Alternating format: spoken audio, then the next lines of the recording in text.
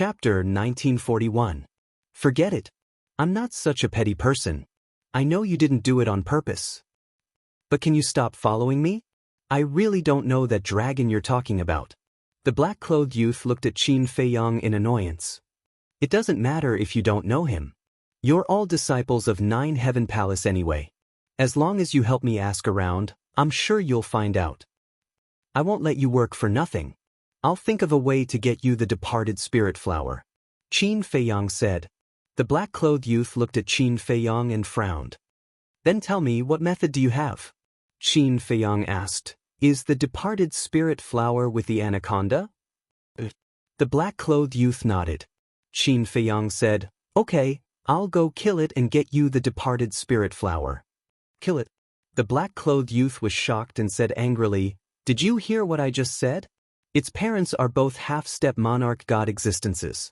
Killing it is the same as seeking death. It's fine. You don't have to do anything. Even if its parents find out, they'll look for me. They won't implicate you. Qin Feiyang smiled. The black-clothed youth was stunned. He looked at Qin Feiyang and asked, Are you sure? Qin Feiyang nodded. But as long as you bring me the departed spirit flower, I'll immediately return to Nine Heaven Palace and help you ask about that dragon. The black-clothed youth clenched his teeth and said, Okay, wait for me here. I'll be back soon. Qin Feiyang smiled and teleported, disappearing from the black-clothed youth's sight. What a fool. The black-clothed youth shook his head, his eyes full of disdain. After leaving the black-clothed youth's sight, Qin Feiyang summoned the white-eyed wolf to chase after the anaconda. After some effort, the man and the wolf finally found the water serpent in front of a waterfall. The water jiao was lying on a huge rock in front of the waterfall, recuperating while mumbling something angrily. Sure. Qin Feiyang, together with the white-eyed wolf, flew above the water flood dragon and greeted it with a smile. The shui jiao was slightly taken aback. It raised its head to look at the man and the wolf. It didn't pay any attention to them at all. It immediately withdrew its gaze. The white-eyed wolf was stunned. This guy had a lot of guts. He actually dared to ignore them? The man and the wolf landed in front of the white-eyed wolf. The wolf grinned and said, Aren't you afraid that we'll kill you? Kill me? Shui Jiao was stunned on the spot, but soon after, his eyes were filled with mockery. He looked at Qin Feiyang and said, You're not a disciple of the Nine Heavens Palace, are you? Qin Feiyang shook his head. Then that's funny. Even that disciple of the Nine Heavens Palace didn't dare to say such words to me. Who do you think you are? Do you want to die? Shui Jiao's eyes were filled with disdain. Qin Feiyang smiled and said, I know what you're relying on, but a mere half-step divine emperor doesn't have the right to be arrogant in front of me. What did you say? Shui Jiao raised his head and looked at Qin Feiyang and the white-eyed wolf. His eyes were filled with shock. I said, even if your parents were here, they wouldn't have the right to be arrogant in front of me. Qin Feiyang laughed. Shui Jiao raised his head and laughed. He didn't hide his contempt. Little Qin Zi, he still doesn't believe you. The white-eyed wolf joked. He'll believe you soon. Qin Feiyang laughed and waved his hand. A blood-red light instantly entered Shui Jiao's sea of qi. Shui Jiao immediately screamed, and his aura quickly dissipated. He looked at Qin Feiyang in disbelief. Did he really attack him? The most terrifying thing was, that blood-red light was so fast that he couldn't even react. The white-eyed wolf gloated, See, this is the consequence of showing off in front of us. Shui Jiao came back to his senses and his eyes flashed with a fierce light. He laughed and said, You're finished. Even God can't save you. If you dare to talk nonsense again, I'll kill you now.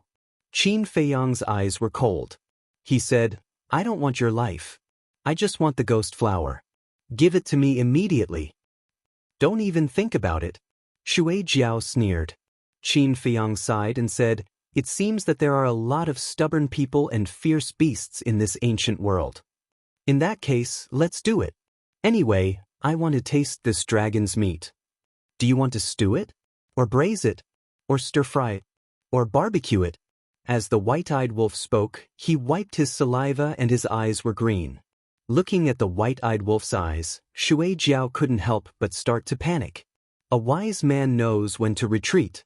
He decisively took out a jade box and threw it to Qin Feiong, saying, "This is the ghost flower you want. Take it and leave." So cowardly? The white-eyed wolf was stunned and immediately lost interest. He hadn't shown his real strength yet, but he was already so scared. He was worse than a paper tiger. Qin Feiong smiled, grabbed the jade box and opened it. A black flower suddenly appeared. This flower was about the size of an egg. It had a total of 4 petals, like a small trumpet. It was pitch black and emitted a trace of black mist. This kind of black fog gave off a gloomy and eerie feeling. This is the ghost flower? The white-eyed wolf was curious. It's exactly the same as what's recorded in the scripture of pills. It should be good. According to the scripture of pills, the ghost flower can only be born in places with extremely strong yin energy.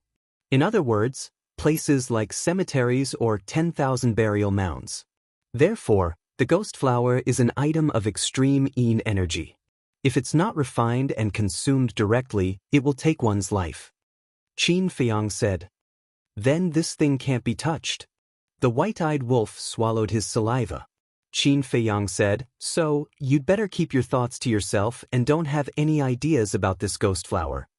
Did I? The white-eyed wolf was stunned and laughed dryly. "It seems like you didn't, but what are you thinking now?" "I know very well." Qin Feiong rolled his eyes. Seeing that his thoughts were seen through, the white-eyed wolf smiled embarrassedly. Qin Feiong put away the jade box and looked at Shui Jiao. "Where did you find this ghost flower?" "I don't know." Shui Jiao turned his head away. Boom! A terrifying murderous aura roared out of Qin Feiyong's body. He said word by word, "I must know." "Little Qin Zi, why do you care so much?" The white-eyed wolf was puzzled. "There's something you don't know. Death fruit, ghost wood, and the ghost flower are all items of extreme yin energy. Therefore, the place where the ghost flower is born is likely to have death fruit and ghost wood." Qin Feiong transmitted his voice. "I see." The white-eyed wolf nodded and stared at Shui Jiao. "Tell us, and we'll leave immediately. But if you dare to be stubborn, we'll stew you now. Why am I so unlucky to meet 2 bastards who don't care about their lives?" Shui Jiao wailed and said helplessly, "I don't know where the ghost flower came from." "You don't know?" Qin Feiong raised his eyebrows. "I really don't know. Some time ago, I killed a disciple of the 9th Heaven Palace. I found the ghost flower in his interspatial ring." Shui Jiao said. Hearing this, Qin Feiong smiled helplessly and looked at the white-eyed wolf. "Let's go." The man and the wolf rushed into the sky. Suddenly, Qin Feiong stopped again and looked down at Shui Jiao. "In fact, the person who fought with you just now used some tricks. Otherwise, you would have defeated him with your strength." "What tricks?" Shui Jiao was stunned and said angrily. "He was wearing a pair of gloves. I think it should be a middle-grade divine artifact." After saying this, Qin Feiong didn't stay any longer. He turned around and left with the white-eyed wolf. "Damn bastard, how dare you trick me? Just you wait." The water flood dragon immediately frowned and became extremely angry. "Achoo!" Above the lake, the young man in black sneezed, rubbed his nose and murmured suspiciously.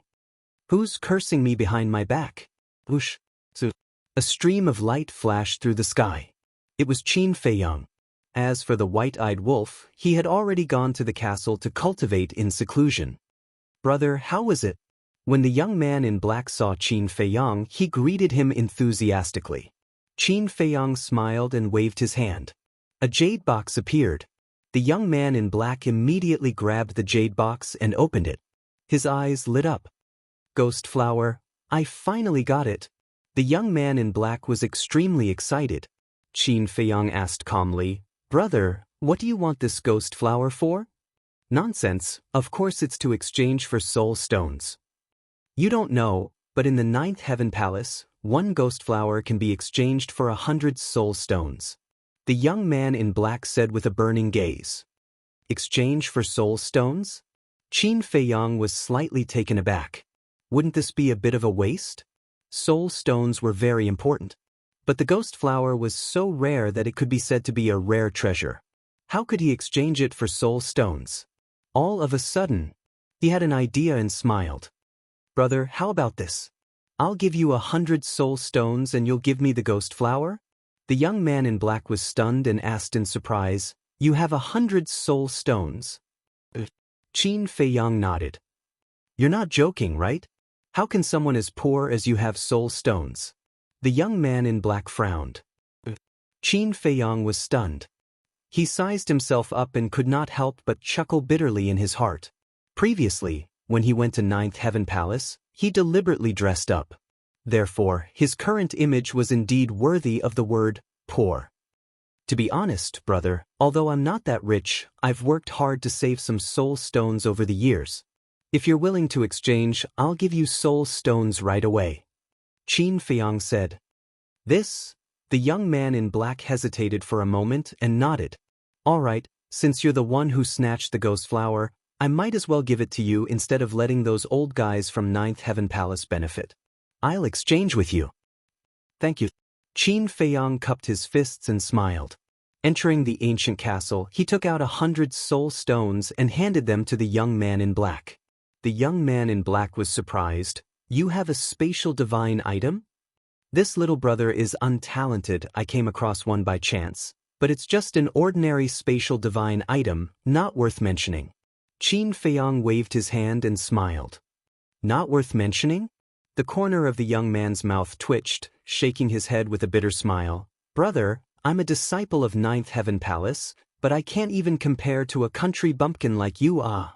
After he finished saying those words, he received the soul stone and handed the jade case to Qin Feiyang. Qin Feiyang took the jade box and cupped his fists. Then I'll have to trouble brother with Gao Xiaolong's matter.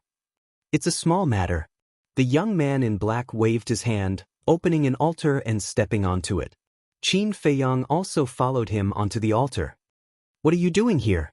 The young man in black looked suspiciously at Qin Feiyang. I'll wait for you outside the Ninth Heaven Palace. Qin Feiyang smiled. That's good, I don't have to run around. The young man in black smiled. When the two of them arrived near the Ninth Heaven Palace, the young man in black turned into a streak of light, flying up the stairway. Qin Feiyang stood on the mountain peak, looking at the young man in black's back with a smile in his eyes. Chapter 1942. Actually, exchanging the soul stone for the departed spirit flower was purely to test the black-clothed youth. He wanted to see if this person would be tempted by his wealth after seeing that he had the soul stone and a spatial divine item. But he didn't. It seemed like the disciples of Nine Heavens Palace were of good quality. However, as time passed, the black-clothed youth still hadn't appeared. This made Qin Feiyang irritated. Was he fooled? The night deepened. Finally, accompanied by the sound of something breaking through the air, two figures arrived at lightning speed. Qin Feiyang focused his gaze. Who else could it be but the black-clothed youth? It seems like I was overthinking. Qin Feiyang smiled and looked at the other youth. The youth was about 1.8 meters tall and was also dressed in black. There was also a fire lotus tattoo on his chest. His appearance was extraordinary. His temperament was also outstanding. His aura had also reached the level of a high-level war god. Qin Feiyang waved his hand, and Gao Xiaowei appeared. He said, Take a look, is he your big brother? Gao Xiaowei raised her head and was pleasantly surprised. It's him. She immediately soared into the sky and flew towards Gao Xiaolong. Qin Feiyang smiled faintly and followed behind Gao Xiaowei. There's another woman? The black-clothed youth looked at Qin Feiyang and then at Gao Xiaowei. He was slightly stunned. The four of them met in the sky. The black-clothed youth cupped his hands and apologized. Brother, sorry for making you wait. It's fine. Qin Feiyang waved his hand and smiled. As for Gao Xiaowei, she threw herself into Gao Xiaolong's arms and cried. However, Gao Xiaolong's expression was one of shock and confusion. He glanced at the black-clothed youth beside him from time to time as if he was asking for help. Something's wrong. Qin Feiyang looked at Gao Xiaolong's expression and a light flashed in the depths of his eyes. One must know. Gao Xiaolong and Gao Xiaowei were biological siblings. Shouldn't the elder brother be happy to see his biological sister come looking for him? But why did he reveal such an expression now? Moreover, when they met, he didn't even say a word of concern or inquiry. Something was very wrong. This Gao Xiaolong is acting as if he doesn't know Gao Xiaowei. The young man in black looked at Gao Xiaowei and then looked at Qin Feiyang suspiciously. Brother, who is this girl? Qin Feiyang's eyes flashed. This Gao Xiaolong didn't react at all. What did this mean? This proved that this person wasn't Gao Xiaolong. Otherwise, how could he not recognize his own sister? Alas, seems like the people from Nine Heavens Palace aren't anything good. Qin Feiyang sighed, his heart filled with disappointment. He had thought that Zhang Xian was a decent person, but who could have thought that he would be able to conceal his strength so well? Qin Feiyang looked at Gao Xiaolong, smiling without batting an eyelid. You're Gao Xiaolong? It's me. Gao Xiaolong nodded. Qin Feiyang said, Then who is the girl in your arms? Do you know? Gao Xiaolong lowered his head to look at Gao Xiaowei. The confusion in his eyes deepened. Gao Xiaowei raised her head to look at Gao Xiaolong, anxiously saying, Big brother, I'm Xiaowei. Don't you recognize me? Gao Xiaolong was stunned for a second, but he quickly smiled. Xiaowei, of course I recognize you. I was just joking with you, don't be angry. Looking at Gao Xiaolong's reaction, Qin Feiyang already had an idea. This person was definitely not Gao Xiaolong. But these two people, pretending to be Gao Xiaolong, what were they trying to do? Wait a minute. Could it be? Thinking of this, Qin Feiyang couldn't help but sigh in his heart. There was no knowing what was in a person's heart. This saying was indeed true. No matter where he went, he couldn't easily trust anyone. But Gao Xiaowei didn't suspect anything. She wept bitterly as she said to Gao Xiaolong, Big brother, grandfather, father, mother, and our clansmen, they're all dead. What? Gao Xiaolong's face changed, asking, Who did it?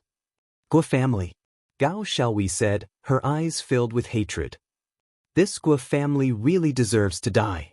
Gao Xiaolong was filled with grief and indignation, but he quickly comforted her with a gentle voice. Xiaowei, don't be sad, Big brother will definitely avenge them. Let's go find the Guo family for revenge now. Gao Xiaowei said.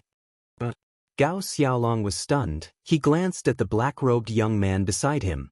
The black-robed young man's eyes turned, looking at Gao Xiaowei, smiling. Xiaowei, the matter of revenge can't be rushed, it must be prepared in advance.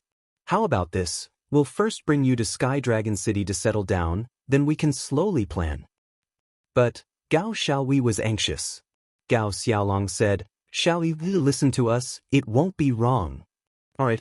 Gao Xiaowei looked at Gao Xiaolong, then at the black-robed young man, nodding her head.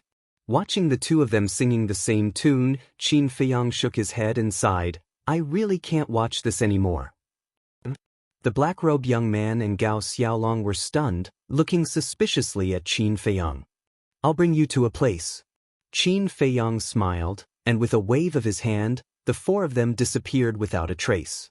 Black Tortoise World. Above the herb field. Qin Feiyang stood facing the wind. Gao Xiaowei was still standing beside Gao Xiaolong, whereas the black-robed young man and Gao Xiaolong were looking around in amazement. This is that spatial artifact? It's too big. Especially when they saw the herb field below, both of them were dumbfounded. The fire lotus had been in the herb field's courtyard all this time. Seeing Qin Feiyang appear, the black-robed young man took a step forward, landing in front of Qin Feiyang, smiling as he asked, Did you find Gao Xiaolong? Qin Feiyang nodded, adding, It's just an impostor, it's him. Qin Feiyang did not transmit his voice, nor did he conceal his identity, directly pointing at Gao Xiaolong. Impostor? The fire lotus was dumbfounded.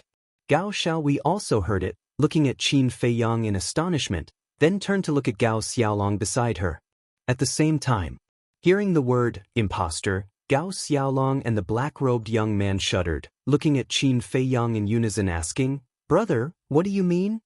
Originally, I wanted to let you two continue acting, but your acting is too bad. Qin Feiyang shook his head and sighed. Gao Xiaolong was furious. Brother, you can eat whatever you want, but you can't speak whatever you want. I am Gao Xiaolong. He's my big brother. Gao Xiaowei also looked at Qin Feiyang, saying, Miss Xiaowei, I really don't know if you're really innocent or just pretending to be innocent. There were so many flaws, but you didn't see through them?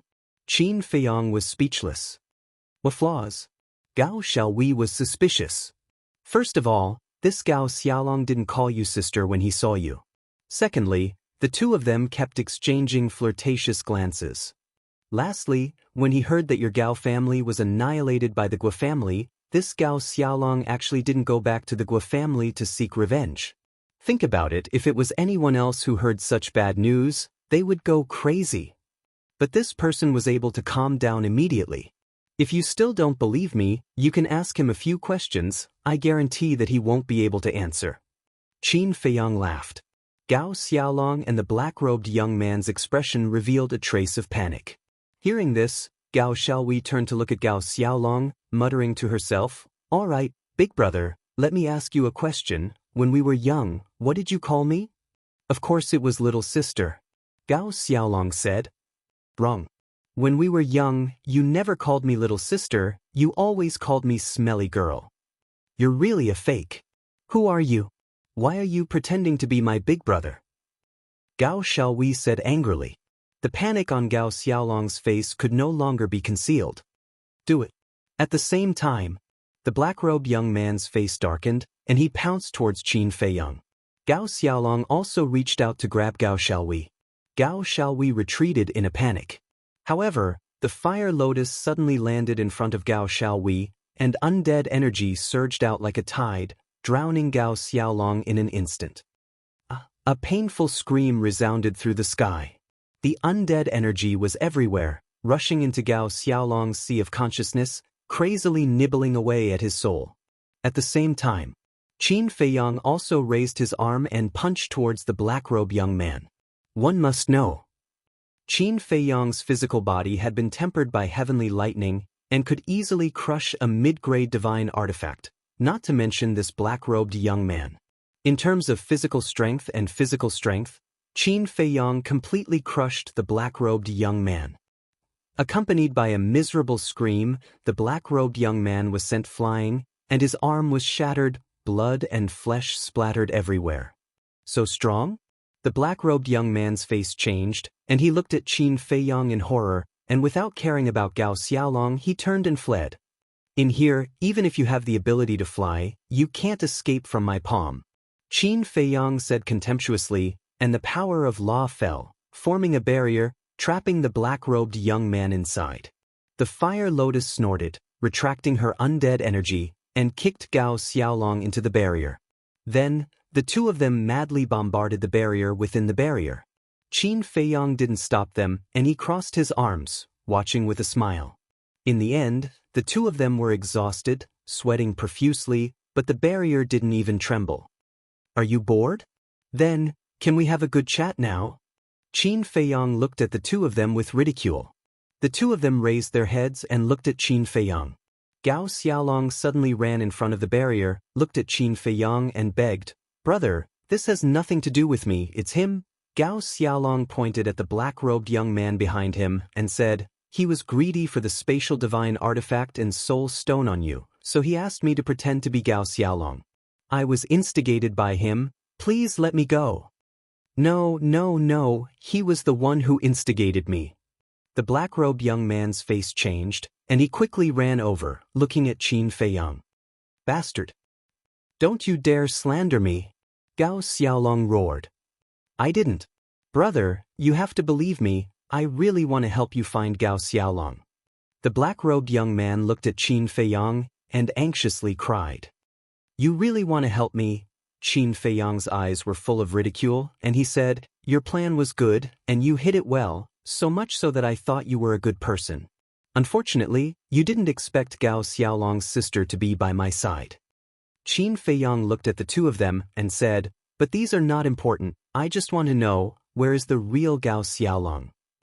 Literature Hall. Chapter 1943. The black-robed young man said, I've been looking for him all day. Qin Feiyang waved his hand, interrupting the black-robed young man. I don't want to hear the process, I only want the result. Fine, I'll tell you the result. I heard that this Gao Xiaolong was already invited out last night. The black-robed young man said. Who invited him out? Qin Feiyang frowned. Young noble Feng. The black-robed young man said. It really is him. Qin Feiyang's eyes glimmered. There was information about this young noble Feng in the old patriarch's memories.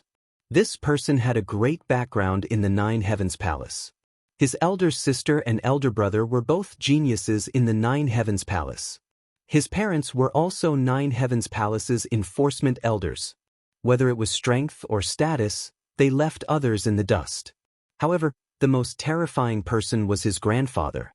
According to the old patriarch's memories, this young noble Feng's grandfather was the Nine Heavens Palace's resource hall master. In other words, all the Nine Heavens Palace's resources were under his control. And the old patriarch used soul stones to bribe this young noble Feng to get rid of Gao Xiaolong. Moreover, the amount wasn't small, no less than 3,000 soul stones. Fire Lotus frowned, looking at Qin Feiyang.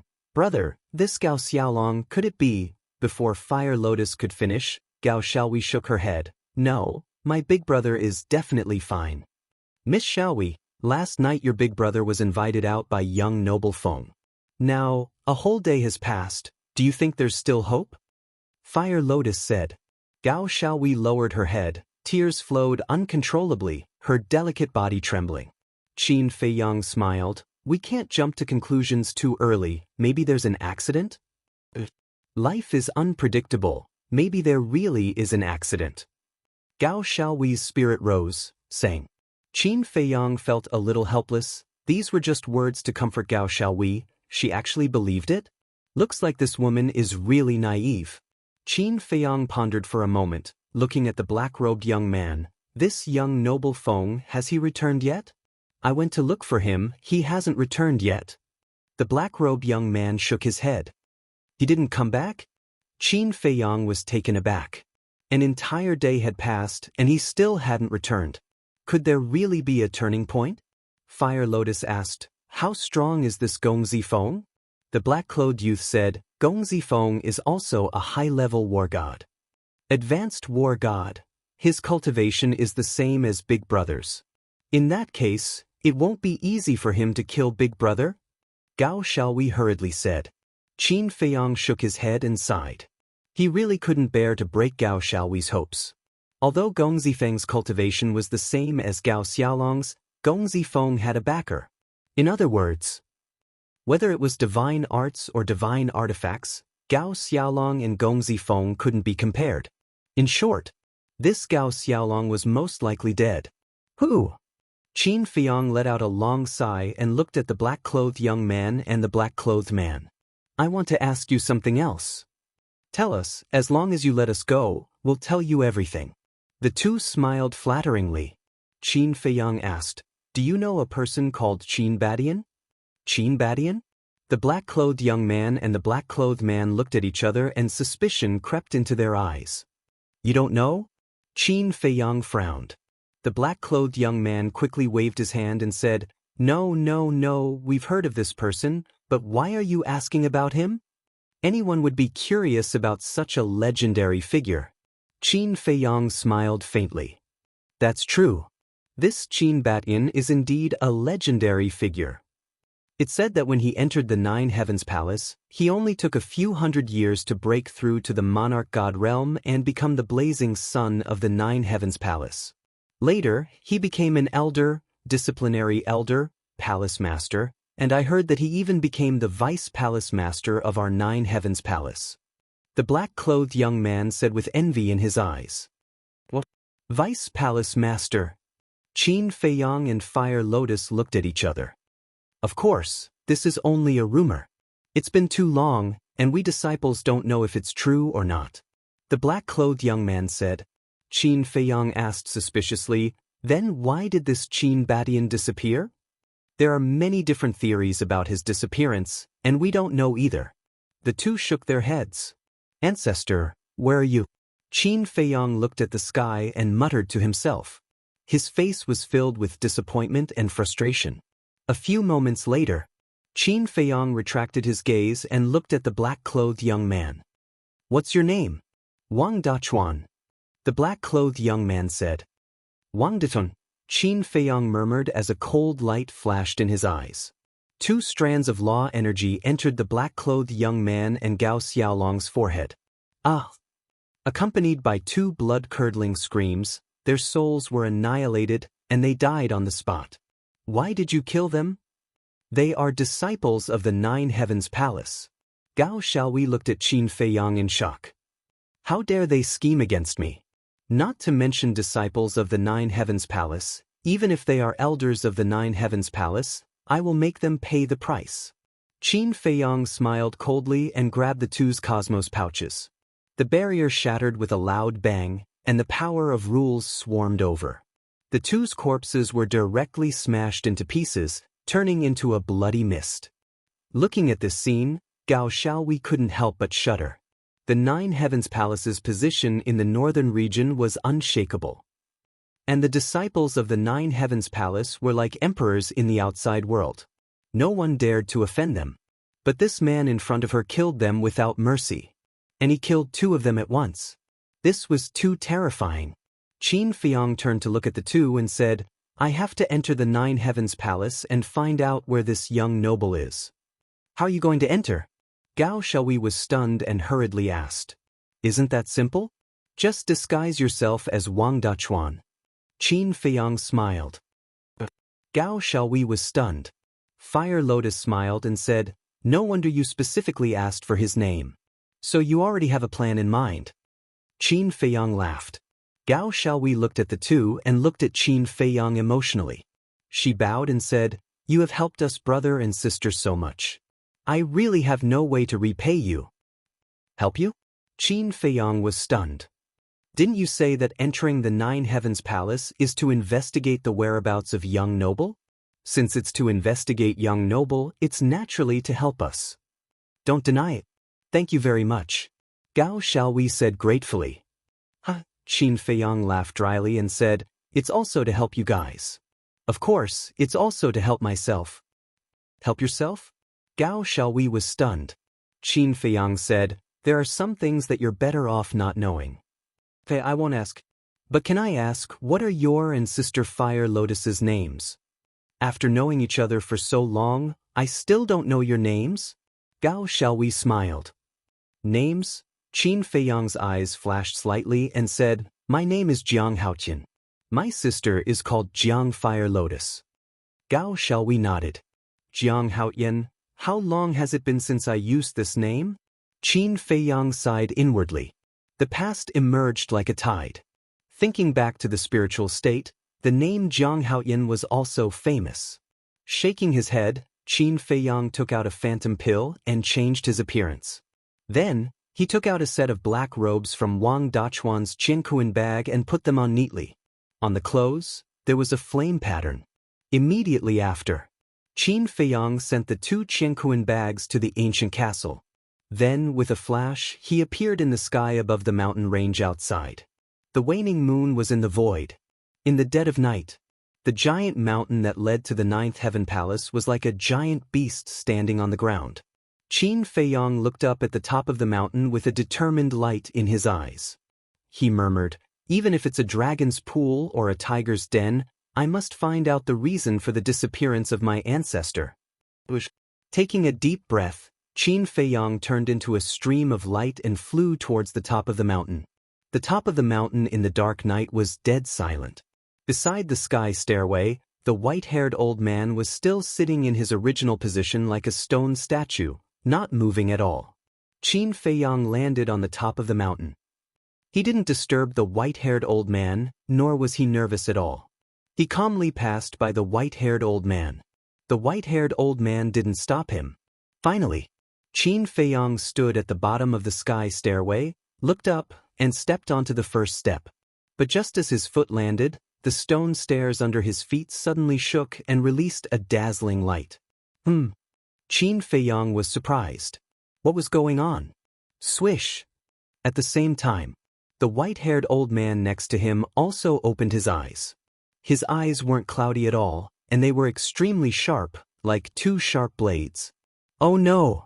Qin Feiyang didn't even need to look back to know that the white-haired old man had opened his eyes. He made a prompt decision.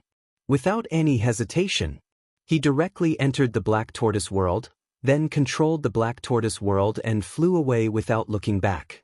The white-haired old man suddenly stood up, and his divine will spread out in all directions. Gradually, a look of surprise appeared on his old face. There was no one? There was no spatial divine item. What was going on? Did he disappear into thin air? Back to Qin Feiyang. At this moment, he was already drenched in cold sweat. But more than that, he was puzzled. Why did the sky stairway react? Beside him, Fire Lotus and Gao Xiaohui also looked at Qin Feiyang suspiciously. Wasn't he going to Jiutian Palace? Why did he come back and flee in a panic? After Qin Feiyang left the Black Tortoise world, the image disappeared, so they still didn't know what had happened outside. After fleeing for tens of thousands of miles, Qin Feiyang stopped and turned to look at Gao Xiaohui. Did your brother tell you about the sky stairway before? Gao Xiaohui shook her head and asked, "What's wrong?" Qin Feiyang immediately explained the situation briefly. There's such a thing? The two women were surprised.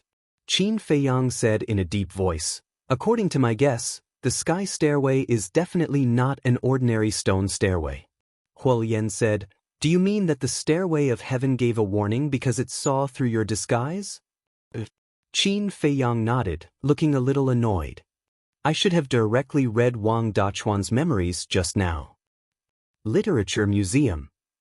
Chapter 1944. That's not that important. Anyway, you used Wang Dachuan's identity just now. Your own identity wasn't exposed. Fire Lotus smiled. Qin Feiyang nodded and smiled bitterly. Seems like it's impossible to sneak into Nine Heaven Palace without being noticed. Last year, I heard from Big Brother that Nine Heaven Palace will be recruiting disciples this year. Big Brother even asked me to try. Why don't we participate in the assessment together? Gao Xiaohui said. Recruiting disciples? Qin Feiyang pondered for a while and asked, do you know the exact time? I don't know. According to Big Brother, only the higher-ups of Nine Heaven Palace will announce it to the public. But such a big matter, as long as it's announced, we won't need to ask around. Gao Xiaohui said. So troublesome. Qin Feiyang rubbed his head and smiled helplessly. All right then, let's go to Sky Dragon City first. What kind of place is Sky Dragon City? Fire Lotus asked suspiciously. According to the old patriarch's memory, the mountain range we're in now is called Sky Dragon Mountain Range. And this is the hinterland of Sky Dragon Mountain Range.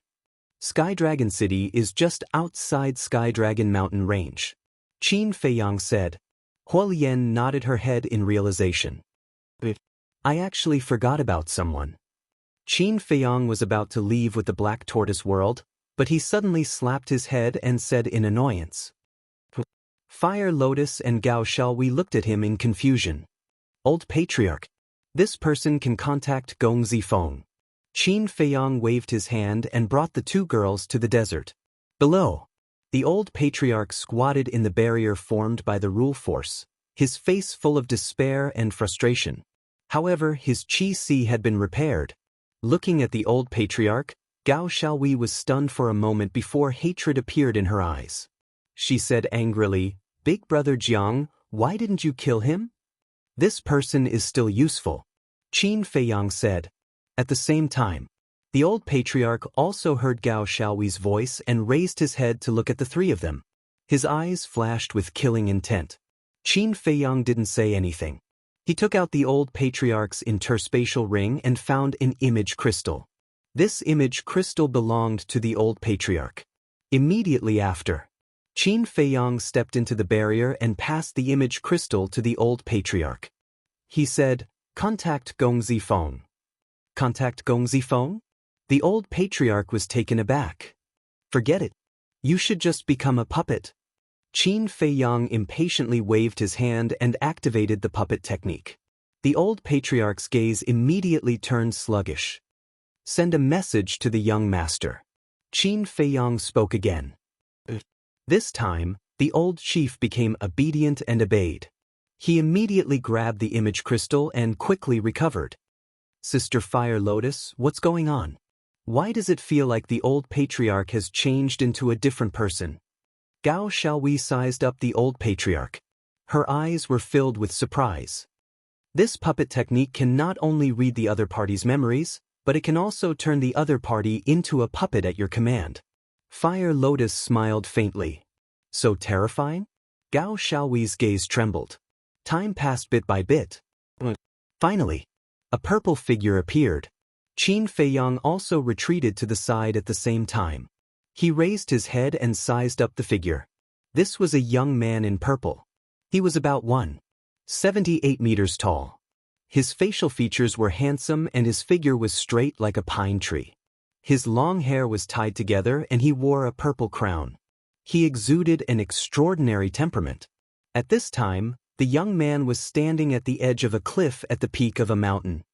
His hands were behind his back, and there was a sense of arrogance between his brows. "Greetings, Lord." The old patriarch bowed. "It's you? Why are you looking for me?" Gong Zifeng raised his eyebrows. The old patriarch smiled flatteringly.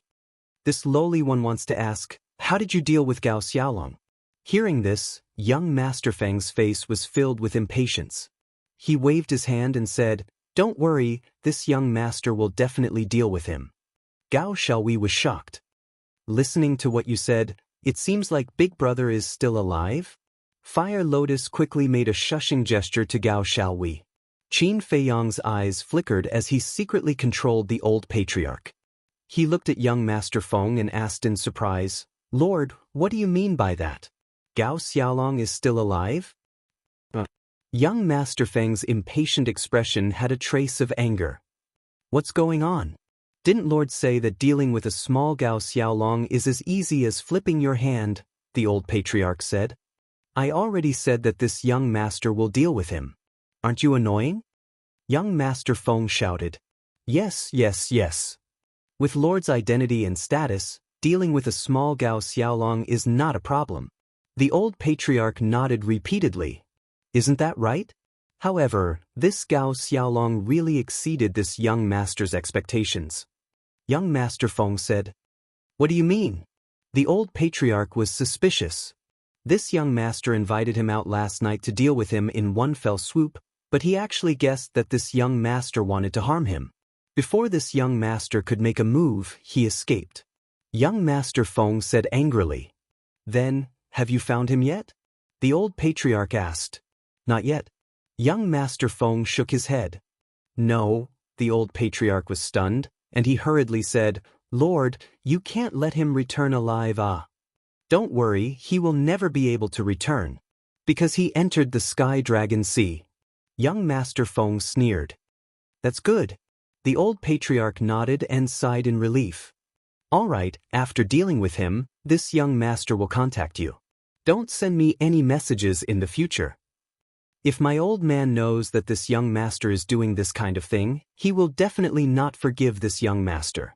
Young Master Feng said. The old patriarch respectfully replied. Soon after, young Master Feng's shadow disappeared. "Let's go to the Sky Dragon Sea." Qin Feiyang also immediately confiscated the old patriarch's image crystal, controlled the Black Tortoise realm, and broke through the sky. Fire Lotus asked doubtfully, "Where is the Sky Dragon Sea?" Qin Feiyang said, "The sea at the end of the Sky Dragon Mountain Range is the Sky Dragon Sea, and it is also the largest forbidden area in the northern region." The largest forbidden area. Fire Lotus was shocked. That's right, in the old patriarch's memories, there is information related to the Sky Dragon Sea. The Sky Dragon Sea is boundless, and there are countless sea beasts. And the most terrifying thing is that in the Sky Dragon Sea, there is no way to open the altar, nor is there any way to send messages to the outside world. Qin Feiyang said. "Unable to send messages? Then how did young Master Feng send us a message?" Fire Lotus asked. Qin Feiyang said, "Then there is only one explanation. He did not enter the Sky Dragon Sea. He should be somewhere near the coast. If he doesn't enter the Sky Dragon Sea, how is he going to find Gao Xiaolong?" Fire Lotus was puzzled. Qin Feiyang was helpless, lightly knocking Fire Lotus's head, saying, Are you stupid with his identity and background? Doesn't he have a few lackeys under him? Fire Lotus rubbed her head, thinking for a moment, then smiled embarrassedly. That's true, Gao Xiaowei suddenly spoke. Big brother Jiang, there's something I can't figure out. Qin Feiyang turned to look at Gao Xiaowei, seeing her frown, confusion written all over her face. What is it? Qin Feiyang asked with a smile.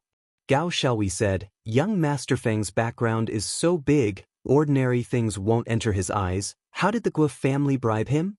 3,000 soul stones. Qin Feiyang said. Gao Xiaowei was stunned for a moment, then said solemnly, 3,000 soul stones, this Guo family is really generous. Wait a minute. It's still not right. Gao Xiaowei shook her head again, pondering for a moment before saying, Big brother Jiang, sister Fire Lotus, think about it, 3,000 soul stones is indeed not a small amount to us, but this young Master Feng's family members are all famous figures in the Nine Heavens Palace. Would he lack this little bit of soul stones? Qin Feiyang and Fire Lotus looked at each other, both frowning. Fire Lotus said, I think what Xiaowei said makes sense. It's my negligence. This young Master Feng's grandfather is the Resource Hall's Hall Master, controlling the entire Nine Heavens Palace's resources. Not to mention 3,000 soul stones, even 30,000 soul stones wouldn't be a problem for him. There must be a reason behind this. Qin Feiyang said. Did the old patriarch give young Master Feng other things? Fire Lotus asked. Qin Feiyang said, I can confirm this. No, only 3,000 soul stones. Then that's strange. Fire Lotus was suspicious. It seems like we can only get the answer from young Master Feng's mouth. Qin Feiyang said in a low voice. While the three of them were talking, the Sky Dragon Sea entered the screen. In the dark night, the Sky Dragon Sea didn't look any different from the Sky Dragon mountain range. A gentle breeze blew, waves splashed. It was very peaceful. Only a few sea beasts would occasionally rush out of the sea, letting out roars. It was hard to imagine that such a peaceful sea was the northern domain's biggest forbidden area. Pay attention. Qin Feiyang reminded, his gaze sweeping over the screen, not letting go of any place. Earlier, when they were communicating with young Master Feng, he was standing at the edge of a cliff. Perhaps he was on one of the nearby peaks. Since it was related to Gao Xiaolong's safety, Gao Xiaowei didn't dare to be negligent, carefully searching every corner.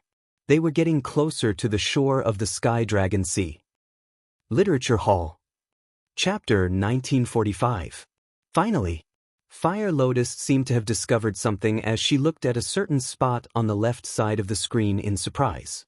There was a mountain peak that was about 1,000 feet tall. The peak of the mountain was covered with rocks and weeds. And on one of the rocks, there seemed to be a black figure standing.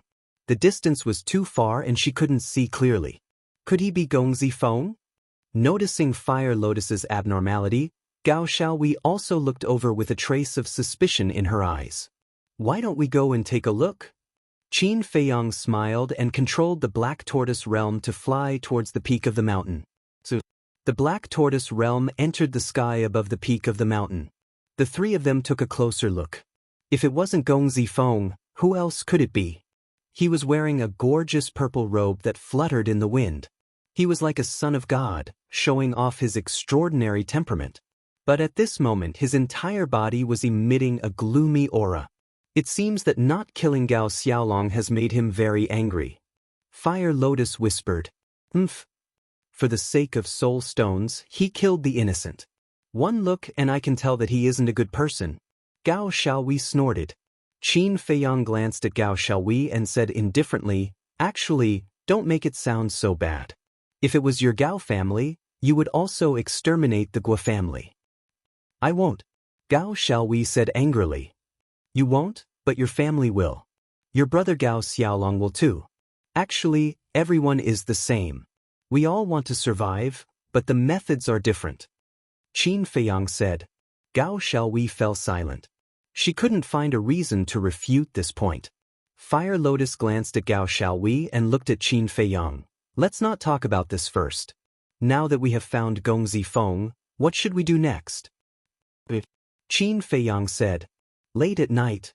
In the sky above the heavenly dragon sea, two black figures flashed through the sky and landed on the peak of the mountain. They were two muscular men in black. They looked middle-aged and were more than 9 meters tall.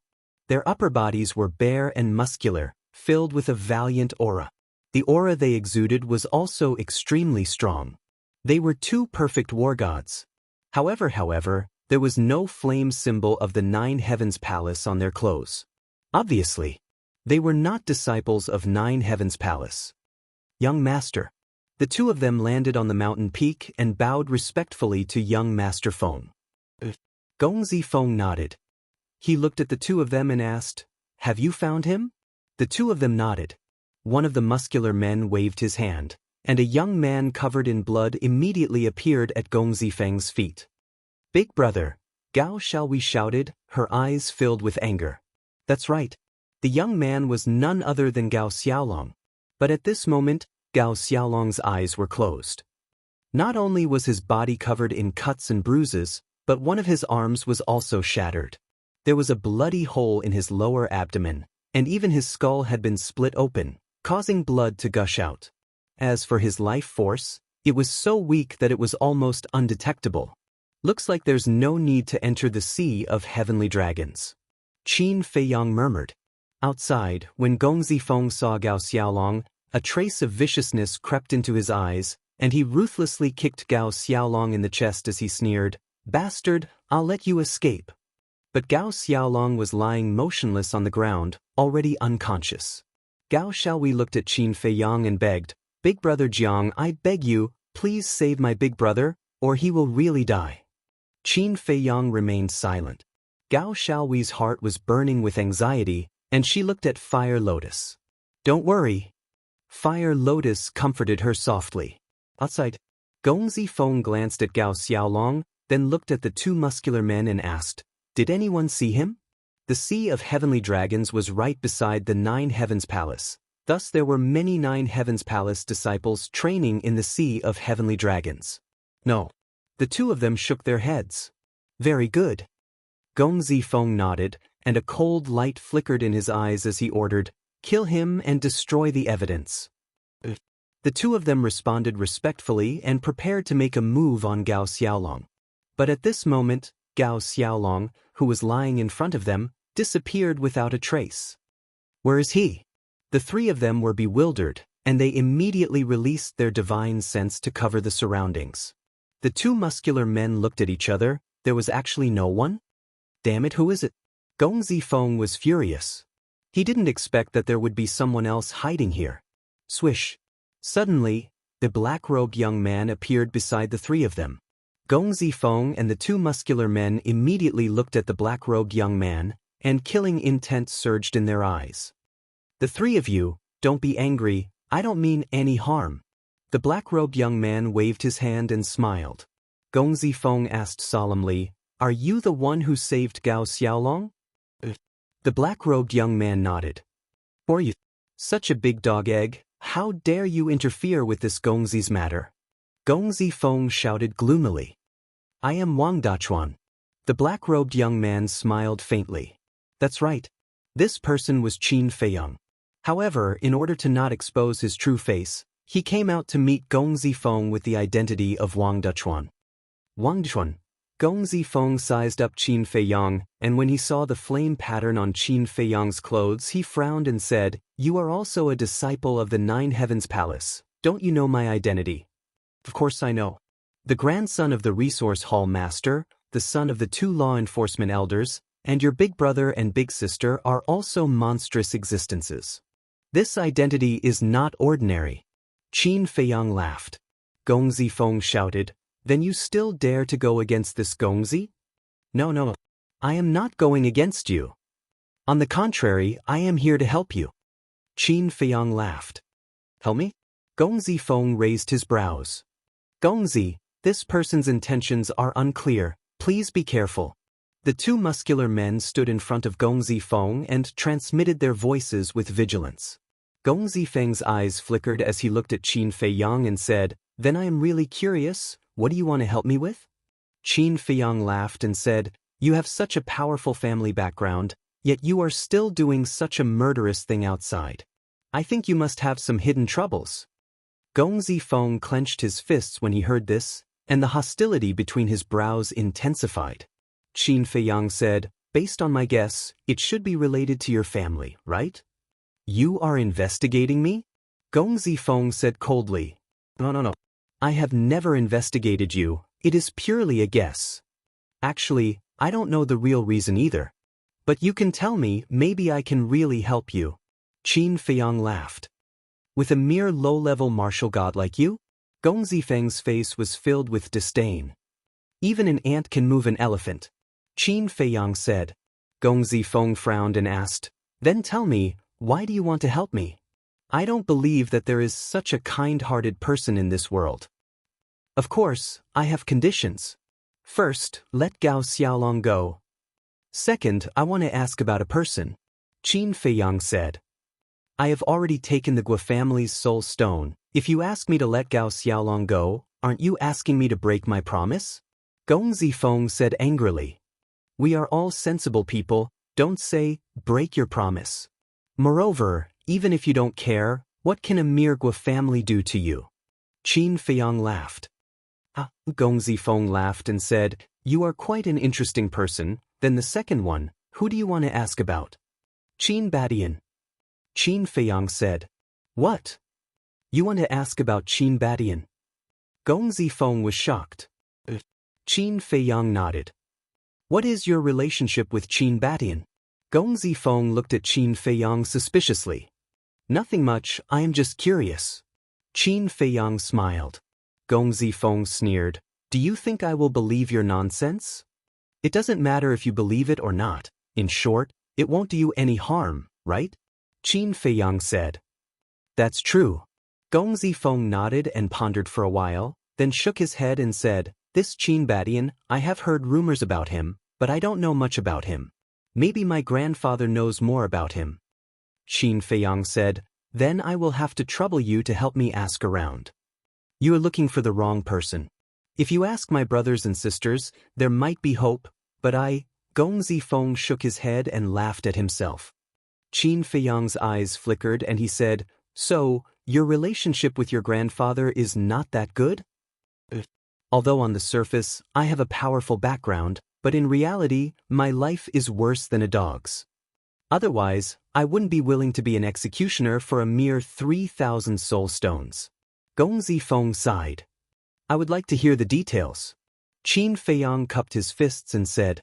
Gong Zifeng fell silent. After a long time, he sneered, "We are not that close. I can spare Gao Xiaolong's life, but you must make him keep his mouth shut.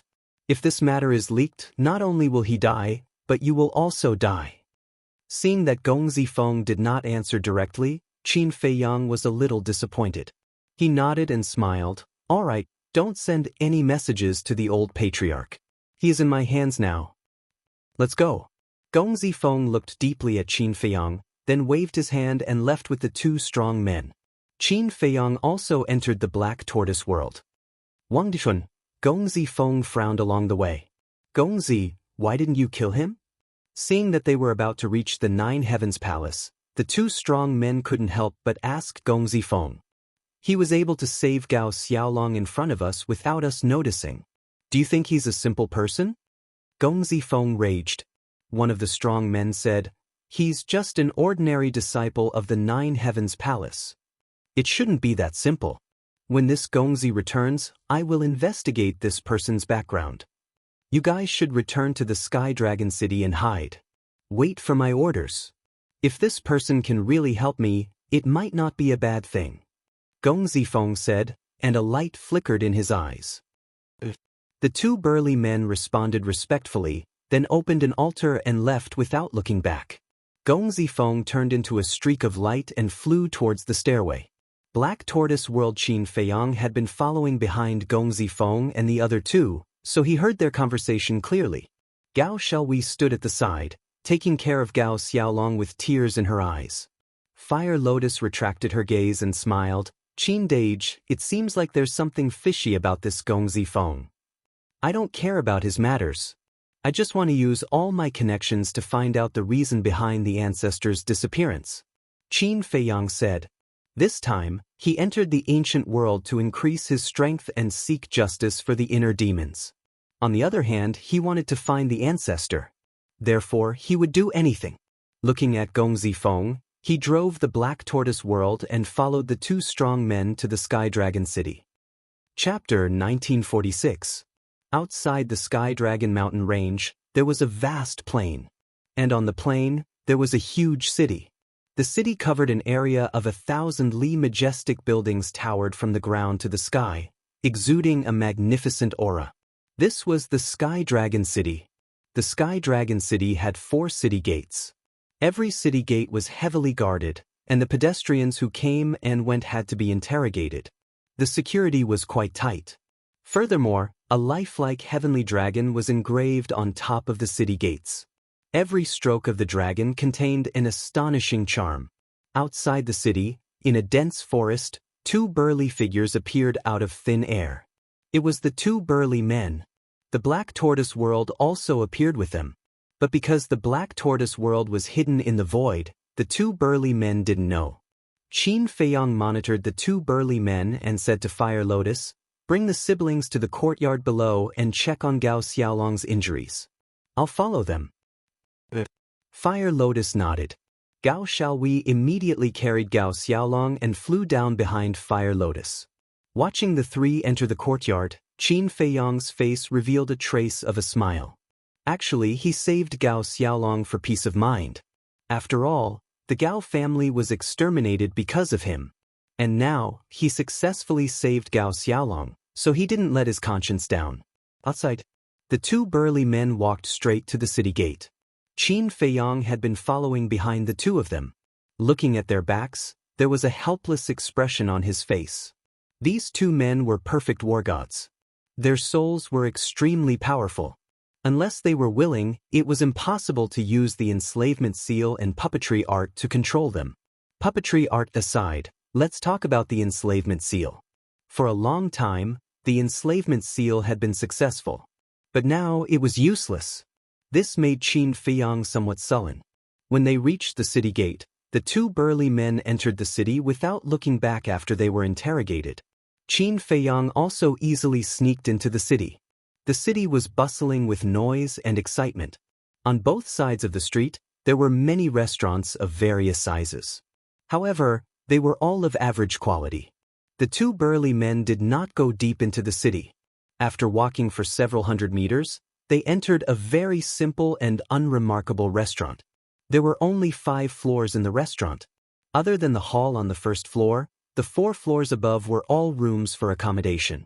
There were only a dozen or so tables in the hall, and only 2 or 3 tables were occupied. It was very quiet. "Sirs, you're back." A waiter from the restaurant greeted the 2 burly men with a smile. Clearly, these 2 people were already regulars here. "Send up 2 jars of wine and a few side dishes later." One of the burly men laughed. "All right." The waiter nodded and ran to the kitchen to make the arrangements. The 2 burly men followed him up to the 3rd floor, entered a room, and closed the door tightly. "After running around for an entire day, I'm exhausted." One of them collapsed on the bed and said tiredly, "That's right. The most important thing is that we finally found Gao Xiaolong, but he was rescued again." The other person sat at the table and poured a cup of tea. He shook his head as he drank. The burly man on the bed sat up and said with a frown, "Do you think young master was too careless this time?" "What do you mean?" The other person was startled. He put down the teacup and asked suspiciously, "That Wang Duchuan is only an initial martial immortal, but he said he could help young master. No matter how I look at it, I feel like he's just fooling us." The burly man said, "You can't say it like that. This person's strength is indeed nothing special. However, since he dares to stand in front of us and say such words, it means that he has confidence. Moreover, there's a good saying, you can't judge a book by its cover. Don't underestimate anyone." The person sitting at the table said with a smile. He picked up the teacup and continued to drink. The burly man sitting on the bed pondered for a while and nodded. "That's true. However, our young master is really pitiful." "Shoo, you can't say such things carelessly. The burly man's expression changed and he hurriedly whispered. What are you afraid of? There's only the two of us here. Who can hear us? Although our young master is an illegitimate child and is a little arrogant, he usually works very hard. He's also very polite to us subordinates. How can such a good young man be treated like this by his parents and grandfather? It's too unfair. The burly man got down from the bed and walked to the table and complained with dissatisfaction. There's no such thing as fairness in this world. Don't say any more. Be careful that the walls have ears. After all, this matter isn't very glorious. If it were to spread, who knows how many people would laugh at young master. The burly man drinking tea shook his head and sighed. Illegitimate child, black tortoise world. Hearing the conversation between the two, Qin Feiyang finally understood what was going on and didn't continue to listen. Because as long as he knew about this matter, he would be able to understand everything else. He's also a pitiful person. Entering the small wooden house, Qin Feiyang looked at Gao Xiaolong lying on the floor in the main hall and asked, How's his situation? His qi si is shattered, his sea of knowledge is shattered, his internal organs are almost all shattered, plus he lost a lot of blood. His situation is not optimistic. Fire Lotus said. What about his soul? Qin Feiyang asked. Fire Lotus said, His soul is fine, but his divine sense has been overused. Big brother Jiang, I beg you, please save my big brother. Gao Xiaowei looked at Qin Feiyang pitifully with tear-stained eyes. Her universe bag was destroyed and she didn't even have a single pellet on her. She could only watch helplessly. On Gao Xiaolong's body, there was no universe bag or universe ring. Obviously, it was either taken away by the two burly men. Either that, or it was destroyed during the fight with the two burly men. Qin Feiyang looked at Gao Xiaowei, then at Gao Xiaolong, and took out his universe ring. There were a lot of pellets inside the old patriarch's universe ring. After searching for a while, he finally found a spirit sea pellet, soul essence pellet, healing pellet, regeneration pellet, and bone replenishing pellet. Thank you, big brother Jiang. Gao Xiaowei received the pellets and squatted on the floor, putting them into Gao Xiaolong's mouth one by one. Fire Lotus also stood up and looked at Qin Feiyang asking, How is it? Qin Feiyang said, This Gong Zifeng is an illegitimate child. Illegitimate child? Fire Lotus was stunned for a moment, then said in realization, No wonder he did this behind his family's back. From the two burly men's words, it's not hard to tell that this Gong Zifeng is a good person. I think he was forced to do this because he had no other choice. After all, an illegitimate child is not well liked. Qin Feiyang said. Now I'm starting to sympathize with him. Fire Lotus smiled. Sympathize? Qin Feiyang shook his head and smiled, saying, In this world, there are pitiful people everywhere. If you sympathize with all of them, how can you handle it? But this person can be used by me. You want to subdue him? Fire Lotus was stunned and asked. Subdue? How would I have the mood to train him? Moreover, I don't have any plans to recruit him now. The two of us are just mutually beneficial. Qin Feiyang shook his head and said, Those fellows in the castle were already enough to give him a headache. No matter how many soul stones he had, it wouldn't be enough. Isn't that asking for trouble? Qin Feiyang didn't say anything else, lowering his head and muttering to himself. Huo Yan looked at him curiously for a while and said with a smile, Are you thinking about something sneaky again? Qin Feiyang's face darkened, lightly knocking Fire Lotus's head, speechless. What are you thinking about all day? Fire Lotus rubbed her head, pursing her lips. Qin Feiyang transmitted, I'm thinking, can the Black Tortoise world sneak into Nine Heaven Palace without anyone knowing? You still want to sneak in? Fire Lotus said in a daze. Qin Feiyang thought, the assessment is really troublesome, and what I hate the most is trouble. I think it's better not to take the risk. Let's not talk about whether the Sky Stairway will notice the Black Tortoise world. Even if you use the Black Tortoise world to sneak into Nine Heaven Palace, it's not convenient to ask for information.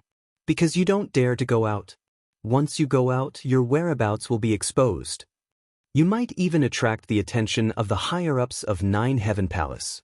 So I think it's better to take the assessment and enter Nine Heaven Palace openly. Fire Lotus said. Qin Feiyang thought about it and felt that it made sense. If he really attracted the attention of the higher-ups of Nine Heaven Palace, it would be more difficult to ask for information in the future. So, it's better not to alert the enemy. All right then, keep an eye on her and don't let her run around. I'm going to cultivate in the castle. When Gao Xiaolong wakes up, inform me immediately. Qin Feiyang transmitted. Fire Lotus replied in silence. Inside the castle, on the ground, there was a big pile of universe pouches as well as iron and jade boxes. These were all looted from the Gua clan's treasure vault. However, no one tidied them up? Qin Feiyang looked at Willow Tree and the others. These guys were cultivating in seclusion. Even the white-eyed wolf, who had always been greedy for money, was indifferent. A change in personality? Qin Feiyang felt helpless. He thought that everyone had already cleaned up, but he didn't expect them to still be piled up on the ground. It seemed like he could only wait for Dan Wangkai to deal with it. But he didn't know how much Dan Wangkai had comprehended to become a god. Phew. Qin Feiyang exhaled and walked to the front of the altar. He grabbed a universe pouch and checked it. His face was full of helplessness. This universe pouch was specially used to store soul stones. In the past few days, he had obtained a lot of soul stones, but now, there were only a few dozen left. It was not enough at all. Qin Feiyang shook his head and took out the remaining dozens of soul stones. He sat down cross-legged and began to refine them. However, although there weren't many soul stones left, everyone's cultivation had improved a lot. Everyone was working hard to become a war god, including the white-eyed wolf, Qin Rushuang, Willow Tree, Yu Huang, and Lei Bao. And the blood Qilin, who was already a war god, was trying his best to become a war god. Chapter 1947. In the blink of an eye, a day had passed outside. Inside the ancient castle, a whole year had passed. Qin Feiyang had already refined those soul stones, and he had to rely on himself to slowly condense his divine sense. Originally, he wanted to continue his seclusion, but Gao Xiaolong woke up. Inside the main hall, Gao Xiaolong sat on the chair in front of the tea table, looking around. A trace of weakness could be seen between his brows. He was awake, but his injuries had not fully healed. Gao Xiaowei sat beside him, taking care of him meticulously. As for Huolian, she sat quietly at the side. Shua. Qin Feiyang appeared in the main hall out of thin air. Gao Xiaolong immediately stood up, cupping his fists. I presume this brother is Jiang Haoyan. Qin Feiyang nodded, sitting on the main seat, smiling. Sit down and talk. Gao Xiaolong returned to his seat, his face full of gratitude. Xiaowei has already told me everything, thank you brother Jiang. You're welcome. Qin Feiyang waved his hand, smiling. What do you plan to do next? Gao Xiaolong clenched his fists, speaking solemnly. Of course, I'm going to find the Gua family to take revenge. You're indeed a hot-blooded man, I can lend you a hand. Qin Feiyang laughed heartily. Tell me? Gao Xiaolong was stunned, asking suspiciously, Brother Jiang, don't blame this little brother for thinking too much, we're not related in any way, why would you help us? Helping you is not without conditions. Qin Feiyang smiled. What conditions? Gao Xiaolong asked. Qin Feiyang said, I need to enter the Nine Heavens Palace. Enter the Nine Heavens Palace? Gao Xiaolong was stunned, frowning. With Brother Jiang's ability, entering the Nine Heavens Palace shouldn't be a difficult matter, right? Qin Feiyang laughed. That's hard to say, what if there's an accident? Moreover, I'm afraid of trouble, so I need someone to take care of it. I understand. Gao Xiaolong nodded. Brother Gao is indeed an understanding person. Qin Feiyang smiled. I'm ashamed. Gao Xiaolong waved his hands and smiled wryly. To tell you the truth, I'm just an ordinary disciple in the Nine Heavens Palace. Even if I wanted to help you, I wouldn't be able to do much. I can only think of a way to give you some information so that you can prepare in advance. That's enough. Qin Feiyang smiled and said, All right, is there any mystery hidden in the heaven stairway leading to the Nine Heavens Palace? Brother Jiang, why do you ask? Gao Xiaolong was suspicious. I won't hide it from Brother Gao. I once disguised myself and tried to sneak into Nine Heaven Palace. However, the moment I stepped onto the first step of the stairway to heaven, the stairway to heaven sent out a warning. Qin Feiyang said. Gao Xiaolong was dumbfounded and speechless. Brother Jiang, your guts are really big Since ancient times, you are the first person who dared to sneak into the Nine Heavens Palace like this. Qin Feiyang smiled embarrassedly. Gao Xiaolong's gaze swept over the courtyard outside, asking in a low voice, Brother Jiang, is it convenient to talk here? Qin Feiyang said, Don't worry, there's no place safer than here. Gao Xiaolong sighed in relief and whispered, I won't hide it from Brother Jiang. There is indeed a mystery hidden in the stairway to heaven. What mystery? Qin Feiyang was surprised. Fire Lotus and Gao Xiaowei also looked at Gao Xiaolong curiously. Gao Xiaolong said, The stairway to heaven is actually a divine artifact. Divine artifact? Qin Feiyang muttered. Gao Xiaowei was surprised and asked, Brother, what grade is the stairway to heaven? I don't know. I'm not the only one who doesn't know. Other than a few big shots in the Nine Heavens Palace, no one else knows. However, there are rumors that the reason why our Nine Heavens Palace can stand tall in the northern region is because of the stairway to heaven. Gao Xiaolong said. This, Qin Feiyang was shocked. If the rumors were true, then the stairway to heaven was definitely a heaven-defying divine artifact. No one knows how strong the stairway to heaven is, but there is one thing that all the disciples of the Nine Heavens Palace know. That is, it can distinguish between the real and the fake. Thus, no matter how you hide, as long as you step on the stairway to heaven, your true self will be revealed. Gao Xiaolong smiled. So that's how it is. Qin Feiyang was enlightened. Gao Xiaolong continued, Moreover, the stairway to heaven has another ability, which is to distinguish the disciples of the Nine Heavens Palace. Gao Xiaowei was suspicious. Every disciple that enters the Nine Heavens Palace has to refine a drop of blood essence and merge it with the stairway to heaven. This drop of blood essence is equivalent to a medium. The stairway to heaven uses the drop of blood essence to determine whether someone is a disciple of the Nine Heavens Palace. Moreover, the entire Nine Heavens Palace is covered by a layer of divine force, and the stairway to heaven is the only entrance. Moreover, you can't fly above the stairway to heaven. You can only walk up step by step. Thus, it's impossible to sneak into the Nine Heavens Palace. Gao Xiaolong said. You can't fly? Qin Feiyang shook his head and smiled bitterly. The Nine Heavens Palace's defenses were really terrifying. Fire Lotus said, So, the only way to enter the Nine Heavens Palace is to take part in the test? That's right. Gao Xiaolong nodded. What kind of test is it? Qin Feiyang asked. The test is different every time, so I can't tell you anything. However, there is one thing that is the same every time, and that is, it's cruel and bloody. Gao Xiaolong said solemnly, and the expression in his eyes was solemn. How cruel? How bloody? Gao Xiaowei was curious. It's hard for you to imagine. Let me tell you this. Every time the Nine Heavens Palace recruits disciples, there are at least several 100,000 participants, but in the end, the number of survivors doesn't exceed 1,000. Gao Xiaolong said. What? Gao Xiaowei stood up, and her face was filled with shock. Several 100,000 participants, but in the end, less than 1,000 survived? What kind of concept was this? It was too scary. Actually, the Nine Heavens Palace isn't as beautiful as you think. Although you can get a lot of resources after entering the Nine Heavens Palace, the cruelty inside is even scarier than the test. If you're not careful, you'll lose your life. Gao Xiaolong sighed. Qin Feiyang smiled. This is normal, it's the same everywhere. Gao Xiaolong was stunned for a second, then he smiled. Brother Jiang can still maintain such a calm expression. Looks like you've seen the world. Qin Feiyang smiled faintly, and with a thought, an old figure appeared in the hall. It's him. Gao Xiaolong stood up, and hatred filled his eyes. That's right. The person who suddenly appeared was the old patriarch. Don't worry, he's now my puppet. Qin Feiyang smiled.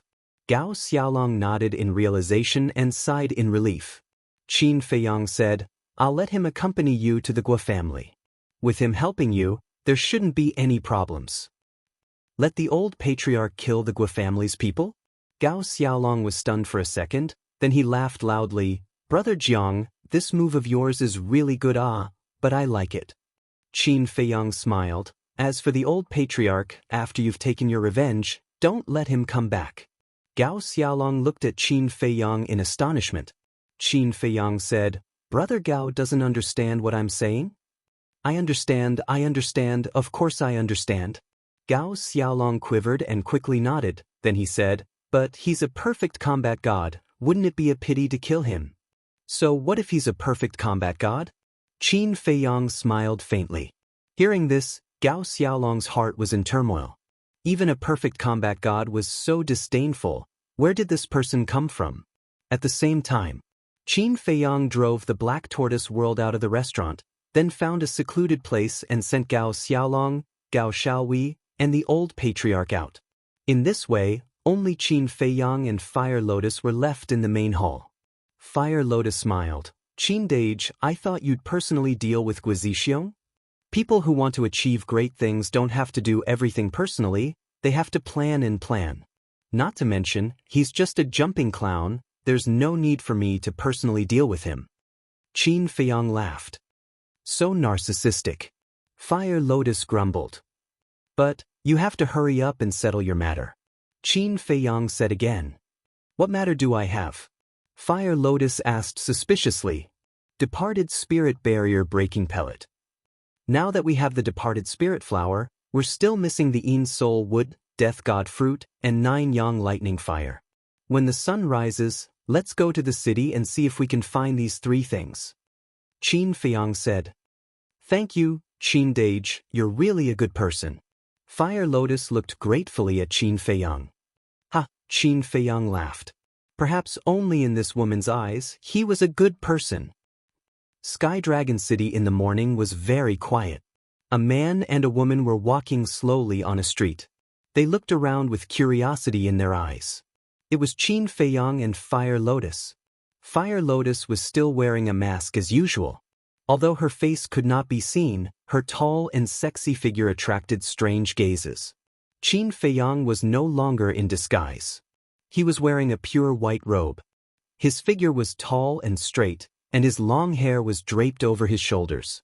There was a faint smile on his face, and he gave off a warm and amiable feeling. As the sun rose, the streets gradually became lively. Brother, may I ask, is there any place to trade in Sky Dragon City? Qin Feiyang caught a middle-aged man in a hurry and asked with a smile. Place to trade? The middle-aged man sized up Qin Feiyang and Fire Lotus, and said, Is this your first time in Sky Dragon City? Brother, you have good eyes. We siblings are new here and know nothing about Sky Dragon City, so I hope you can give us some pointers. Qin Feiyang smiled. I don't dare to give you pointers. In Sky Dragon City, there is only one place to trade, and that is the Treasure Pavilion. If you need anything, you can go to the Treasure Pavilion. How do I get to the Treasure Pavilion? Qin Feiyang asked. Follow this road and walk for about 500 miles.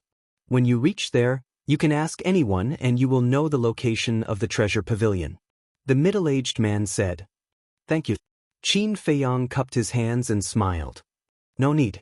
The middle-aged man waved his hand and hurriedly left.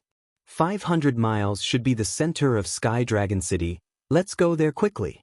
Qin Feiyang smiled and led Fire Lotus down the road. 500 miles. For a mortal, even if they didn't stop and rest, it would still take a few days. But for Qin Feiyang and Fire Lotus, this distance was nothing. So, they entered the center of the city. The center of the city was even more lively and prosperous. The restaurants were also extremely grand and luxurious. Qin Feiyang asked someone and soon stopped in front of a huge building. It was an ancient hall with a total of 10 floors. The door was grand and imposing. There were guards on both sides, and the 2 guards were perfect war gods. There was an endless stream of people going in and out. On top of the door, there were 2 large words that looked like dragons flying and phoenixes dancing, emitting an intimidating aura. Treasure Pavilion. Chapter 1948. It's really impressive. Even the guards are perfect war gods. Fire Lotus transmitted her voice. Yes. The backer of this treasure pavilion is definitely not simple. Qin Feiyang secretly said. The two walked side by side towards the door. But suddenly, Qin Feiyang's body stiffened. He stopped and turned his head to scan the pedestrians on the street. What's wrong? Fire Lotus secretly asked. Qin Feiyang transmitted his voice. I feel a familiar aura. Familiar aura? Fire Lotus was stunned. She suspiciously looked around and secretly asked, could it be Dong Xingyang and the others? Qin Feiyang shook his head. Suddenly, his gaze was locked on a spot more than 10 meters away. There was a hint of surprise on his face. There stood a young man. He looked about 18 or 19 years old. His height was also more than 1.8 meters. He wore a fiery red robe. His long hair was also red like fire. Looking at him, his entire person was like a ball of fire. The man in the fire robe stood in the crowd. He was also silently looking at the door of the treasure pavilion. Who is he? Fire Lotus followed Qin Feiyang's gaze and secretly asked. I've never seen him before. But I don't know why, but he gives me a sense of déjà vu, and although his aura is somewhat familiar, it also gives me a sense of strangeness. Qin Feiyang secretly said. Suddenly, the man in the fire robe seemed to have sensed something and also looked towards Qin Feiyang. That pair of eyes also seemed to be condensed by flames. It gave people a faint burning feeling. What's going on? Qin Feiyang raised his eyebrows. The moment he looked at the man in the fire robe, an indescribable throbbing appeared in his heart. Where have I seen him before? However, the flame-robed man didn't reveal any emotion to Qin Feiyang. He was very cold. He only glanced at him for a moment before withdrawing his gaze and walking into the treasure pavilion. Fire Lotus watched the man enter the treasure house and asked in a low voice, could it be an illusion? It shouldn't be. Qin Feiyang shook his head. His eyes flashed as he strode into the treasure pavilion. Fire Lotus followed closely beside him. The first floor of the treasure pavilion was dazzling with gold and jade, and the space was extremely large. Transparent counters were neatly arranged, and various iron and jade boxes were placed within them. These metal and jade boxes were of different sizes. They were all made from the best materials, and the workmanship was very exquisite. There was no doubt about it. The contents of these boxes were definitely the items that the treasure pavilion was going to sell. Although these boxes were all tightly shut, it was impossible to see what was inside. But beside each box, there was a label. It recorded the relevant information about the box. For example, the label beside one of the jade boxes said, Flying Dragon Sword Technique, Low-Grade God Technique, 100,000 God Crystals. There was also a label beside one of the metal boxes that said, 10,000 Year Blood Ginseng, 1,000 God Crystals. And on the other side of the counter, there was a long metal box. The label beside it said, Raging Flame Blade, Low-Grade God Weapon, 100,000 God Crystals. In short, every item here had a clear price. Qin Feiyang led Fire Lotus, curiously looking at the labels on the counter while paying attention to the flame-robed man. The flame-robed man looked here and there, as if he was strolling aimlessly. Fire Lotus said, Qin Dage, look at these low-grade god weapons and low-grade god techniques. Why are they all so cheap? Every low-grade deity art and low-grade deity artifact only cost 100,000 deity crystals. One had to know. These divine items would be priceless treasures in the Great Qin Empire and the Forgotten Continent. But here, they were being sold in public. And they were so cheap. Qin Feiyang laughed inwardly. After all, this is the ancient world. Such low-grade god weapons and god techniques are worthless. What about these herbs? Look at the red flame glass tree recorded here, and it's even 10,000 years old, and it's only 500 god crystals? And the 10,000 year blood ginseng I saw just now, it's only 1,000 god crystals. Fire Lotus said. The things here are indeed unimaginably cheap. Qin Feiyang shook his head and laughed. For example, the 10,000 year blood ginseng and the red flame glass tree were all priceless precious herbs in the Great Qin Empire and the Forgotten Continent. Suddenly, Qin Feiyong looked at a jade box, and the label beside it said, Universe Ring, 10 million God Crystals. What? Qin Feiyong was dumbfounded. Fire Lotus was also dumbfounded. A universe ring actually cost 10 million God Crystals? Oh my god. Was this a joke? The value of a universe ring was 100 times that of a low-grade divine artifact? No wonder even the Gao family and the Gua family, which had perfected war gods, had so few universe rings. Fire Lotus. Qin Feiyong murmured. What? Fire Lotus looked at him suspiciously. Qin Feiyong glanced at the green universe ring on Fire Lotus's finger and said in a low voice, Can you give this universe ring back to me? Thinking that he had given away 10 million God Crystals, he couldn't help but feel pained. Fire Lotus was slightly dazed and immediately protected the universe ring and snorted, Don't even think about it. Qin Feiyong smiled wryly and thought, I'm just kidding, but you'd better put away the universe ring first and not attract too much attention. The universe ring was a symbol of status. Fire Lotus looked around, and when no one was looking, she secretly took off the universe ring and put it in her pocket. Fire Lotus, that person is going to the second floor. Let's follow him. Qin Feiyong suddenly grabbed Fire Lotus and walked towards the staircase on the second floor. The man in the red robe had already gone up the stairs. On the second floor, it was also a spacious hall. Rows of transparent counters were arranged neatly. Inside the counters, there were also iron and jade boxes of various sizes. And just like on the first floor, every item had a price tag. Qin Feiyong and Fire Lotus went up to the second floor. Compared to the crowded and noisy first floor, the second floor was much quieter. Qin Feiyong glanced around the hall. There were about 1,000 people in the hall. There were still a lot of people, but not everyone was making a ruckus. So, Qin Feiyong saw the man in the red robe in front of a counter not far away on the left. Just like before, he was looking around, giving people the impression that he was really here to have fun. Qin Dage, do you have to care so much about someone you don't know? Fire Lotus frowned and said. Qin Feiyong was startled, then smiled wryly and said, You're right, I'm too stubborn. Why did he come to the treasure pavilion this time? To collect the soul wood, the god of death fruit and the 9 suns thunderfire. But now, he had forgotten the purpose of this trip because of a stranger. How embarrassing. Qin Feiyong took a deep breath and looked around separately with Fire Lotus. The items on the second floor were a level higher in quality and value than those on the first floor. The items on the first floor were basically the lowest level divine arts and divine weapons, as well as some ordinary herbs. But the items on the second floor were all middle-grade divine weapons and divine arts. The medicine rooms, such as the spiritual infant fruit, fortune fruit, mysterious ingrass, and so on, were also common.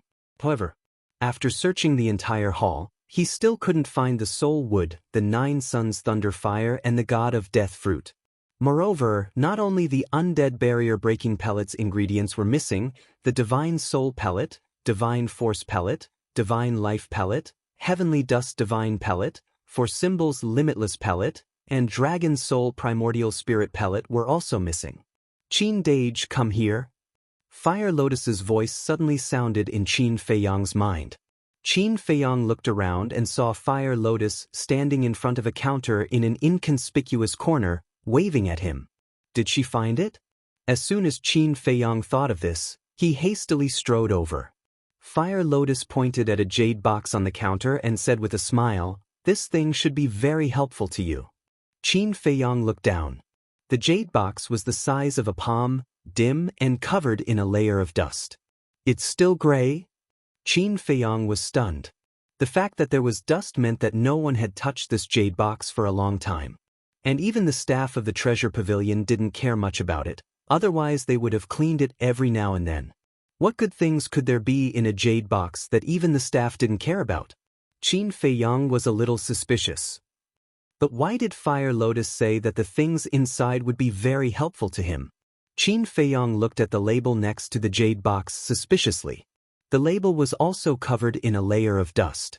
However, when he saw the contents of the label, he immediately froze, his eyes full of disbelief.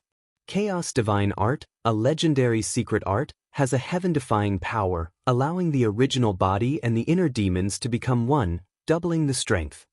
This secret art is indeed extraordinary, but in this world, no one can cultivate it. What a pity! A sigh suddenly sounded beside Qin Feiyang and Fire Lotus.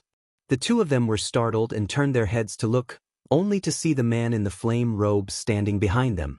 At this moment, he was looking at the label next to the jade box, shaking his head and sighing. "Hello, both of you." The man in the flame robe also retracted his gaze and looked at the two of them with a smile. Qin Feiyang nodded. The man in the flame robe asked, "The two of you are looking at this chaos divine art. Could it be that you want to buy it?" "That's what I mean." Qin Feiyang smiled. Indeed, as the man in the flame robe said before, this chaos divine art was a legendary secret art, which had the ability to allow the original body and the inner demons to become one. And after the fusion, the battle strength would soar several times. Could be said that this was a supreme secret art. But there were restrictions. This chaos divine art could only be cultivated by people with the inner demons. On the other hand, if one didn't have the inner demons, even if they obtained the chaos divine art, it would be meaningless, like a piece of scrap paper.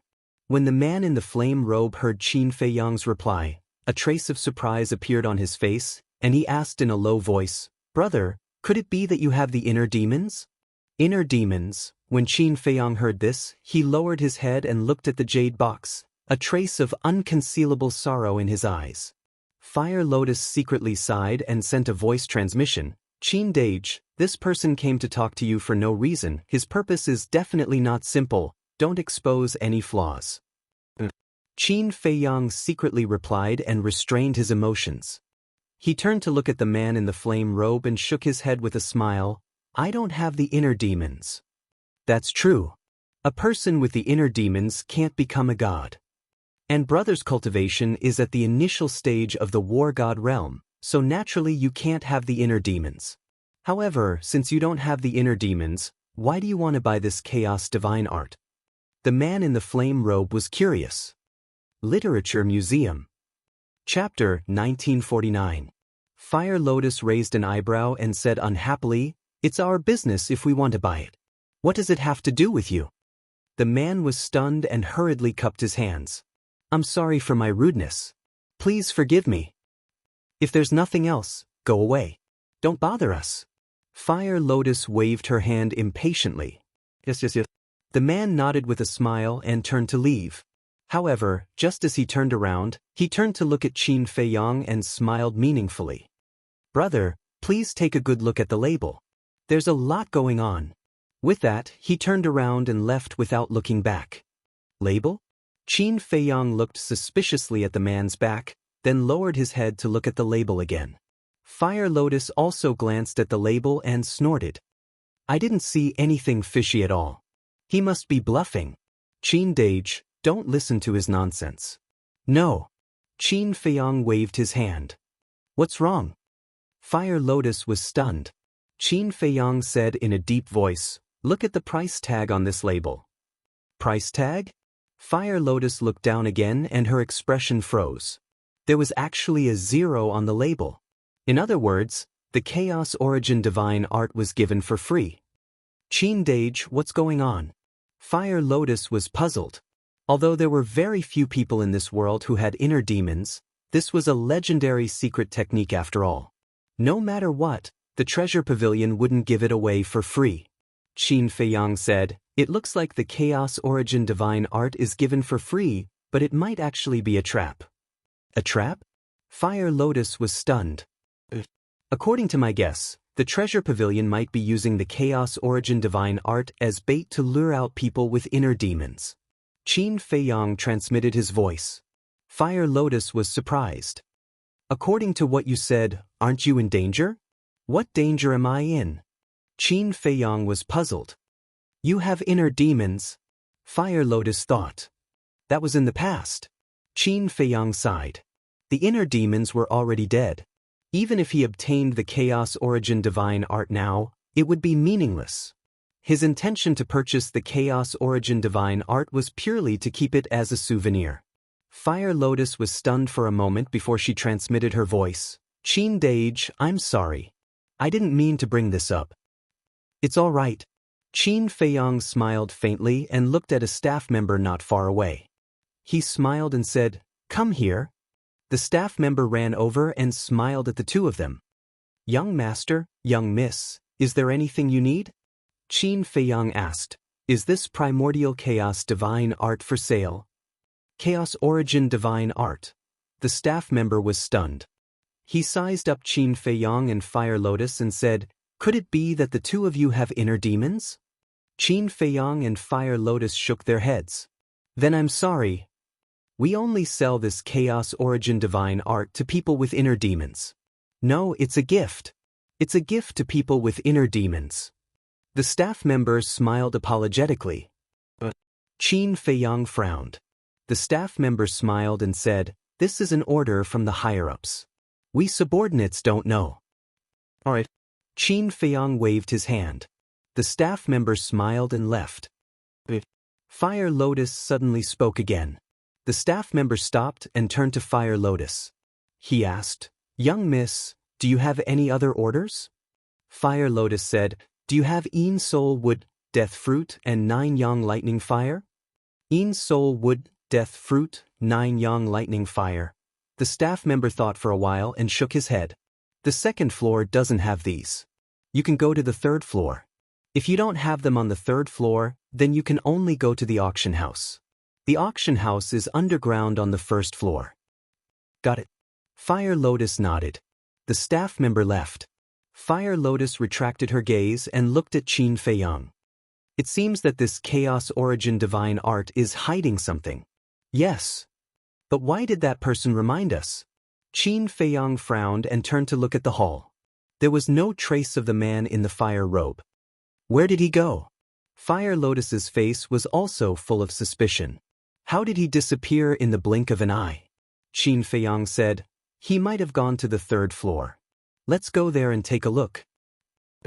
Fire Lotus nodded. The two turned and walked to the third floor. "Qin Dage, he was so kind. Was it too much for me to treat him with such an attitude?" Fire Lotus lowered her head like a child who had done something wrong. "It's fine." Qin Feiyang smiled and said, "The third floor." Apart from the hall, there were many more rooms. These rooms were specially set up for the distinguished guests of the Treasure Pavilion. With the VIP rooms, the hall was naturally much smaller. It wasn't even half the size of the first and second floor. Similarly, there were only 100 people on the third floor. But without exception, those who dared to enter the third floor were all people with status, power, or wealth. Among them, there were a dozen or so disciples of the 9 Heaven Palace. They were all war gods and above. This was really like the saying, war gods were as common as dogs. But on the third floor, Qin Feiyang didn't see the man in the fire robe. But he didn't deliberately look for him. He took Fire Lotus and wandered around. The items on the third floor were of a higher grade than the items on the second floor. For example, divine arts were all high-grade divine arts. Divine weapons were also high-grade divine weapons. Qin Feiyang hadn't seen many herbs before. Among them were the herbs for the Divine Life Pill, Divine Power Pill, and Life Pill. However, every single one of them was ridiculously expensive. The Divine Life Pill had 9 herbs in total. The Life Pill and Divine Power Pill had 5 herbs each. And the cheapest herb was 100,000 divine crystals. The most expensive herb was even 1,000,000 divine crystals. Qin Feiyang said, "Great-grandmother, don't cultivate for now. Help me count the Gua family's treasures. I might need them later." Tan Tai Li responded. She woke everyone up and started to get busy. Qin Feiyang walked around for a while and couldn't help but frown. Other than the herbs for the Divine Life Pill, Divine Power Pill, and Life Pill, there were also some herbs for the Dead Spirit Barrier Breaking Pill, Heavenly Dust Divine Pill, for Symbols Limitless Pill, and Dragon Soul Primordial Spirit Pill. "It seems that I can only go to the auction house." Qin Feiyang muttered and was about to take the Fire Lotus to the auction house. But at this moment, a familiar figure came up the stairs. It was the man in the fire robe. But seeing Qin Feiyang, the man in the fire robe just smiled and walked into the hall. He walked to a counter and asked the staff member with a smile, Do you accept dragon's blood here? As soon as the voice sounded, the entire hall fell into a dead silence. Dragon's blood. Everyone looked at the man in the fire robe in unison. Qin Feiyang was about to go downstairs, but when he heard this, he immediately stopped and turned to look at the man in the fire robe. The staff member was also a little confused. Do you accept it or not? Seeing that the staff member didn't answer, the man in the fire robe asked again with a smile. Yes. The staff member came back to his senses and quickly nodded. He looked at the man in the fire robe and asked, "Young master, what kind of dragon's blood is it? Is it essence blood or ordinary dragon's blood?" The man in the fire robe said, "It's not essence blood, just ordinary dragon's blood. As for what dragon's blood it is, it's none of your business." Ordinary dragon's blood? The staff member was stunned and shook his head. "Then I don't want it." And the others also showed a trace of disappointment on their faces. Hearing this, the man in the fire robe shook his head disappointedly and turned to leave. Qin Feiyang was now standing at the door of the third floor. Just as the man in the fire robe passed by him, Qin Feiyang's eyes flashed slightly and he reached out to stop the man in the fire robe. "Brother, what's the matter?" The man in the fire robe was stunned and asked with a smile. Qin Feiyang smiled and said, "Brother, can I have a word with you?" "Sure. I happen to be going to the auction house. Why don't we go there and talk slowly?" The man in the fire robe asked. "My pleasure." Qin Feiyang nodded and smiled. "Please." The man in the fire robe stretched out his hand and smiled. "Please." Qin Feiyang cupped his hands and went downstairs with Fire Lotus. "Wait." But suddenly, a young man ran out of the hall and called out to the three. Qin Feiyang and the others stopped and turned to look. The young man was about 27 or 28 years old. He was short, only about 1.6 meters tall. He had a shifty-looking face, but there was a hint of shrewdness in his eyes. Qin Feiyang looked at the young man's chest and his pupils shrank slightly. There was a flame pattern on this person's clothes. This meant that this person was a disciple of the Nine Heavens Palace. The man in the fire robe smiled and asked, "Is there something you need?" The young man ran in front of the man in the fire robe and said with a flattering smile, "This one is Pengyan, may I know brother's name?" The man in the fire robe was stunned and looked up with a smile. "It's rude to ask for a name as soon as you come up." Pengyan was stunned and smiled apologetically. "This one is rude, please forgive me." "It's fine. Just say what you need." The man in the fire robe laughed. Pengyan looked at Qin Feiyang and Fire Lotus and said, "Is it convenient?" Seeing this, Qin Feiyang tactfully took Hulian and turned around to walk towards the second floor. The man in the fire robe looked at the two of them and said to Pengyan, "Can you say it now?" Pengyan said in a low voice, "May I ask, brother, do you really have dragon blood in your body?" "Of course." The man in the fire robe nodded. Pengyan curiously asked, "Then where did you get this dragon blood?" The man in the fire robe frowned. Pengyan smiled. "Brother, what do you think? I'll use 10 soul stones to buy this information from you." 10 soul stones? The man in the fire robe was stunned, then shook his head and turned to go downstairs. 100 soul stones. Seeing this, Pengyan hurriedly said, but the man in the fire robe just shook his head and smiled, completely ignoring him. Pengyan was anxious and angry and said angrily, "Brother, don't be ungrateful. Do you know who I am? I'm a disciple of the Nine Heavens Palace." "So what?" The man in the fire robe smiled faintly. "You?" Pengyan was a little angry.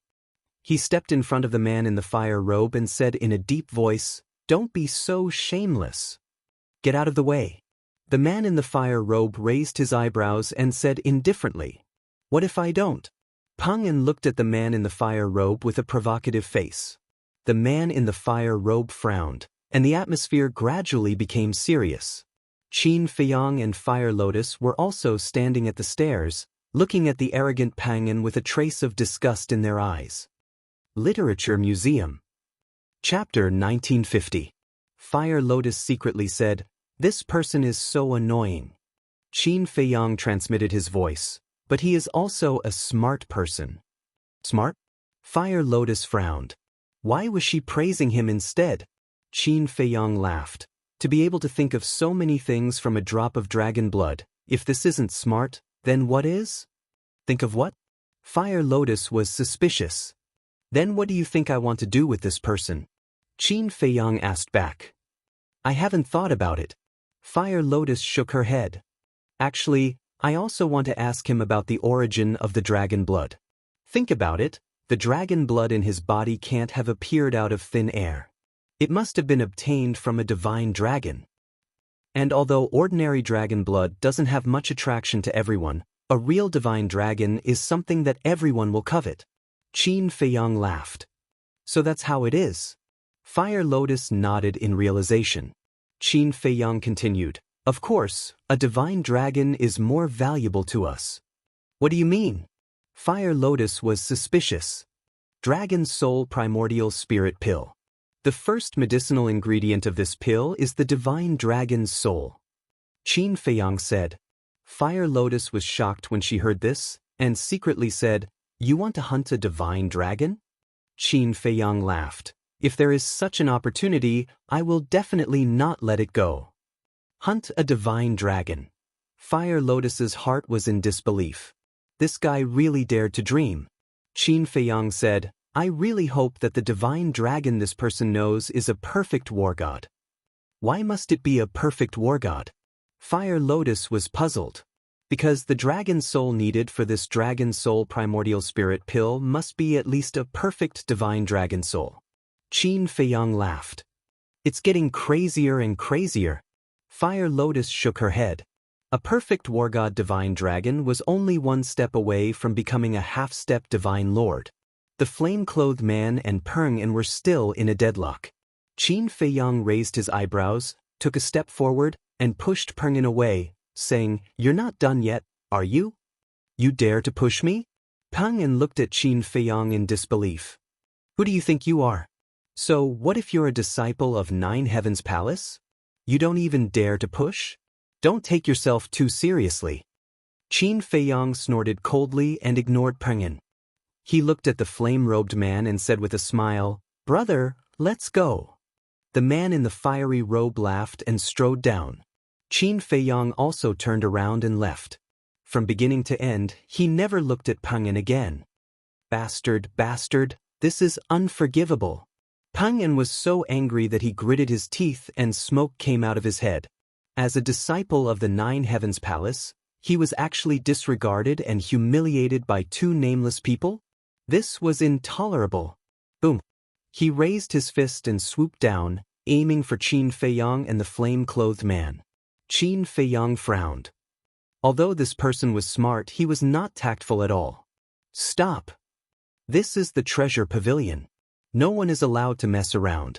But just as Qin Feiyang was about to make a move, a staff member ran out and shouted at Peng. Peng stopped abruptly, his face turning green and red. Qin Feiyang did not make a move. He followed the flame-clothed man and walked to Fire Lotus. Peng shouted, The three of you, listen carefully. This time, you've provoked someone you shouldn't have. Fire Lotus said with a smile, I really can't tell. How big of a background do you have? I don't have any background, but there's someone whose name can scare you to death. Peng sneered. Qin Feiyang and the other two stared blankly for a moment.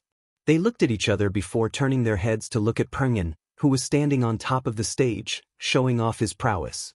The flame-clothed man laughed. This is interesting. Then, tell me, who is this person? Feng Zijuan. Peng said word by word. Feng Zijuan. The flame-clothed man's pupils shrank when he heard this name. Qin Feiyang noticed the change in the flame-clothed man's expression. There was a trace of suspicion in his eyes. Who is this Feng Zijuan? How could he make this person change his expression? Are you scared? Peng sneered at the three of them. Ha, scared, of course I'm scared. Who in Sky Dragon City doesn't know Feng Zijuan's name? But even if it's Feng Zijuan, he can't be so domineering. The man in the flaming robe laughed out loud. He turned around and walked to the first floor without looking back. Qin Feiyang and Fire Lotus looked at each other and quickly followed. Preposterous. Just you wait. Peng roared and also ran to the first floor. Auction house. Located in the basement of the first floor, there were a total of 2 floors. The first floor was the auction house hall. The second floor was the private room. After the flame-clothed man entered the auction house, he directly brought Qin Feiyang and Fire Lotus into private room number 9. The space of the private room was not big, about 5 to 6 meters, but the decoration was very luxurious and very expensive. The flame-clothed man pointed to the chair beside the tea table and said with a smile, "Please sit." Qin Feiyang and Fire Lotus sat side by side on a double chair and looked outside. In front of them was a transparent floor-to-ceiling window. Through the floor-to-ceiling window, one could see the auction house outside clearly. At this moment, on the auction stage stood a white-clothed woman. She looked to be in her 20s, but the aura she emitted was extremely terrifying. According to Qin Feiyang's judgment, she should be comparable to Uncle Yuan. In other words, this woman was a half-step divine lord, and in front of the white-clothed woman, there was a long metal box. Inside, there was a 3-foot-long battle sword. Although the battle sword had not awakened, but from the sharpness it released, one could tell that it was a supreme-grade divine artifact at a glance. The people around the auction stage, as well as the people in the private rooms on the second floor, were all competing to bid. There's a good saying, there's no evil businessman. Generally, precious things will be auctioned here by the treasure pavilion. So, if you want to find good things, you have to come here. The flame-clothed man said with a smile as he brewed tea. Qin Feiyang nodded and retracted his gaze. Looking at the flame-clothed man, he cupped his hands and smiled. "I'm Jiang Haoyan, and this is my sister, Fire Lotus Jiang. Brother, I wonder if you can tell us your name?" Hui. Hua as in flame, E as in easy. The flame-clothed man smiled. Hu, Qin Feiyang muttered. This name was also very unfamiliar. It seemed like he had never seen this person before. Hui poured 2 cups of tea and retreated to the front of Qin Feiyang and smiled. "It should be the first time you two have come to Sky Dragon City." Qin Feiyang nodded. Hui held the teacup and took a sip. "Sky Dragon City is a place where dragons and snakes mix together. You two must be careful in the future." "Thank you for your concern, Brother Hua." "Brother Hua, may I ask who this Feng Zijuan is?" Qin Feiyang asked curiously. "This Feng Zijuan has a great background. I wonder if Brother Jiang has heard of the 9 Heavens Palace's Resource Hall Master?" Hui asked. "Resource Hall Master? Isn't that young Noble Feng's grandfather?" "Wait, young Noble Feng? Feng Zijuan? Could it be?" Qin Feiyang's heart trembled. He smiled at Hui. "I've heard of him." Hui said, "This Feng Zijuan is the Resource Hall Master's grandson." As expected, Qin Feiyang muttered inwardly. The two of them were blood brothers. Moreover, this Feng Zijuan should be the big brother that young Noble Feng mentioned. Not only does Feng Zijuan have a powerful family background, but he also has extraordinary talent. "Do you know his cultivation?" "Early Divine Monarch Realm." Hui said. "So strong." Qin Feiyang was shocked. Early Divine Monarch Realm was even more terrifying than Yuan Bo. Because of his strength and background, many disciples in 9 Heavens Palace want to curry favor with him. "That Peng In just now should be one of them," Hui said. Qin Feiyang asked. "In other words, this Peng In is looking for information on behalf of Feng Zijuan?" "That's right." Hui nodded, then shook his head and said, "Let's not talk about this for now. Let's talk about your purpose of looking for me." Qin Feiyang smiled. "Brother Hua is such a smart person, you should have thought of it." "It's just as I expected." Hui smiled and pondered for a moment before saying, "I can tell Brother Jiang the whereabouts of that divine dragon, but Brother Jiang has to agree to one condition." "Speak," Qin Feiyang said. Hui said, "I wonder if Brother Jiang knows about 9 Heavens Palace's disciple recruitment?" "I know a thing or two," Qin Feiyang said. "Then, does Brother Jiang want to enter 9 Heavens Palace?" Hui asked. "I have this thought." Qin Feiyang nodded. Hui smiled. "That's good. My condition is that when the time comes to participate in the assessment, Brother Jiang can help me." "You also want to enter 9 Heavens Palace?" Qin Feiyang was stunned. Hui smiled and said, Who in my generation doesn't desire a cultivation holy land like Nine Heavens Palace? That's true. Qin Feiyang nodded and pondered for a moment before saying with a smile, saying help is too polite. We should take care of each other and support each other. Hui Yi was stunned for a moment before he laughed heartily. Yes, yes, yes, we should take care of each other and support each other. Qin Feiyang said, Then, the matter of the divine dragon? Hui Yi said, In the depths of the Sky Dragon mountain range, there is a place called Black Dragon Lake. There is a black dragon hiding there. I obtained this dragon blood from it. Black Dragon Lake, Black Dragon, Qin Feiyang murmured, asking, How is its strength? Very strong. Half-step divine monarch realm. Hui Yi said solemnly. Good. Qin Feiyang was overjoyed. A half-step divine monarch realm dragon soul had already surpassed the minimum requirement of the dragon's soul primordial spirit pill. Hui Yi looked at Qin Feiyang's reaction and frowned. Brother Jiang, you're not going to hunt it, are you? It depends on the situation. Qin Feiyang smiled. Even if he found the divine dragon, he still lacked two other herbs, the dragon god flower and the primordial spirit lotus. Thus, he was not in a hurry to hunt the divine dragon. Moreover, a half-step divine monarch realm divine dragon was not so easy to hunt. While the two were conversing, the auction of the battle sword outside had also ended. The final price was 30 million divine crystals. A supreme-grade divine artifact was only sold for 30 million divine crystals. This made Qin Feiyang somewhat speechless.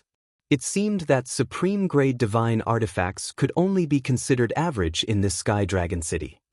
The next treasure to be auctioned, I believe many people will not be unfamiliar with it. The white-clothed woman standing on the high platform smiled faintly. With a wave of her jade-like hand, a palm-sized purple flame appeared out of thin air. Looking at the purple flame, Qin Feiyang immediately became spirited. At the side, Fire Lotus's eyes were also suffused with a scorching light. Chapter 1951. The purple flame floated in the air, emitting a dazzling divine light. An astonishing heat wave instantly enveloped the entire auction house with the auction stage as the center. Everyone felt as if they were in a sea of fire, sweating profusely. Moreover, there were traces of lightning power flickering on the flame. This was the Nine Suns lightning fire. Qin Feiyang and Hui Yi were quite excited. They didn't expect to encounter this kind of extreme yang fire.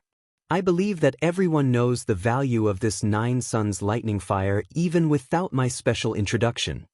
The starting price is 2 million divine crystals. The highest bidder wins.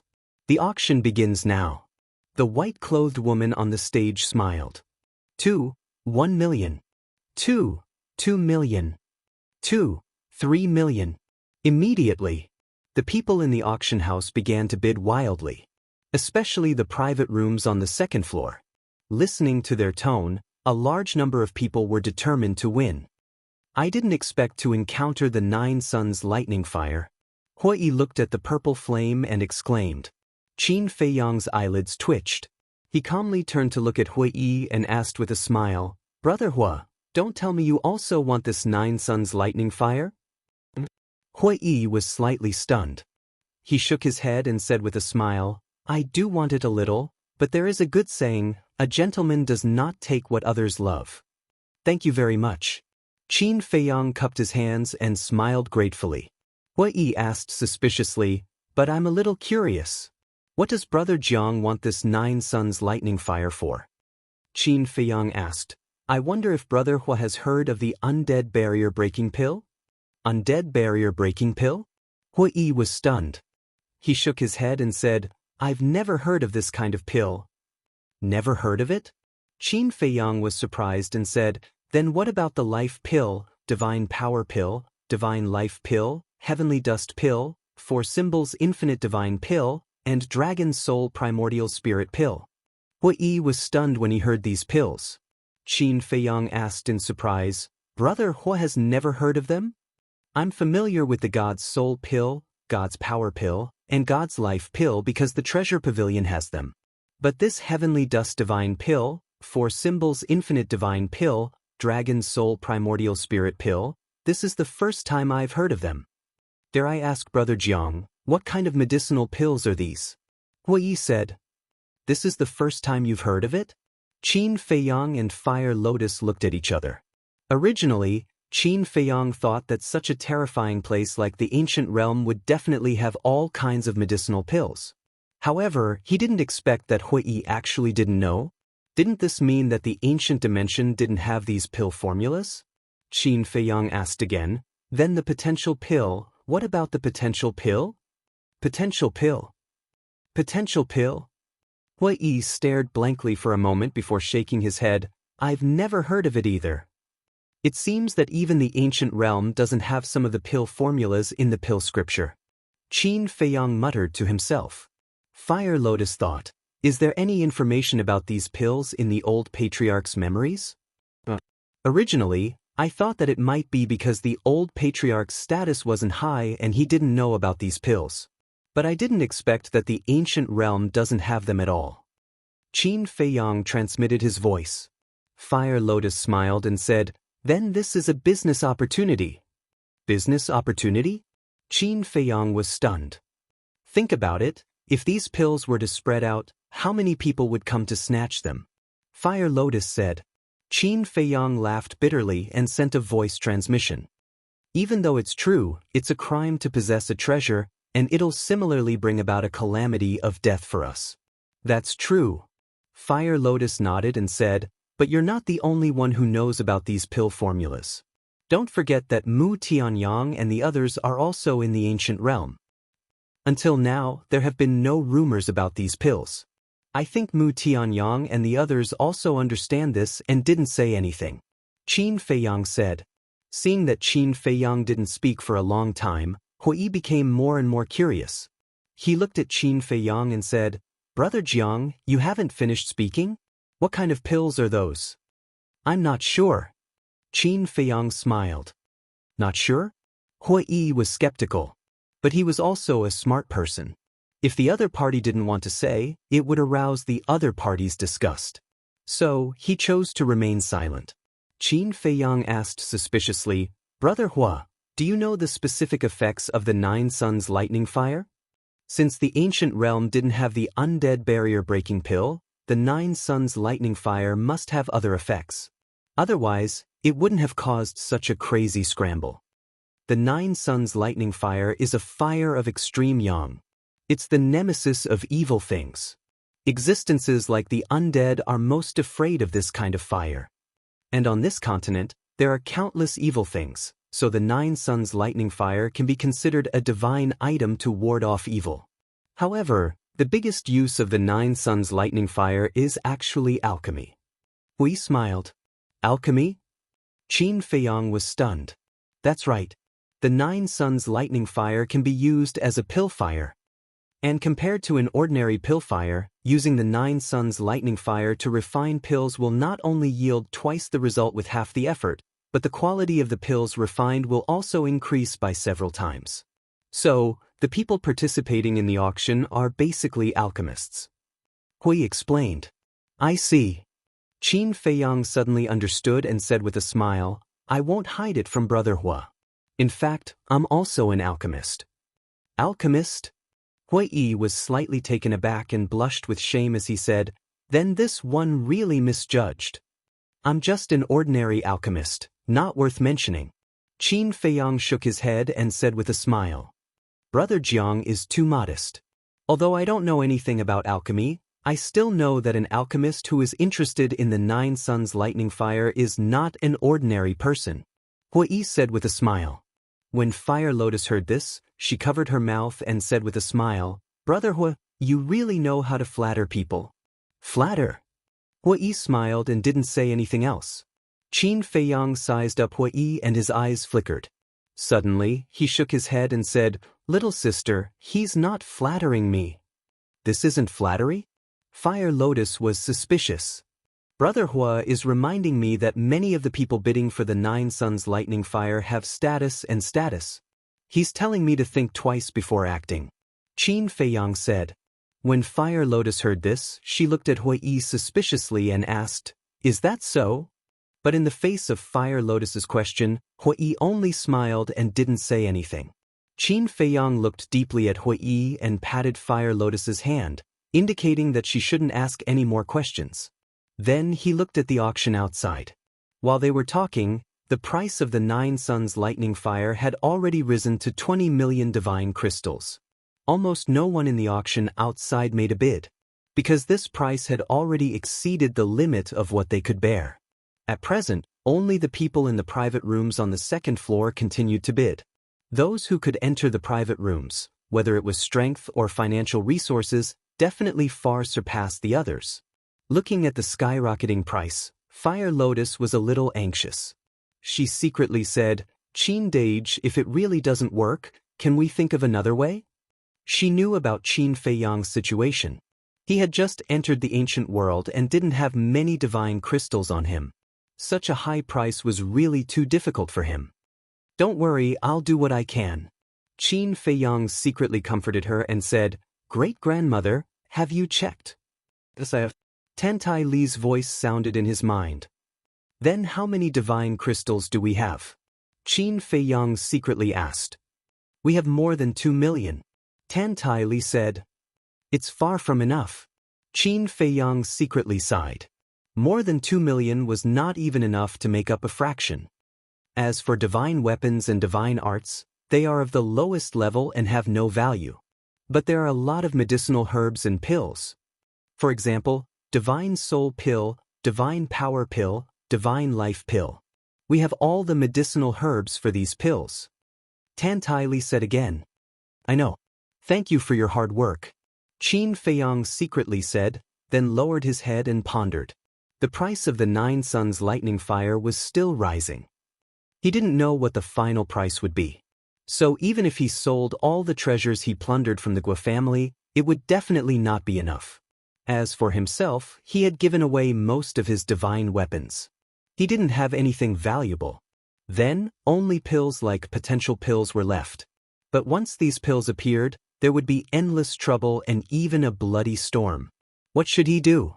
Seeing that Qin Feiyang hadn't made a bid, Hui smiled and said, "Brother Jiang, if you encounter any difficulties, you can tell me. Maybe I can help you." Qin Feiyang was stunned.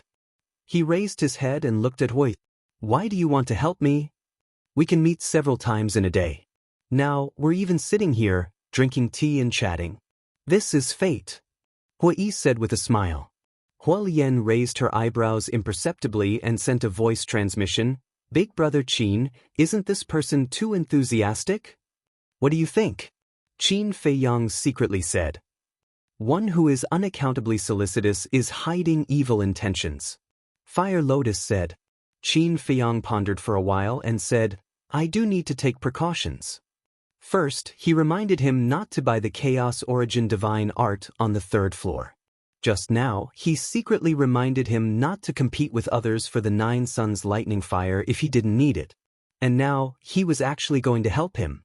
Frankly speaking, even he couldn't stand Hui Yi's enthusiasm. It wasn't that Hui Yi really had ulterior motives. Perhaps this person was really warm-hearted. But after a long time of scheming, Qin Feiyang couldn't help but be vigilant. After all, you may know a person for a long time without understanding his heart. It was never wrong to be cautious. "I have a total of about 100 million divine crystals here. If Brother Jiang doesn't mind, you can take it." Hui Yi took out a fiery red universe ring that looked like it was made of lava and placed it on the tea table. 100 million. Qin Feiyang and Fire Lotus were shocked. 100 million divine gems was an astronomical figure to them. Fire Lotus said, "Qin Dage, you have to be careful." They had just met by chance, but he actually gave them 100 million divine crystals. There was definitely something fishy going on. Qin Feiyang's eyes flashed. "Brother Hua, if you have any needs or conditions, you can tell me directly." "Conditions?" Hui Yi shook his head and said helplessly, "Brother Jiang, you think too much of a person's heart.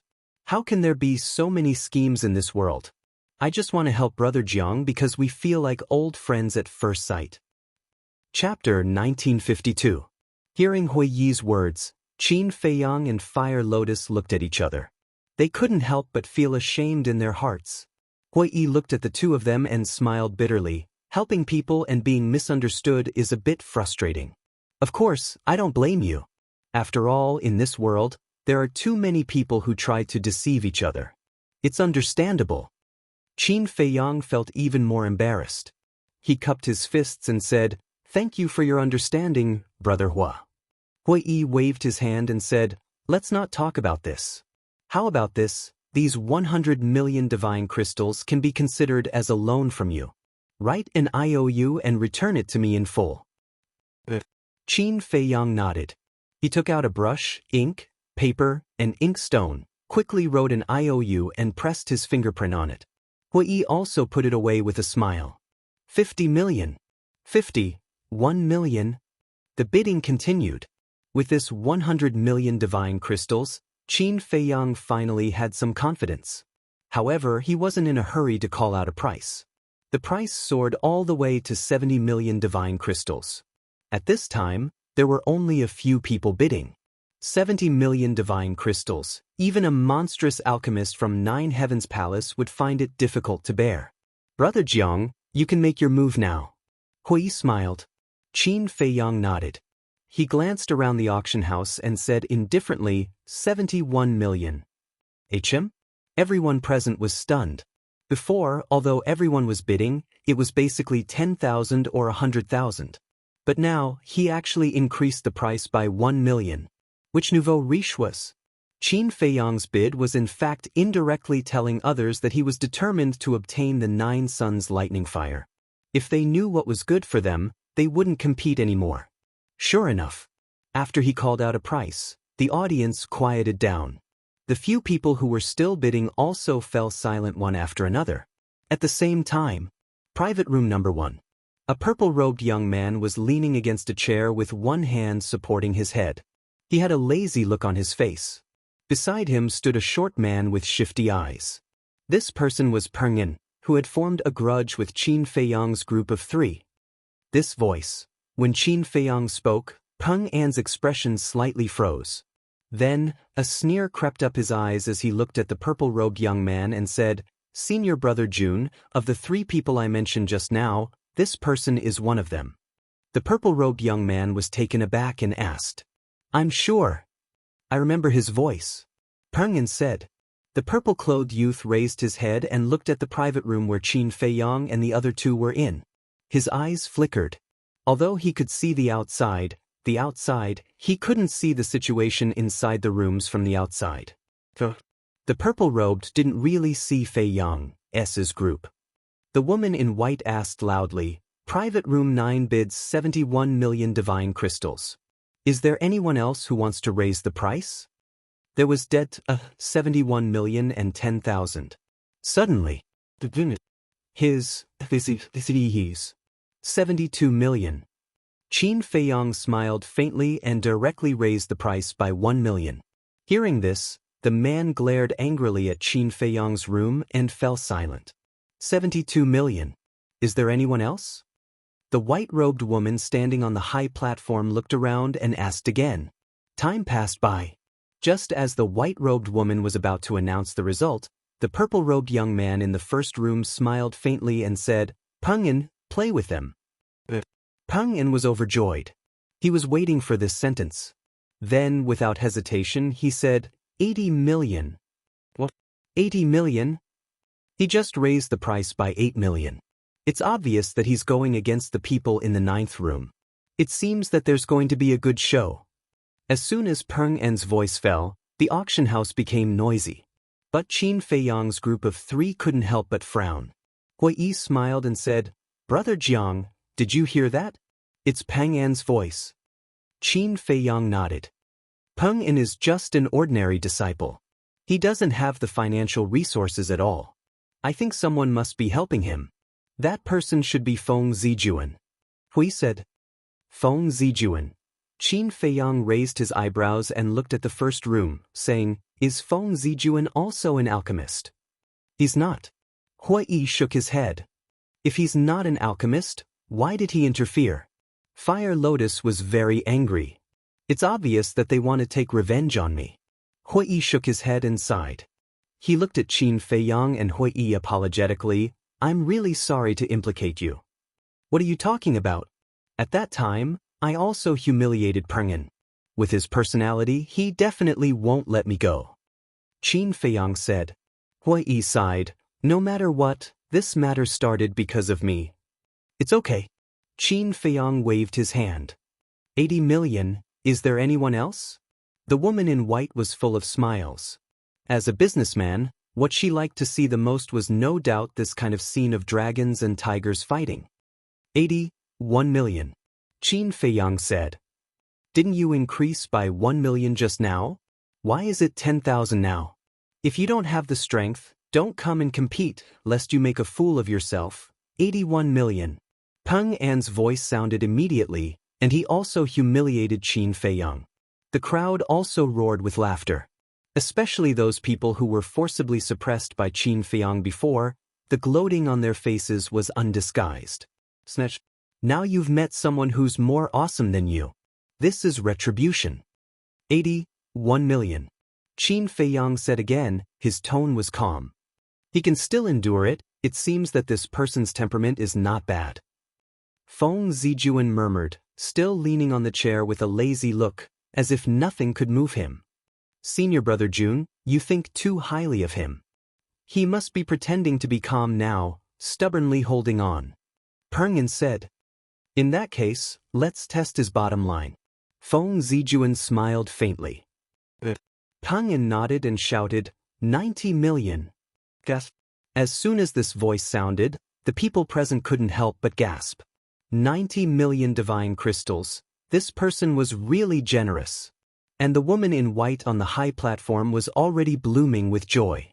Although the 9 Suns Thunderfire was a rare treasure of heaven and earth, 90 million had far exceeded its value. Moreover, the most important thing was that the price would exceed 100 million sooner or later if it continued to compete like this. Fire Lotus looked at Qin Feiyang and couldn't help but say, Brother, why don't we just forget it? Even if they won, it would only benefit the treasure pavilion. It was not worth it. Feng Zijuan, Peng'en, Qin Feiyang's eyes flickered and suddenly smiled. 91 million. What? He dares to raise the price?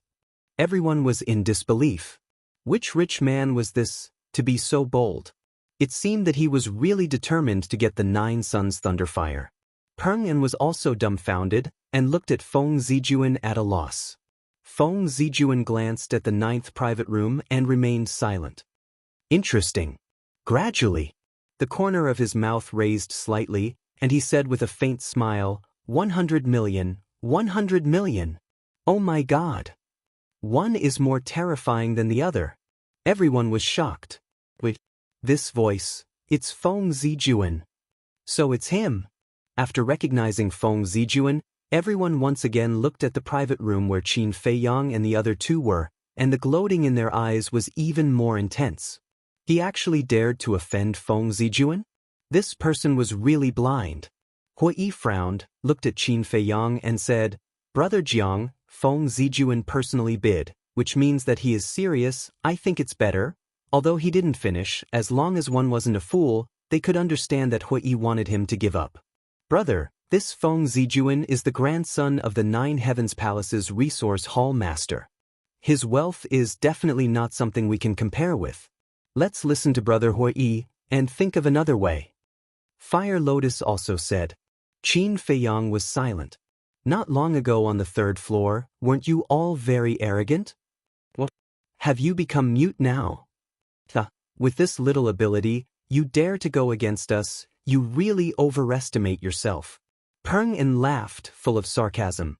Fire Lotus hurriedly said, Brother, he is provoking you, don't be fooled. Brother Jiang, think twice. If you don't have enough divine crystals to pay, not only will you lose face, the treasure pavilion will not let you go easily. Hui Yi also had a worried look. Qin Feiyang's eyes narrowed slightly and said, 10-10-000. What? Knowing that it's Feng Zijuan, he still dares to continue bidding? Who is this guy? Everyone was shocked. Feng Zijuan was also quite surprised. He personally spoke in order to intimidate. But obviously, The other party was not frightened by him. It seemed that this person was not a simple person. Feng Zijuan smiled playfully, looked at Pengyan and said, "You continue, raise the price to 200 million. 200 million? Pengyan was shocked and hurriedly said, "Senior brother Jun, what if they suddenly don't want it?" 200 million was not a small amount. Even Feng Zijuan would not be able to take out so much. That won't happen. Even now, he's still raising the price. He definitely needs this 9 Suns Thunderfire. Since that's the case, then of course I have to make them pay a price and let them know the consequences of offending me, Feng Zijuan. Feng Zijuan said with a faint smile. Senior brother Jun is wise. Pengyan gave a thumbs up, his face full of admiration, then puffed out his chest and raised his back, valiantly shouting, 110 million. Qin Feiyang continued, 110,000, 120 million, 121,100, 130 million, 131,100,000. At this moment, the entire auction house was dead silent. Only Qin Feiyang and Pengyan's bidding continued to reverberate in the auction house. This invisible battle was getting more and more intense. One after another, astronomical figures kept appearing, making everyone numb. However, Hui Fire Lotus, looking at Qin Feiyang who was crazily raising the price, was burning with anxiety. Especially Fire Lotus. She knew better than anyone how many divine crystals Qin Feiyang had, and it had far exceeded the amount she had. This was complete nonsense. But at the same time, she was very touched, because everything Qin Feiyang did was for her. Chapter 1953. However, Qin Feiyang, on the other hand, remained calm and composed, without the slightest bit of panic or nervousness. 170 million. 171 million. 180 million. 181 million. 190 million. 110,000. As he continued to bid, the sinister smile on Pengyan's face became wider and wider. Increase it with all your might.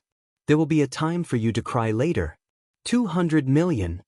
Just as Qin Feiyang finished shouting, Pengyan became high-spirited and roared without hesitation, 200 million. It actually broke through the 200 million mark. These two people are really crazy. There's also the treasure pavilion. This time, they've made a huge profit. Everyone watched this scene with their mouths agape. The woman in white on the high platform had a round smile on her face. Moreover, this matter had already caused a sensation outside, and even spread to the treasure pavilion.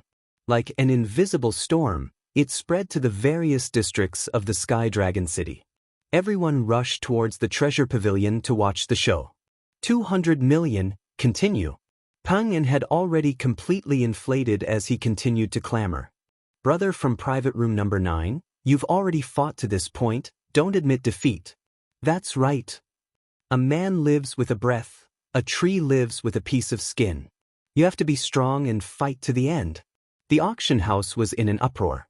Those who were watching the show naturally wished for the world to be in chaos.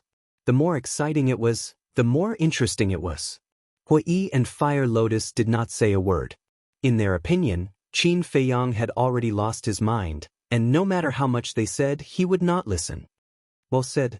A man lives with a breath, a tree lives with a piece of skin. As a man, how can you retreat? Feng Zijun, let me see, how much ability do you have? Do you have the capital to be arrogant? Qin Feiyang smiled faintly and said, 300 million. Crush. As soon as these words were spoken, it immediately caused a huge uproar. 300 million. Who the hell is this person? Not only did he openly call out to Feng Zijun, he even increased the bid by 100 million. This is too terrifying. The shock in everyone's hearts could no longer be described with words. When Fire Lotus and Hui heard Qin Feiyang's words, they almost fainted. 300 million divine gems. This guy was really crazy. It was over. If he couldn't pay that many divine crystals later, he probably wouldn't be able to walk out of the auction house. Private room number 1. At this moment, Pengyan's eyes were also wide open in anger, so much so that his eyeballs were about to pop out. What kind of concept was 300 million? An ordinary disciple like him would never see so many divine crystals in his entire life. Yet, the other party had said it so casually. Could it be that he had kicked an iron plate this time and provoked someone he shouldn't have provoked? Simultaneously, Feng Zijun also sat up straight, and the laziness on his face was swept away, replaced by a gloomy expression. His hands were tightly clenched together. Peng An came back to his senses and turned to look at Feng Zijun. When he saw Feng Zijun's expression, his eyes trembled slightly. He carefully said, "Senior brother Jun, let's just forget about it." Forget it? Didn't you hear what he said? A man lives on his last breath, and a tree lives on its skin. As a man, how can you back down? If I shrink back now, won't I become a joke in the world? He is no longer bidding for the 9 suns lightning fire. This is a naked provocation. Feng Zijun said sternly. But Peng An wanted to say something but hesitated. Provoking me, is it? Okay, I'll play with you to the end. 400 million. Feng Zijun walked to the floor-to-ceiling window, looked at Qin Feiyang's private room, and shouted aggressively. Crazy, they're all crazy. 400 million, if it's given to me, it's enough for me to live a carefree life. These two are simply prodigals. Everyone lamented and was completely numb. They looked at private room number 9, waiting for Qin Feiyang's voice to sound. Ha! After waiting for a long time, Qin Feiyang's laughter finally sounded. Listening to this laughter, there's no fluctuation. It seems that he will continue to raise the price. People muttered. But just as this thought crawled up in everyone's mind, Qin Feiyang's laughter sounded once again. Your Excellency is amazing, I admit defeat. What? Give up. Everyone was looking forward to it, but when they suddenly heard Qin Feiyang's words, they were all stunned. Peng An and Feng Zijun were also stunned. Didn't they want to fight to the end? Why did they give up?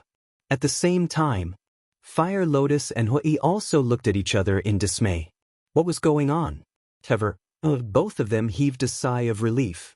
If they continued to fight, it would definitely not end well in the end, because they simply couldn't take out so many soul stones. Qin Feiyang turned his head to look at the two of them and laughed. Do you really think that I have lost my mind?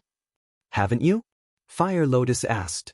Anyone with a discerning eye can see that Feng Zijun's actions are deliberately raising the price, causing us to lose a large amount of divine crystal. However, he's looking for the wrong target. If it were anyone else, in the face of such unreasonable clamor, they might really lose their mind. But I won't. So I beat him at his own game and took the initiative to clamor at him. I thought that with his arrogance and conceit, he would definitely continue to fight with me. The result was just as I expected. At the same time, it also reflected that although this person is talented, his mind and temperament are not good. Otherwise, it would be impossible for him to be so easily angered by me. Qin Feiyang smiled faintly. So it's like that. Fire Lotus and Hui finally understood. It turned out that they had been worrying for nothing. Ha, aren't you very arrogant? You admit defeat just like that? Sure enough, compared to senior brother Jun, you are just a slag. No, you can't even be considered a slag. Peng An's loud laughter suddenly resounded in the auction house. A stone stirred up 1,000 ripples. The entire auction house was also in an uproar. Everyone discussed animatedly, looking at the private room Qin Feiyang was in, their eyes full of ridicule. Feng Zijun's face was also full of pride. Qin Feiyang smiled faintly and said, Feng Zijun, think about it carefully, did you really win? What do you mean by that? Everyone was stunned, their faces full of suspicion. Feng Zijun also frowned. Suddenly, his hands suddenly clenched, making cracking sounds. His face was also gloomy to the extreme. Seeing the situation, Peng An moved to Feng Zijun's side and said with a flattering smile, Senior brother Jun, you won in the first place. Everyone saw it for themselves. What are you still angry for? Shut up. Feng Zijun slapped Peng An's face fiercely. Peng An immediately smashed onto the ground beside him like a dead dog. His face was deformed, and he was in so much pain that he cried for his parents. using 400 million divine crystals to buy a cluster of 9 sun lightning fire. I can only say that I admire Feng Zijuan's courage. Treasure Pavilion, you don't need to thank me because Feng Zijuan is willing to do this. Qin Feiyang's laughter sounded out once more. The auction house set off a huge uproar once more. Yeah. On the surface, it looks like Feng Zijuan won. But thinking about it carefully, that's not the case at all. This is simply a trap to lure Feng Zijuan into it. To think that this Feng Zijuan and Peng Yan were still smug. Actually, they themselves are the biggest idiots. Even a freak like Feng Zijuan was schemed against so tightly. This person's methods are profound. Being reminded by Qin Feiyang like this, everyone came to their senses. Their gazes also all shifted to the number 1 private room. At this very moment, Feng Zijuan was mad with hatred. Although the people outside could not see him, he could see the people outside clearly. Looking at those pairs of eyes full of ridicule, he wanted to find a hole to crawl into. Originally wanted to scheme against the other party, but the result was that he was schemed against instead. The most embarrassing thing was that not only did he not notice it, he even had a smug attitude. My God! As a freak of Jiutian Palace, how could he do such a stupid thing? Now that he thought about it, he felt that he had no face left. In his heart, the resentment and hatred towards Qin Feiyang was also uncontrollable. If you have the guts, say your name. Feng Zijuan stared at the floor-to-ceiling window of the number 9 private room and said gloomily, "We will meet again." Qin Feiyang smiled faintly.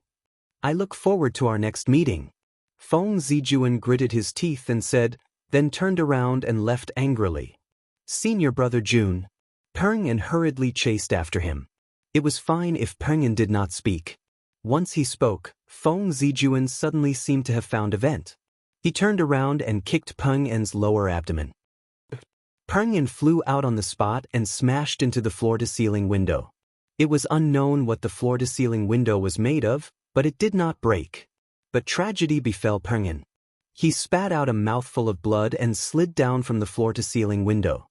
He knelt on the ground, clutching his lower abdomen, and howled miserably like a pig being slaughtered. So pitiful. Hearing Peng Yan scream, Fire Lotus laughed happily. This is called evil people will be dealt with by evil people. Qin Feiyang smiled, got up and looked at Fire Lotus and said, I have something to deal with. You stay here and chat with Brother Hua for a while. Fire Lotus glanced at Hui Yi and nodded to Qin Feiyang. Okay. Brother Hua, let's meet again later. Qin Feiyang said. Hui Yi smiled and nodded, and a glimmer of light flashed in the depths of his eyes. Qin Feiyang turned and walked out of the private room. He looked at the corridor on both sides. Seeing that there was no one, he closed the door of the private room and disappeared in an instant. Inside the private room, Hui Yi looked at Fire Lotus and smiled. Miss Fire Lotus, your big brother is a bit scary. Scary? Fire Lotus was startled.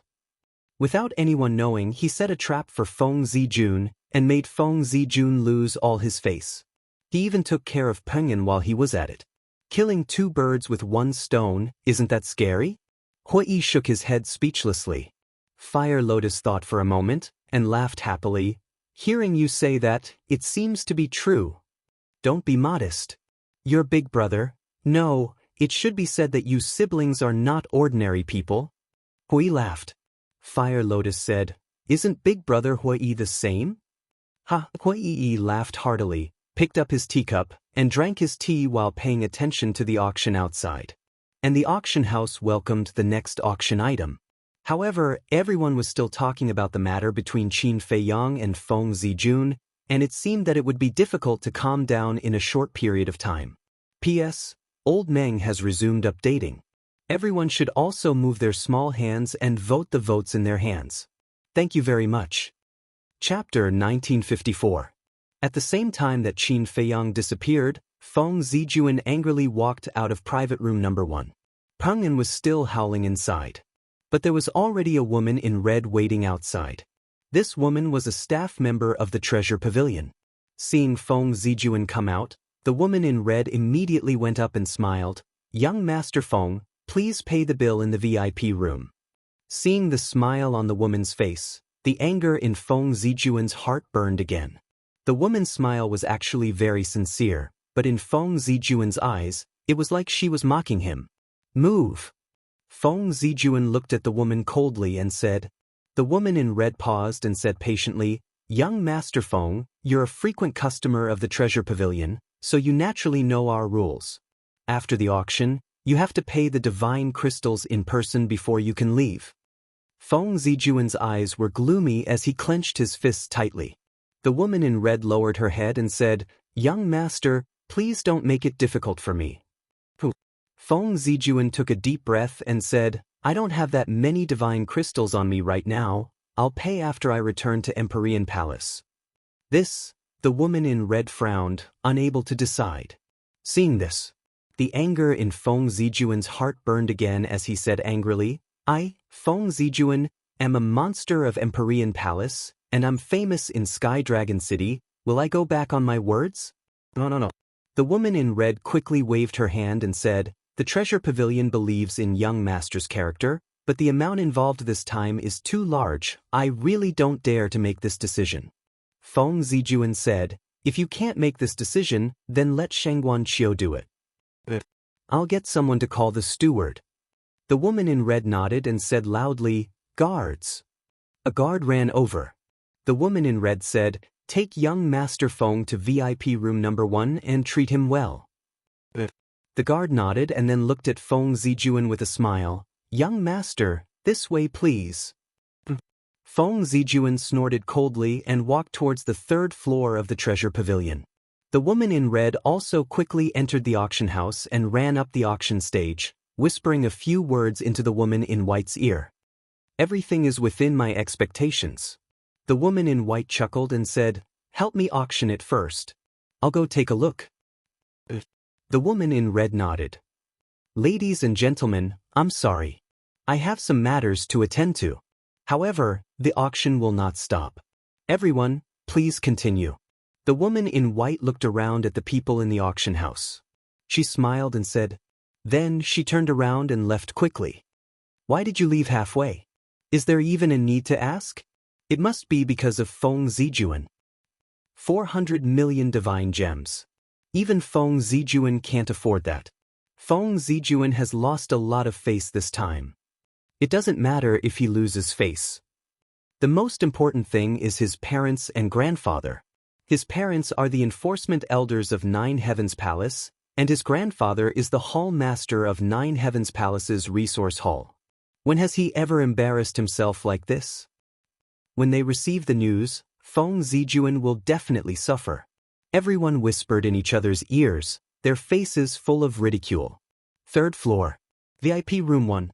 The woman in white pushed the door open and entered. She saw Feng Zijuan sitting beside the tea table, his face ashen. The guard stood to the side and looked at Feng Zijuan silently. In fact, this was surveillance, to prevent Feng Zijuan from leaving. The woman in white glanced at Feng Zijuan and waved her hand. You can leave.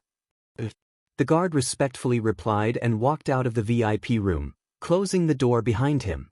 Young Master Feng, is it because my treasure pavilion is not good enough? Your face is so ugly. The woman in white walked to the tea table and sat opposite Feng Zijuan, laughing. Can you not laugh? Feng Zijuan raised his eyebrows, his anger rising. Good. The woman in white nodded and said, The people below have already told me. I don't have any objections, but I need an IOU. IOU? Feng Zijuan couldn't sit still anymore. He stood up and glared at the woman in white, saying, Don't you know what kind of person I, Feng Zijuan, am? You actually want me to write an IOU. Aren't you humiliating me? Young Master Feng, please calm down. This is the rule of the Treasure Pavilion. I am just doing my job. I hope young master can understand. The woman in white smiled apologetically. No room for negotiation? Feng Zijuan raised his eyebrows. Young Master Feng, don't make it difficult for me. You know the rules of my treasure pavilion. If it was someone else, I'm afraid they wouldn't be able to step out of the treasure pavilion today. And now, I just want young master to leave an IOU. This is already giving young master a lot of face. The woman in white smiled. Feng Zijun's face was gloomy. The woman in white said, "If young master is not willing to leave an AU, then I will have to personally go to the Ninth Heaven Palace and ask for it from Elder Feng." The Elder Feng that the woman spoke of was Feng Zijun's grandfather. "You?" Feng Zijun was furious. The woman in white smiled. "Young master, I have already given you face. Don't push your luck. You win." Feng Zijun glared at the woman in white and returned to his seat, saying, "Prepare the brush and ink." The woman in white smiled and personally walked to the desk, took the brush, ink, and paper, and placed them in front of Feng Zijun. Feng Zijun grabbed the brush and was about to write. Suddenly, an 8-foot-tall, burly man in black appeared out of thin air in the VIP room. On the chest of the burly man, there was also a flame tattoo. Seeing this person, Feng Zijun was overjoyed. He immediately put down the brush in his hand and stood up. "Uncle Yong." The burly man waved his hand, looked at the woman in white and smiled. "Shengguan Qiu, long time no see." "Yes, long time no see." Shengguan Qiu stood up and smiled. After exchanging some pleasantries, the burly man said, "Old master has already heard about the Nine Suns Thunder Fire, so he specially asked me to come and deal with it. I wonder how much the Nine Suns Thunder Fire was auctioned off?" Shengguan Qiu glanced at Feng Zijun and said with a smile, "Elder Feng, I didn't expect you to come here personally. It seems that you really love your grandson. The price of the Nine Suns Thunder Fire is 400 million divine gems." 400 million? The burly man was stunned. He turned to look at Feng Zijun and shook his head. "You are really messing around." Feng Zijun lowered his head, his face full of regret. The burly man sighed, took out a golden card from his chest, and handed it to Shengguan Qiu, smiling. "Take it." Shengguan Qiu nodded, took the card and said, "Come in." The door was pushed open, and the guard who had left before ran in again. Shengguan Qiu smiled. "Take this card to the account room and deduct 400 million divine gems." The guard took the card, turned around and left quickly. After the guard left the VIP room, the burly man withdrew his gaze, turned to Shengguan Qiu, and said, "Can I have a private chat with Feng Zijun?" Shengguan Qiu was surprised, and then he smiled. "Of course, you can have a chat. I will ask someone to send the card over later." Then he turned around and walked out. "Where is the Nine Suns Thunder Fire?" Feng Zijun shouted. "Look at my memory, I almost forgot." Shengguan Qiu patted his head, and then waved his hand. The Nine Suns Thunder Fire appeared out of nowhere, flew to Feng Zijun and then left.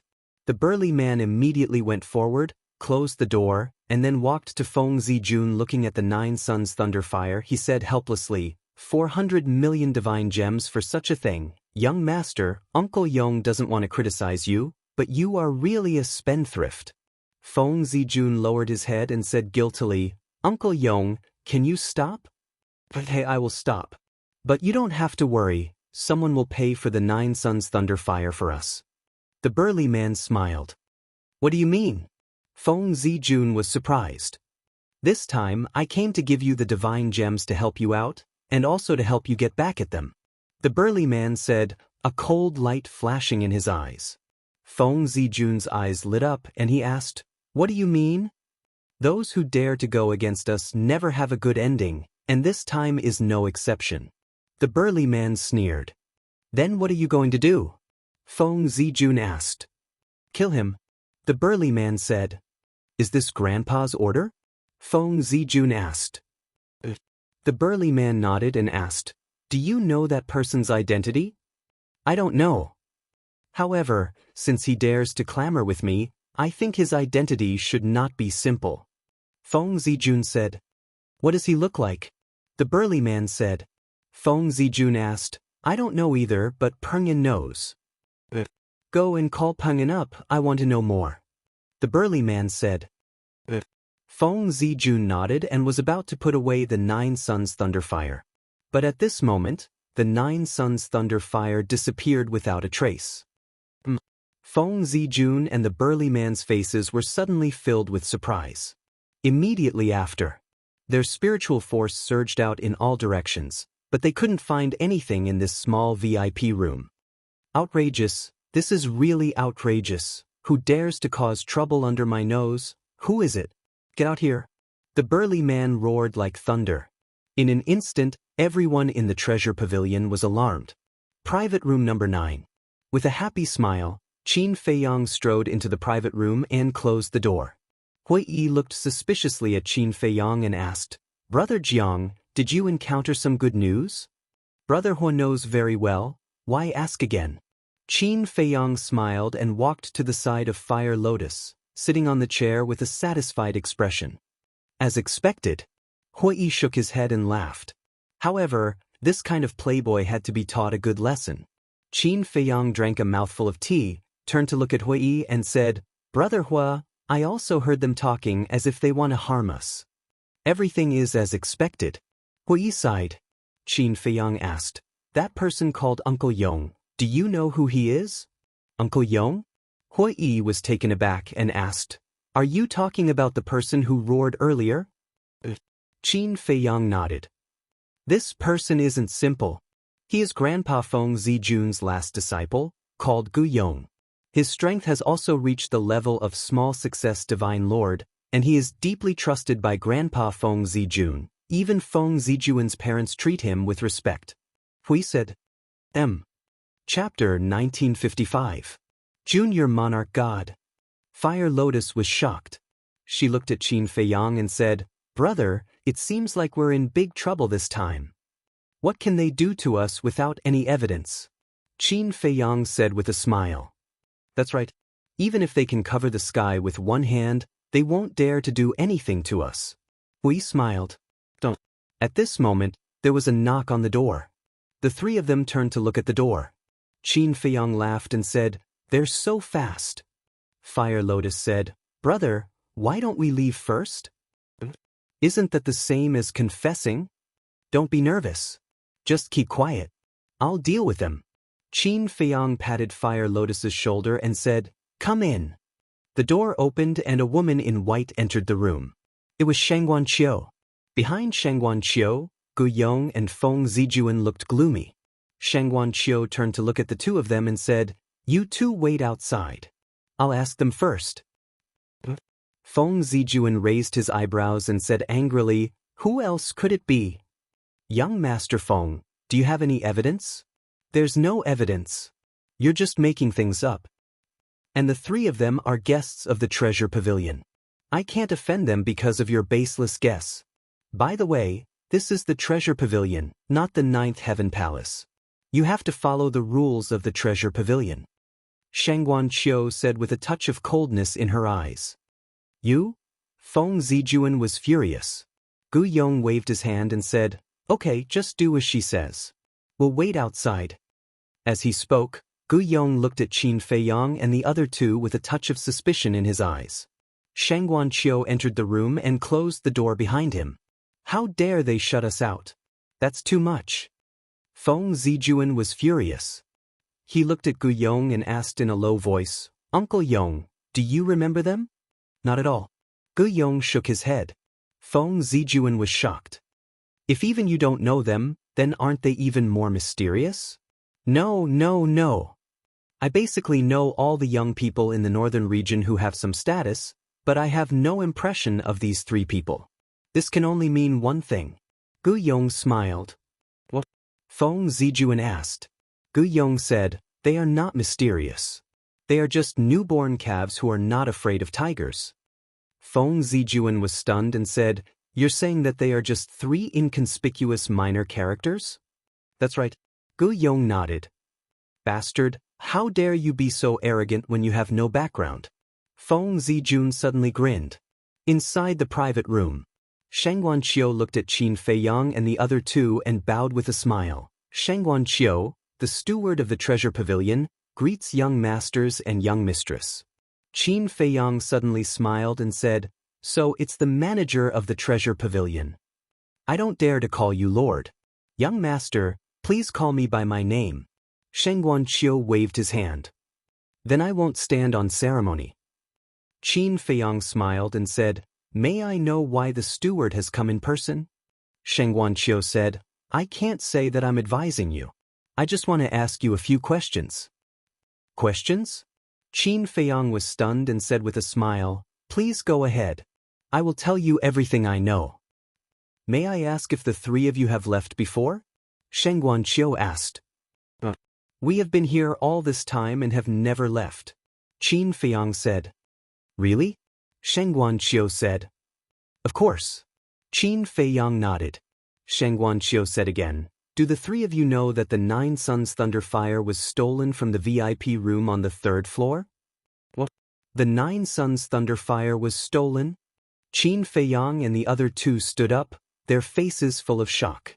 Sheng Guanqiu looked at Qin Feiyang and the other two. Whether it was Qin Feiyang or Hui Yi, the shocked expression on their faces was not fake at all.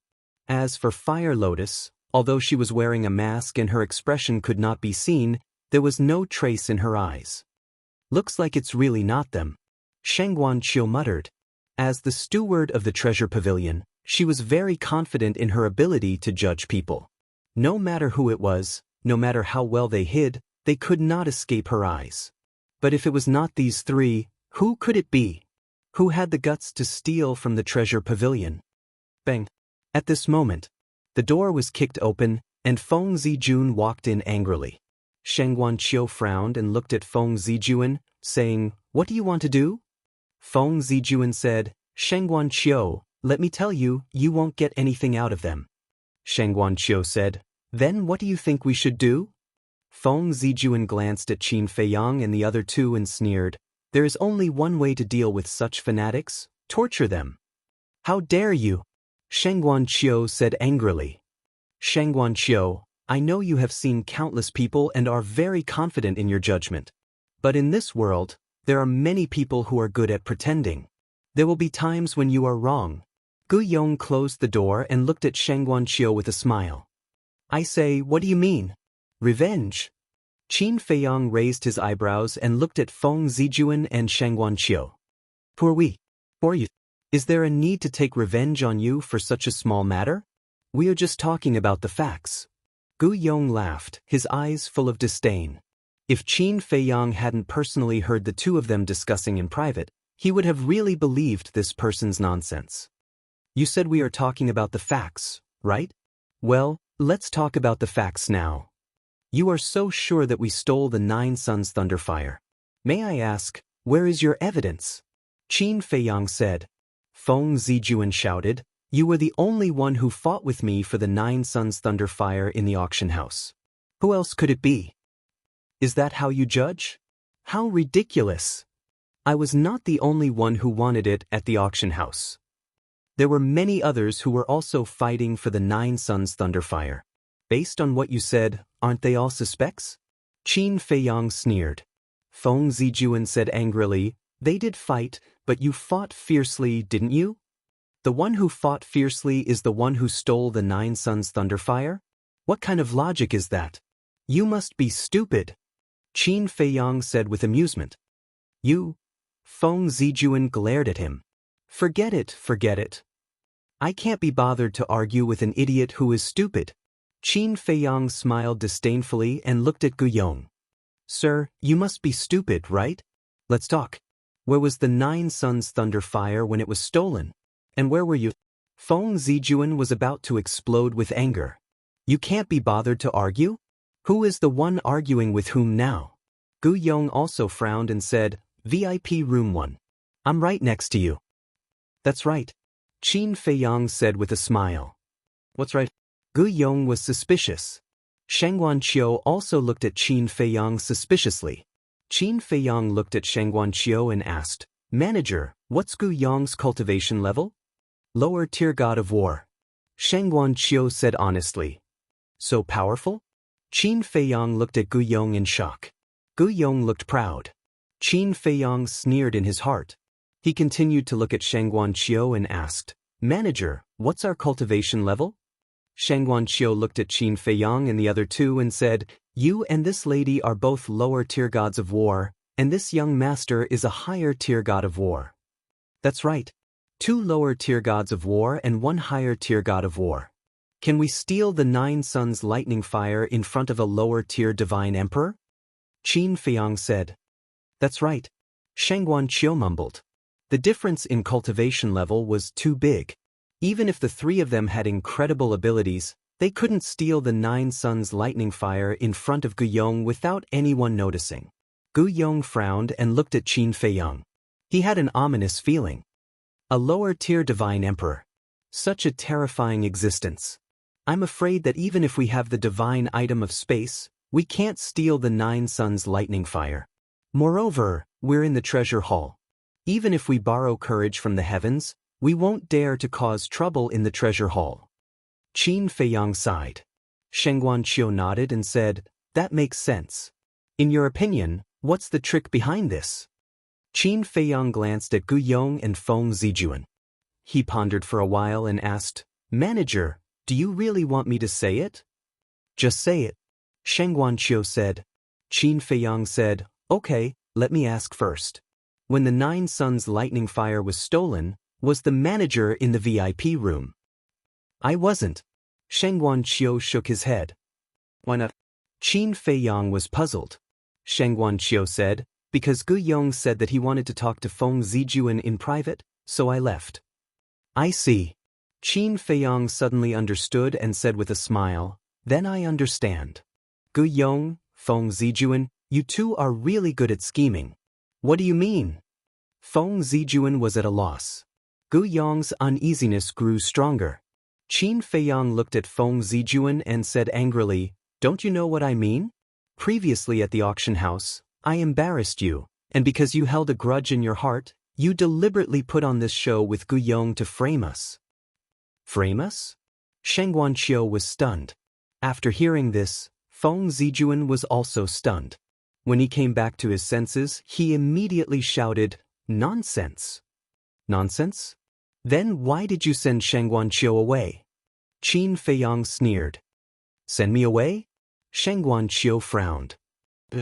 They were sending you away. Because if you were there, they wouldn't be able to fake the scene of the 9 suns lightning fire being stolen. In fact, they faked the theft of the 9 suns lightning fire to take revenge on me. They were also using someone else to do their dirty work. Qin Feiyang said. That makes sense. The 9 suns lightning fire was stolen from the treasure pavilion, so the treasure pavilion can't escape the blame. For the sake of the treasure pavilion's reputation, you will definitely investigate to the end. Then, they will take the opportunity to instigate you to get rid of us. After Hui finished, he looked at Gu Yong and Feng Zijuan and sneered, what a brilliant plan, I admire it. You're slandering me.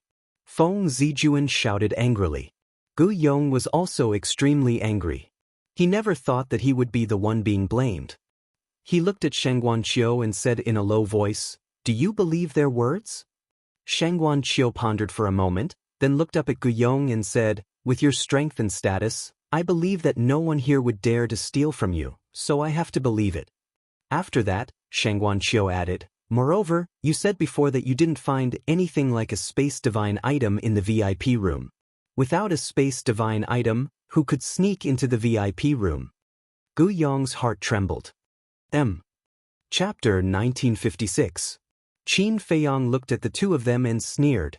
Feng Zijuan, Master Gu Yong, you have nothing to say now, right? You? Feng Zijuan was so angry that he gritted his teeth. He had come to settle accounts with the 3 of them, but he did not expect them to embarrass them with just a few words. Sheng Guanqiu said in a low voice, Feng Zijuan, Gu Yong, I don't care what you want to do, but I advise you not to drag the treasure pavilion into this. Feng Zijuan said anxiously, Sheng Guanqiu, they're just pretending to be a thief. Don't be fooled. Qin Feiyang said, you should know better than anyone who's pretending to be a thief. You? Feng Zijuan was so angry that he could not speak. That's enough. Gu Yong shouted coldly. He looked at Qin Feiyang and the other 2 and sneered. You're good. We admit defeat this time, but there's still time. Let's wait and see. Qin Feiyang said angrily, Manager, did you see that? They're desperate and threatening us. Sheng Guanqiu glanced at Gu Yong and Feng Zijuan and said, the The three of them are now guests of the treasure pavilion, so I hope you can have some awareness. Don't worry. We won't do anything to them in the treasure pavilion. But it's hard to say once they leave the treasure pavilion. Feng Zijuan, let's go. Gu Yong smiled coldly, turned around, and slammed the door. Feng Zijuan followed behind him and said to himself, Uncle Yong, are we just going to let it go? What else do you want? If we continue, it'll only make things worse. It's my fault. I underestimated the three of them. They're so shrewd. Gu Yong said telepathically. After the two of them left, Shang Guanqiu looked at Qin Feiyang and the other two and said apologetically, I'm so sorry to have frightened you. No. We have to thank you, manager. If you had stood up for us, I'm afraid we would have been killed by them today. Qin Feiyang quickly waved his hand and said gratefully. You're too kind. Shang Guanqiu shook his head and said with a smile, then you can continue. I'll go. Take care, steward. Qin Feiyang cupped his hands and said. After Shang Guanqiu left, Fire Lotus hurriedly closed the door. She patted her chest and whispered, You scared me to death. What's so scary about that? Qin Feiyang was speechless. Not everyone is like you. Fire Lotus pouted. Qin Feiyang chuckled and said, Actually, the truly powerful one is Brother Hua. Brother Jiang, your words are too much for me. Throughout the entire process, I only said one sentence. You were the one who spoke the rest. If you're amazing, then Brother Jiang is the one who's amazing. Hui laughed. All right, stop flattering each other. You're all the same. Fire Lotus rolled her eyes at the two. Qin Feiyang and Hui looked at each other and couldn't help but smile bitterly. Fire Lotus said, Brother, we have no use for those divine crystals. Should we return them to Big Brother Hui? Indeed, we don't need them. Qin Feiyang smiled and took out the interspatial ring. He handed it to Hui and said, Thank you. You're welcome. Hui shook his head and smiled. He took the interspatial ring and crushed the IOU. Ninth Heaven Palace. In a magnificent hall, a red-haired old man sat on a throne. His aura was unfathomable. At this moment he was looking at two people below him with anger. The two people standing below him were Gu Yong and Feng Zijuan. Both of them lowered their heads and trembled in fear. They didn't dare to look at the red-haired old man. Someone who could make them so afraid must be the hall master of Ninth Heaven Palace's resource hall. Good job. You used 400 million divine crystals to buy a cluster of 9 suns lightning fire. The funniest thing is that it was snatched away. Feng Zijuan, good job. I'm proud to have a descendant like you. And you, Gu Yong. An exalted small perfection divine lord is actually being toyed with by 3 brats who are still wet behind the ears. You really give this old man face. The red-haired old man broke the silence and laughed angrily at the two. Master, we know our mistake. Grandpa, we also know our mistake. The two shuddered and quickly knelt on the ground. What mistake did you make? It's all my fault. I didn't teach you well and caused you to be teased outside. You've embarrassed yourselves. That's right. It's all my fault. I'm ashamed. The red-haired old man smiled, but his smile was terrifying.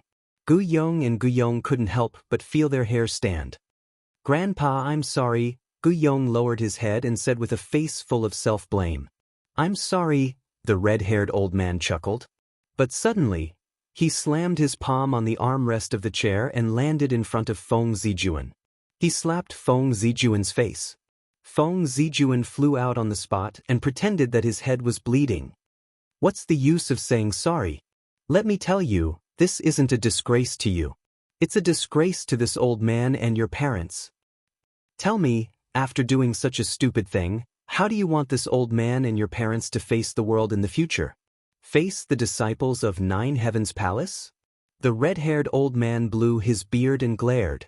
He was extremely angry. Grandpa, I was wrong. I won't do it again. Please forgive me this time.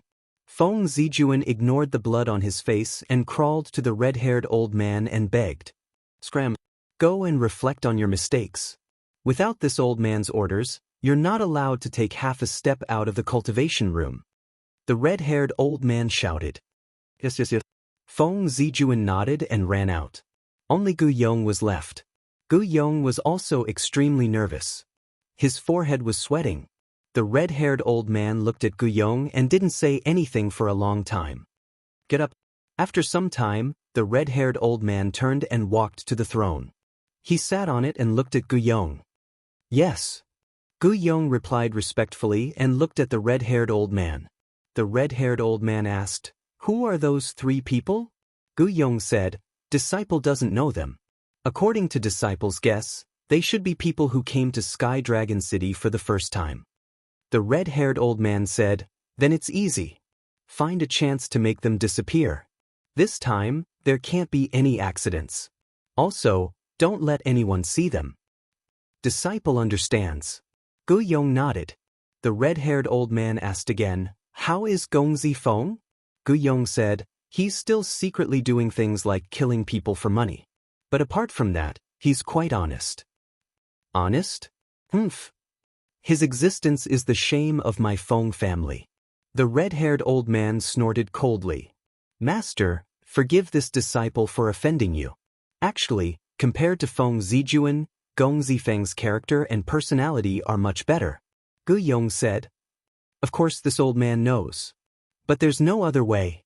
He can only blame himself for being an illegitimate child. My Feng family can't afford to lose face like this, the red-haired old man said. Sigh. Gu Yong couldn't help but sigh. The red-haired old man said, "In short, his identity as an illegitimate child can't be revealed. Especially his mother's identity, no one can know about it." Gu Yong nodded. "Go." The red-haired old man waved his hand. "This disciple will take his leave." Gu Yong bowed respectfully and turned around to leave. Also in Nine Heaven Palace, in a training room, a purple-clothed youth stood in the training room with a shocked expression. This person was Gongzi Feng. In the air in front of Gongzi Feng, there were two figures. They were the two perfect war god-level strong men. A moment later, Gongzi Feng finally regained his senses. Looking at the two men, he asked, "Are you sure?" "Of course. This matter has already spread throughout Sky Dragon City." The two men nodded. "Ha," Gongzi Feng raised his head and laughed. I really didn't expect, my big brother to make such a big mistake. This is great. Feng Zijuan made such a big mistake, your grandfather Feng Yuan won't let him off easily this time," the two men said. Sigh. Hearing this, Gongzi Feng let out a long sigh. "Gongzi, why are you sighing?" The two men didn't understand. Although Feng Zijuan made a mistake and embarrassed the Feng family, he is different from me. If it were me this time, I would definitely be dead. But Feng Zijuan, that old bastard, at most, he would be scolded a few times and face the wall for a few days. Gongzi Feng shook his head.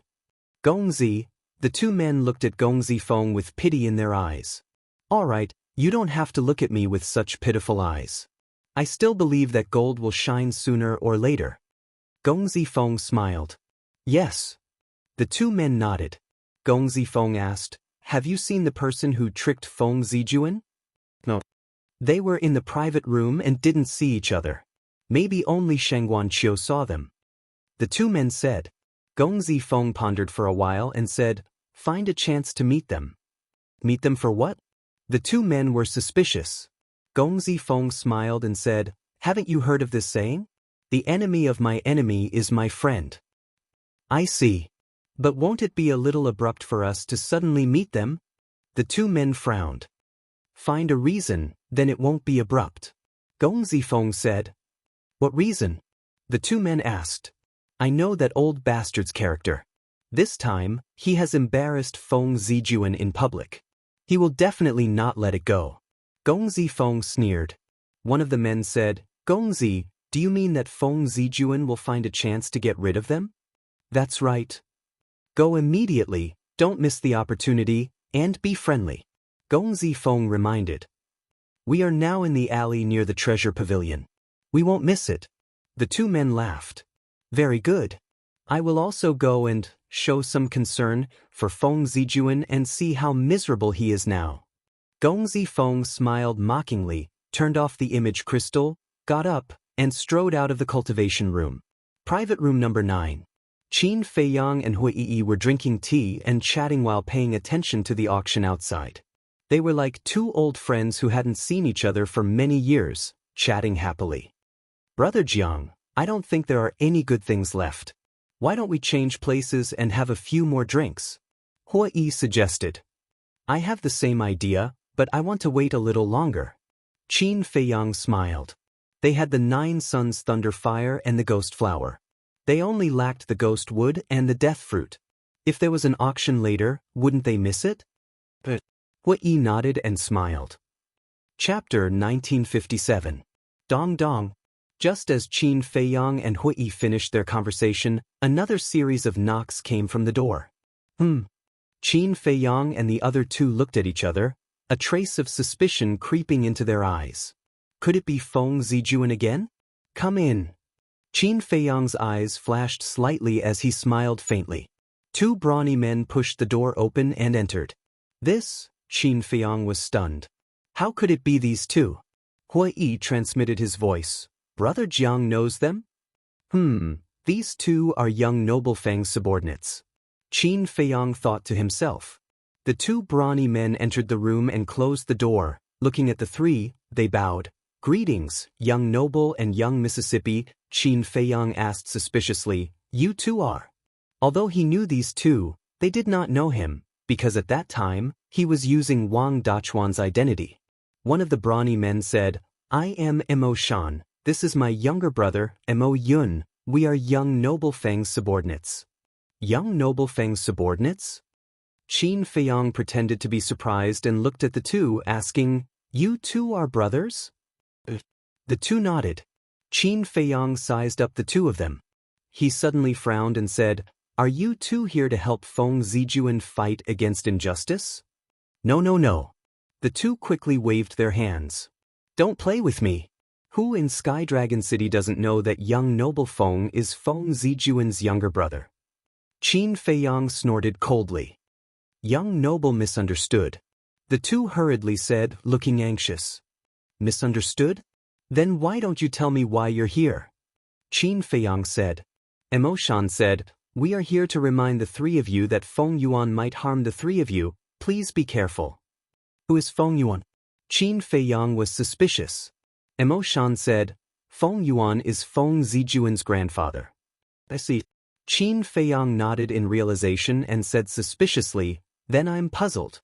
Feng Yuan is Feng Zijuan's grandfather, so naturally, he is also Gong Zifeng's grandfather. As Gong Zifeng's subordinates, why did you come here to inform him? What are you playing at? It's not convenient for us to talk about the details. In short, we are not your enemies. Goodbye. As soon as Mo Shan finished speaking, he turned around and left in quick steps. After watching the 2 of them leave, Hui Yi turned to Qin Feiyang and frowned. Strange, what is this young Noble Feng trying to do?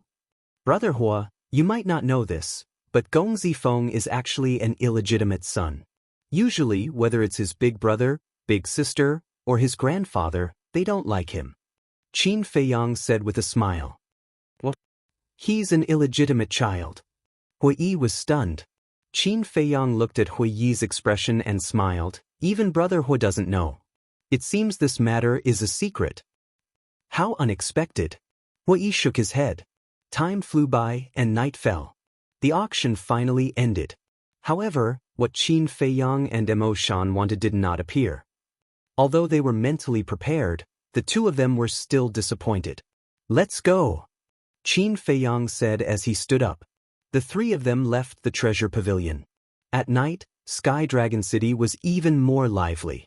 This was especially true in those brothels, where the sounds of orioles and swallows could be heard, and people could drink and sing. At the same time as the 3 of them left the treasure pavilion, there was a black shadow that had been hiding in the shadows the entire time, following them. Hui Yi smiled. Brother Jiang, do you know which restaurant is the most famous in Sky Dragon City? I don't know. Qin Feiyang shook his head. Jade Zither Restaurant. Hui Yi said. Is it very interesting? Qin Feiyang was curious. Of course. There is a fundamental difference between the Jade Zither restaurant and other restaurants.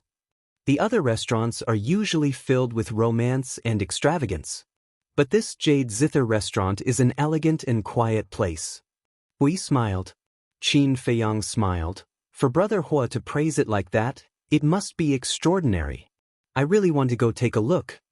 Hui said, okay, I'll lead the way. You treat. Qin Feiyang shook his head and laughed. Brother, something's wrong. Suddenly, Hua Lian glanced at a dark alley and said in a low voice.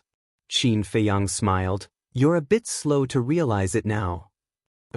Fire Lotus was stunned. She looked at Qin Feiyang and Hui and found that the two of them were smiling. She asked in astonishment, you guys have already. The moment we left the treasure pavilion, I already noticed that someone was following us. It's just that I didn't say anything. Qin Feiyang smiled faintly. This person must be Feng Yuan's lackey. It seems that Mo Shan and Hui are right. This Feng Yuan won't let this go. Hui shook his head and sighed. Although Feng Yuan's people wouldn't dare to make a move against them in public, as long as they left Sky Dragon City, they would definitely fall into danger. It would be a lie to say that he didn't have a headache after getting into such a big trouble. Hui sent a sound transmission. Brother Jiang, I want to ask, how do you plan to deal with this matter? Different situations call for different actions. Qin Feiyang laughed, without the slightest bit of worry on his face. Different situations call for different actions. Compared to Brother Jiang's temperament, I'm really lacking. Hui laughed. The Jade Zither restaurant was also located in the center of Sky Dragon City. It was only about a dozen miles away from the treasure pavilion. It was an antique building. Under Hui's lead, the three of them quickly arrived at the entrance of the Jade Zither restaurant. Before they entered, they could already hear the melodious sound of the zither. The three of you, please come in. A woman in classical attire welcomed them with a smile on her face, giving off a comfortable and intimate feeling. The three of them stepped into the Jade Zither restaurant. The layout and decoration of this place was also unique. There were no independent rooms from the first floor to the fifth floor. Instead, there were rows of private seats. On both sides of the corridor, there were pots of white flowers at intervals, emitting a fragrance that assailed the nostrils. Other than that, there were no gorgeous decorations, nor was there the slightest bit of extravagance. Everything seemed simple. The 6th to 10th floors were places to rest and sleep. Hui said in a low voice, Brother Jiang, there is a rule in the Jade Zither restaurant. I have to tell you in advance that you are not allowed to drink, cause trouble, or fight. Qin Feiyang nodded and looked around. There were more than 1,000 private seats on the first floor to the 5th floor. But at this moment, it was almost full. But even so, compared to the clamor of other restaurants, this place was very quiet. Other than the sound of the zither reverberating in the ears, it was difficult to hear any other noise. Everyone deliberately lowered their voices when they spoke. And the people here were basically young men and women. Qin Feiyang even saw many disciples of the Nine Heavens Palace. Qin Feiyang suspiciously said, Brother Hua, why do I feel like this is a place to talk about love? Brother Jiang has good eyesight. Hui laughed in a low voice. His laughter was very wretched. Qin Feiyang rolled his eyes. But such a quiet place was indeed suitable for young people to talk about love. But why did he say young people? Right now, wasn't he also a young man in his prime? Under the guidance of the woman in classical attire, the three of them went up to the 4th floor and walked to a private seat leaning against the railing. From here, they could clearly see the situation on the 1st floor below. Qin Feiyang and Hui sat opposite each other. Fire Lotus sat next to Qin Feiyang. A waiter brought wine and food. Qin Feiyang and Hui were drinking wine when they heard the sound of the zither. The beautiful sound of the zither was like flowing water, neither fast nor slow. It made one's heart involuntarily calm down. Who is this person playing the zither? Fire Lotus suspiciously poked her head out and looked at the 10th floor above. The sound of the zither came from a room on the 10th floor. But the door was closed, so they couldn't see the person playing the zither. This person playing the zither is the owner of the Jade Zither Pavilion.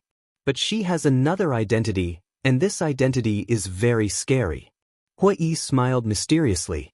Fire Lotus helplessly said, Brother Hui, can you not keep us in suspense? Have to maintain a little mystery, otherwise there won't be any surprises. Hui smiled.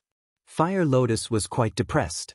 Qin Feiyang said, speaking of playing the zither, I know someone. Her zither music is not worse than the owner of the Jade Zither Pavilion. Hui was surprised and asked curiously, who? An elder of mine. In terms of seniority, she can be considered a great-grandmother. Qin Feiyang said. The person he was talking about was naturally Qin Rushuang.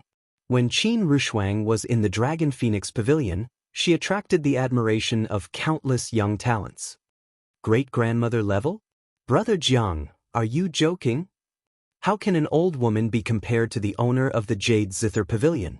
Hui said unhappily. Old woman? Qin Feiyang's face twitched. At the same time, in the ancient castle, Qin Rushuang opened her eyes, her beautiful face full of anger. He actually called her an old woman? How preposterous! Fire Lotus also covered her mouth at the side. What? Did I say something wrong? Hui looked at the two suspiciously. No. Qin Feiyang waved his hand and smiled.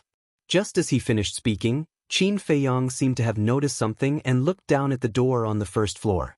Fire Lotus and Hui also looked down and saw a 25 or 26-year-old black-clothed youth walking into the first floor of the hall.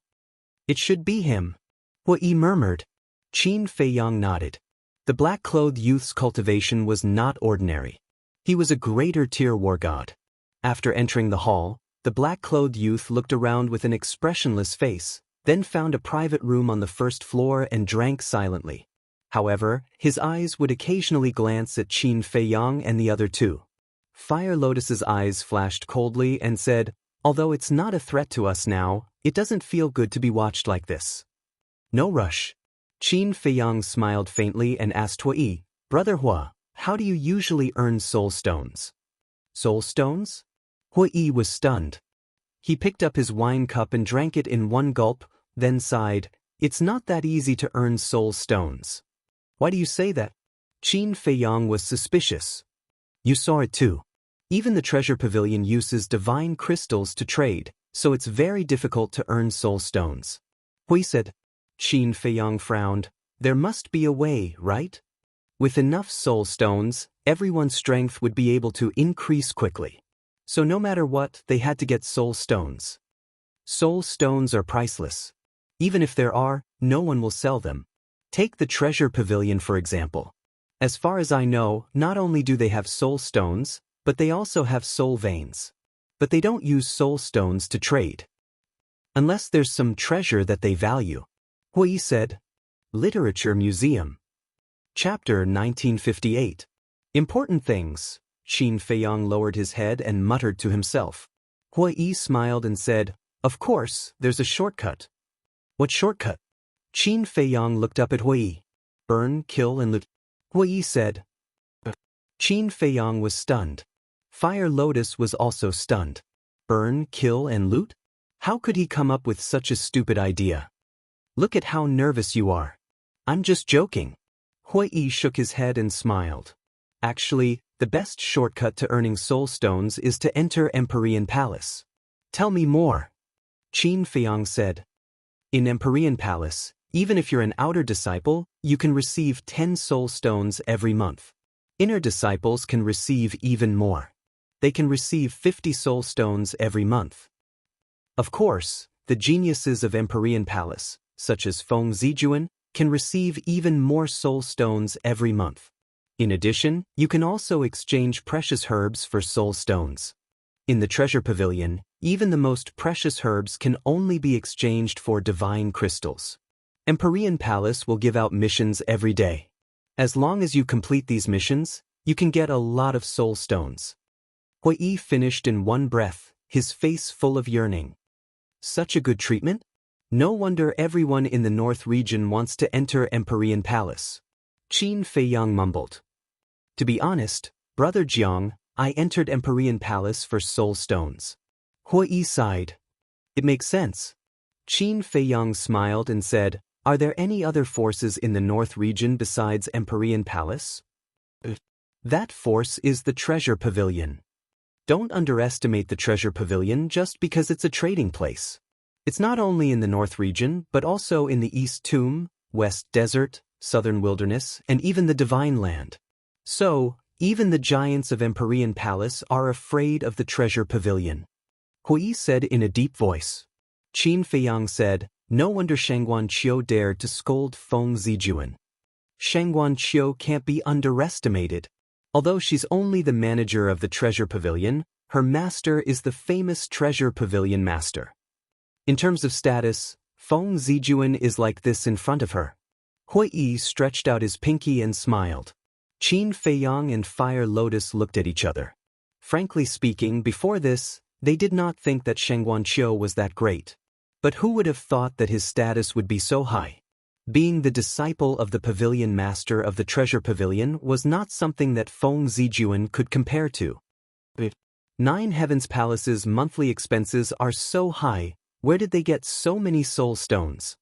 Qin Feiyang suspiciously looked at Hui. Of course it's the soul line. Rumor has it that half of the soul lines in the northern region are in 9 Heaven Palace. How many soul stones do you think they have? Hui said. This is too shocking. Qin Feiyang was shocked and asked, then who has these soul veins? All the resources of 9 Heavens Palace are controlled by the resource hall master. Hui said. The meaning was obvious.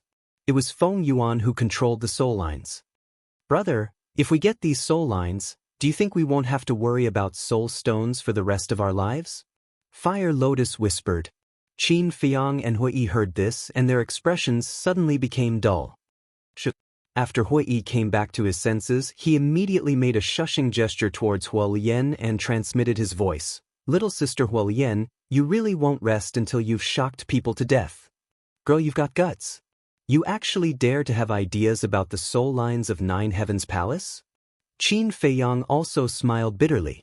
Fire Lotus smiled embarrassedly. Qin Feiyang said again, however, we can develop in this direction. What?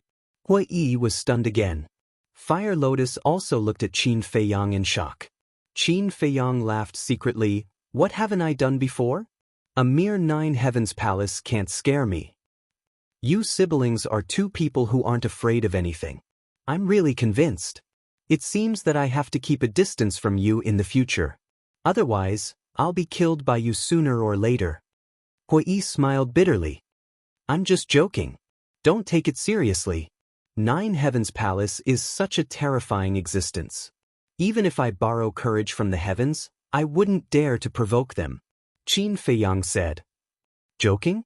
Hui was slightly stunned and shook his head. I really don't think you're joking. Qin Feiyang laughed involuntarily.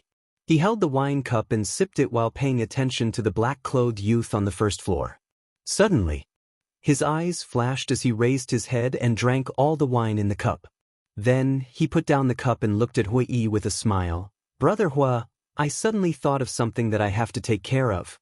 Hui was stunned, then nodded. Do you need help? It's a small matter, there's no need. Qin Feiyang shook his head. Hui said, that's a pity, I originally wanted to drink with Brother Jiang. There's still a long way to go. Qin Feiyang laughed. That's true. Then let's establish a contract bridge so that we can contact each other in the future. Hui took out the image crystal. All right. Qin Feiyang also took out the image crystal. So, the contract bridge was completed. Qin Feiyang kept the image crystal, stood up and looked at Fire Lotus with a smile. Let's go. Brother Hui, goodbye. Fire Lotus stood up, gently and politely smiled at Hui, and then quickly left with Qin Feiyang. After Qin Feiyang and Hui walked out of the Jade Zither building, the black-clothed youth also put down dozens of spirit crystals and hurriedly left. Interesting. Hui looked at the door on the first floor, and a meaningful smile appeared on his face. On the street, Qin Feiyang walked without looking back. Fire Lotus suspiciously asked, Qin Dage, where are we going? Outside the city. Qin Feiyang agreed in his heart. Then he became silent. His eyes were sparkling. Fire Lotus looked at Qin Feiyang's side profile with a trace of helplessness in her eyes. Although they had been together for a long time, she could not see through the man in front of her. It was as if there was a veil covering his body. The black-clothed youth had been hiding in the dark, paying attention to Qin Feiyang and Hui Yi. So, the West City Gate entered Qin Feiyang's line of sight. Qin Feiyang did not stop and went straight out of the city. And the guards did not check the people who went out of the city. After leaving the city, Qin Feiyang glanced at the mountains in front of him, and then took Fire Lotus and sped up, passing through the plains without looking back, and disappeared into the mountains and forests. The black-clothed youth also followed all the way into the forest. However, he found that the person was actually gone. He jumped up and stood on the branch of a big tree, scanning the dense forest in front of him, and gradually frowned. Where was the person? Why was he gone? After following for so long, you must be tired. But suddenly, a cold voice sounded behind the black-clothed youth. The black-clothed youth was startled, and his whole body was dripping with cold sweat. But before he could react, a wisp of blood like lightning pierced through his lower abdomen, and blood gushed out. A person appeared in front of him. It was Qin Feiyang. Qin Feiyang raised his arm, and without any explanation, grabbed the black-clothed youth's neck, and coldly snorted. Isn't it just humiliating, Zijuan? Is there a need to be so haunting? Before entering the forest, he immediately took Fire Lotus and entered the Black Tortoise world. And this time, he went out of the city to deal with this person. Because he did not want to be too passive. The black-clothed youth was flustered. But suddenly, the black-clothed youth stared at the void behind Qin Feiyang and shouted, "Be careful! You want to trick me with your insignificant skills?" Qin Feiyang sneered. But just as he finished speaking, a fatal crisis appeared in his heart. There's still someone else? His eyes darkened and he turned his head to look. Behind him, there were actually two black-clothed men. The two black-clothed men each held a dagger that shone with a cold light and were stabbing towards his back. And there was no aura at all, like two ghosts. The two black-clothed men laughed, and their eyes were filled with ferocity. At such a close distance, it was expected that this person would not be able to react. However, they underestimated Qin Feiyang. Qin Feiyang coldly snorted, let go of the black-clothed youth, and smashed the two daggers with his backhand. Clang! Accompanied by two deafening noises, under the incredulous gaze of the two black-clothed men, the two daggers, in just an instant, were shattered one after another. The black-clothed youth landed on the ground, and when he saw the scene, his face was also filled with disbelief. Those two daggers, at first glance, were divine artifacts. He actually shattered divine artifacts with his bare hands? How terrifying was this person's physical body? How dare you sneak attack me? You're courting death. Qin Feiyang turned to look at the two black-clothed men, his eyes filled with a murderous aura that could not be dispersed. The one courting death is you. After the two black-clothed men calmed down, their eyes also flashed with a fierce light. Boom! Following closely, two terrifying divine auras appeared. Qin Feiyang sized up the two of them and said in surprise, "Perfect war gods? It's good that you know. If you don't want to die too miserably, then obediently let us capture you."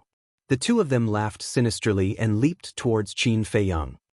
"Hurry up and leave," the black-clothed youth reminded. "Perfect war gods are just ants." Qin Feiyang's face was filled with disdain. He raised his hand and waved, and two blood-red rays of light, with an extremely terrifying speed, directly entered between the eyebrows of the two black-clothed men. Two shrill screams instantly resounded through the sky. The heads of the two black-clothed men were instantly shattered like watermelons, and their souls were also annihilated. The black-clothed youth was stunned. A beginner-level war god, with a wave of his hand, instantly killed two perfect war gods? Was this a dream? And at the same time that Qin Feiyang killed the two black-clothed men, two terrifying auras swept over from the West City Gate. Obviously, the previous exchange alarmed the guards at the city gate. Qin Feiyang glanced at the West City Gate and snatched the Qingquan bags of the two black-clothed men. Then, with a murderous look, he rushed in front of the black-clothed youth, stretched out his arm, and slapped towards the black-clothed youth's head. "Don't kill me. I'm not an enemy." The black-clothed youth hurriedly shouted, his face was pale.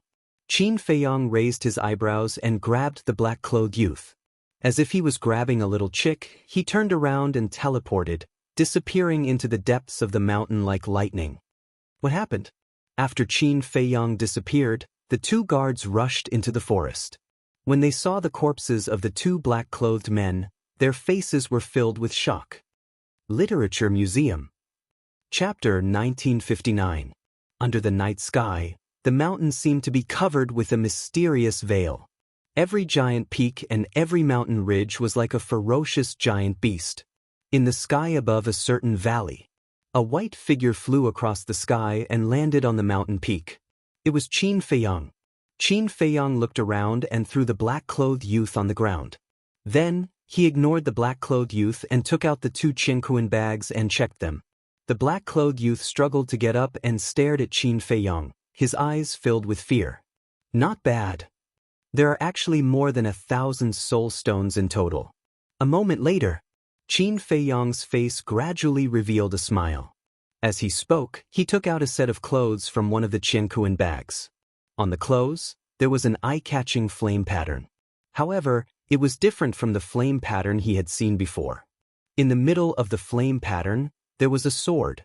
The black-clothed youth looked at the pattern and said in a deep voice, "It's indeed someone from the Nine Heaven Palace's Law Enforcement Hall." Law Enforcement Hall? Qin Feiyong was slightly taken aback. He looked at the black-clothed youth and asked in surprise, "You know about it?" The black-clothed youth nodded and explained, "The pattern of the Law Enforcement Hall is different from the other patterns of the Nine Heaven Palace. Their pattern has an additional sword." "So that's how it is." Qin Feiyong nodded and sent the two Qinkuan bags to the castle.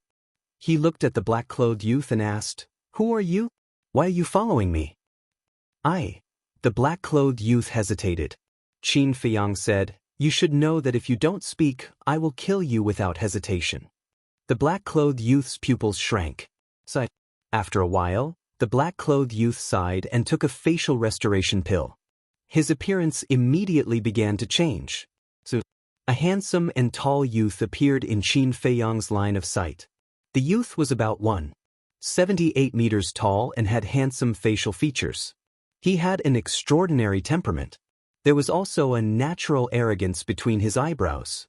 Looking at the young man standing in front of him, Qin Feiyong was extremely astonished. The youth cupped his hands and said, "This one is Gong Zifeng. Greetings, brother." That was right. This person was Gong Zifeng. How could it be you? Why are you following me? Qin Feiyong was puzzled. Gong Zifeng said, "I received news that someone in the treasure pavilion made Feng Zijuan suffer a great loss, so I wanted to see with my own eyes who it was." "I see. Now that you've seen it, what do you think?" Qin Feiyong joked. Gong Zifeng smiled bitterly and said, "Your Excellency's strength is so terrifying. Would I dare to have any thoughts about it?"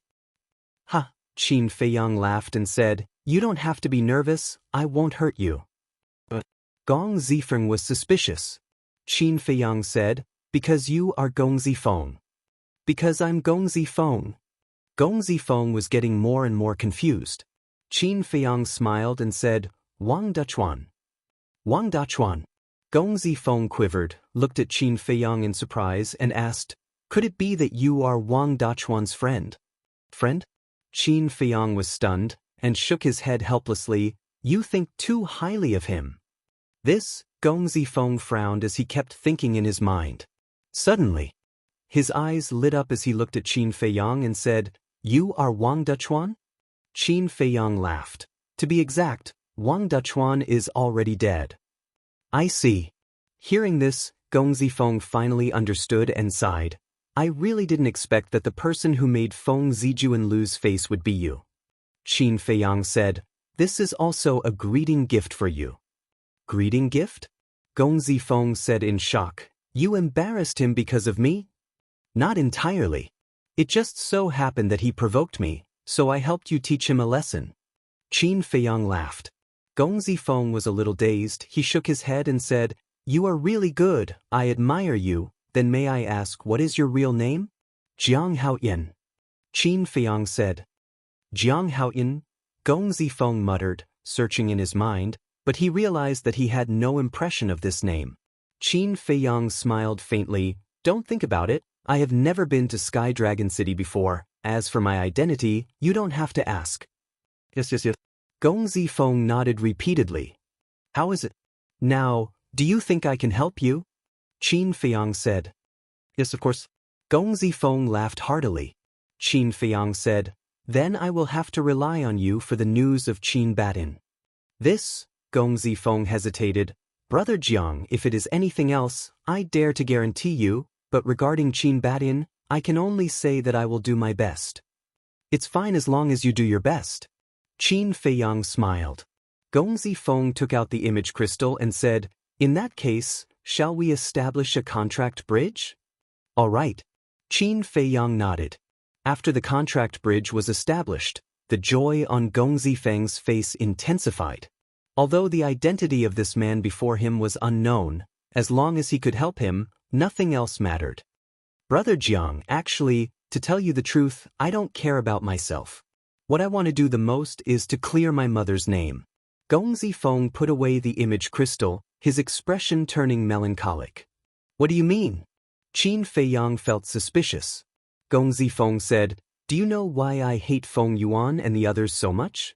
Because you are an illegitimate child. Qin Feiyang said. What? Gong Zifeng was dumbfounded, asking in surprise, how did you know? As long as one is willing, it is not difficult to find out. However, that is all I know.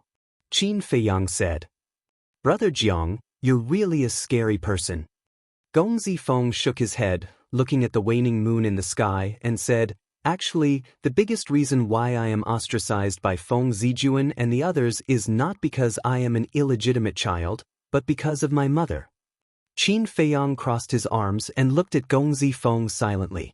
Gong Zifeng pondered for a moment, then turned and walked to the edge of the cliff, looking down at the mountains below, and said, my mother used to be a woman in a brothel. Qin Feiyang frowned. Gong Zifeng laughed self-deprecatingly and said, Brother Jiang, after hearing this, do you also think that I am lowly? Wrong. Qin Feiyang shook his head. Wrong? Gong Zifeng turned and looked at Qin Feiyang in surprise. Qin Feiyang said, in this world, everyone is equal. There is no difference between lowly and noble. Thank you. Gong Zifeng smiled gratefully, and then a trace of anger appeared in his eyes. He said, but Feng Zijuan and the others don't think so. In their eyes, my mother is a lowly woman in a brothel, and a disgrace to the Feng family. What about you? Qin Feiyang asked. Of course I love my mother very much. Because she is the one who gave me life. Gong Zifeng laughed softly. If you think so, it means that I am not helping the wrong person. Because I hate people who don't even recognize their own parents. Such people are worse than animals. Qin Feiyang said. Filial piety and gratitude are the most basic principles of being a child. Unfortunately, I don't even have the chance to be filial now. Gong Zifeng said sadly. Qin Feiyang raised his eyebrows and asked, your mother is no longer alive? Gong Zifeng nodded, and 2 drops of tears flowed from the corners of his eyes. He said, many years ago, my mother was killed by my father. What? Your father killed her with his own hands? Qin Feiyang was shocked. That's right. Gong Zifeng closed his eyes in pain and muttered, this memory is the pain of my life. I want to forget it, but I just can't. Every late night, my mother's despair and miserable cries would resound in my mind. Why did your father do that? Qin Feiyang asked with a frown. That was a very long time ago. When my father was young, he was a womanizer and womanizer. Once, he went to drink with some of his friends, and he accidentally saw my mother. When my mother was young, she was very beautiful. My father also took a fancy to her. Since then, he went to look for my mother every day. Of course, my mother knew very well that, given my father's status, it was impossible for him to truly like her. He was merely greedy for a moment of pleasure. Even so, love grew with time, and my mother gradually fell in love with that man. Furthermore, not long after that, she gave birth to his child. That child was me. However, my mother didn't tell him. That's because my father was already married at that time. Firstly, it was because my mother felt inferior. She felt that she was not worthy of my father. Secondly, she didn't want to make things difficult for my father. Thus, my mother left without saying a word. She went to a distant place and concealed her identity. Gong Zifeng said. She went to a distant place? Qin Feiyang was startled. Then he asked suspiciously, your mother clearly did not want you and your father to recognize each other. If that's the case, why would such a situation occur? Do you know how difficult it is for a woman, a weak woman, to raise a child by herself? However, my mother never complained. She quietly raised me and taught me meticulously. During that time, although I didn't know who my father was, I lived a very happy life. However, one day, a great calamity befell me. When Gong Zifeng said that, an overflowing evil aura soared from his body. This evil aura caused Qin Feiyang to tremble. He had never seen such a terrifying evil aura before. At that time, there was a very powerful person in the small town that we lived in. He had always wanted my mother to become his concubine. Furthermore, he said that he would treat me as his own son. However, my mother knew that it was a lie. Thus, she never agreed to it. Later on, that person flew into a rage out of humiliation. He captured me and forced my mother to submit. In desperation, my mother had no choice but to seek my father's help. When my father found out that he had a son like me, he was also very surprised. However, he still acted. He killed that person and saved me. However, right when I thought that I had a father and would finally be able to enjoy his love, my father suddenly made a move on me and my mother. Furthermore, the reason for that was that our existence was a stain on their Feng family's reputation. Gong Zifeng shouted. The evil aura he emitted grew even more terrifying. Hatred filled his eyes. Chapter 1960. Hearing this, Qin Feiyang couldn't help but clench his fists tightly. There was a saying that even a vicious tiger wouldn't eat its cubs. However, this Gong Zifeng's father not only wanted to kill his own woman, but also his own child. How ruthless must he be to be able to do something like this? Although he had yet to meet this Nine Heavens Palace's law enforcement elder, his impression of him had already been greatly reduced. Qin Feiyang asked, "Then how did you escape?" "It was my mother. My mother knelt before him and begged him in every possible way before he agreed to let me go. However, the condition was that my identity as an illegitimate child could never be revealed, nor could anyone know who my birth mother was. I was a pitiful worm with no one to rely on. Naturally, I could only agree to these conditions. After that, he brought me to Nine Heavens Palace. However, the reason he brought me to Nine Heavens Palace was not to take care of me, but to make it convenient for him to keep an eye on me. Because they were worried that I would take revenge on them. Gong Zifeng said, "Suddenly having a son like you would definitely attract criticism from outsiders. Then what did your father say to others?" Qin Feiyang asked. Back then, when he brought me back to Nine Heavens Palace, there were indeed many people who asked him about my identity. He had long since made arrangements to tell others that I was the son of him and Yin Hui. However, I was raised outside since I was young and didn't make it public. This Yin Hui was his legal wife, Feng Zijuan's birth mother. Gong Zifeng said, "Did no one suspect anything?" Qin Feiyang was suspicious. Because my mother gave me the name Gong Zifeng, which also has the word Feng in it. Thus, no one thought too much about it. As for me, I naturally became their youngest son. Many people envied me. I had such a powerful grandfather, such powerful parents, big brother and big sister. However, they didn't know how hard it was for me all these years.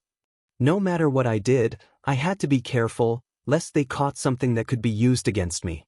Because once they caught something that could be used against me, it would be the time of my death. It could be said that no one could understand how I spent all these years. No one could understand how I felt. Gong Zifeng said in pain. I can feel it. I can understand it. Qin Feiyang shook his head. Gong Zifeng was startled and he looked at Qin Feiyang suspiciously. My experience and your father's. Back then, my father also wanted to kill me. It was also my mother who kneeled before him and begged him bitterly. Only then was I able to keep my life. However, there is a difference. My father killed me, to protect the billions of people below. As for your father, he truly wanted to kill you. Qin Feiyang said. Gong Zifeng was stunned. He sighed and said, I never thought that there would be someone in this world who had the same experience as me. Qin Feiyang shook his head and sighed. I didn't expect that there would be someone more pitiful than me in this world. Fate is in your own hands. To break free from the shackles, to stand out, to gain respect, and to clear your mother's name, you have to work harder than others. Qin Feiyang smiled faintly. Twos too. Gong Zifeng murmured. Gradually, there was a hint of understanding in his eyes. He turned to Qin Feiyang and bowed, saying, Thank you for your reminder, Brother Jiang. Qin Feiyang waved his hand and smiled, saying, I didn't do anything. You don't have to thank me. Brother Jiang's words are like a ray of light to me. It's very meaningful. However, I'm still a little confused. What should I do? Gong Zifeng said. Qin Feiyang smiled. You don't have to do anything. You just have to work hard, be careful, and don't make any mistakes. I can do that, but is it meaningful? Gong Zifeng was doubtful. Of course. In the future, I will make Feng Zijuan keep making mistakes. At that time, your father and grandfather will look at Feng Zijuan, who is getting worse day by day. When they look back at you, they will slowly realize that you are stronger than Feng Zijuan.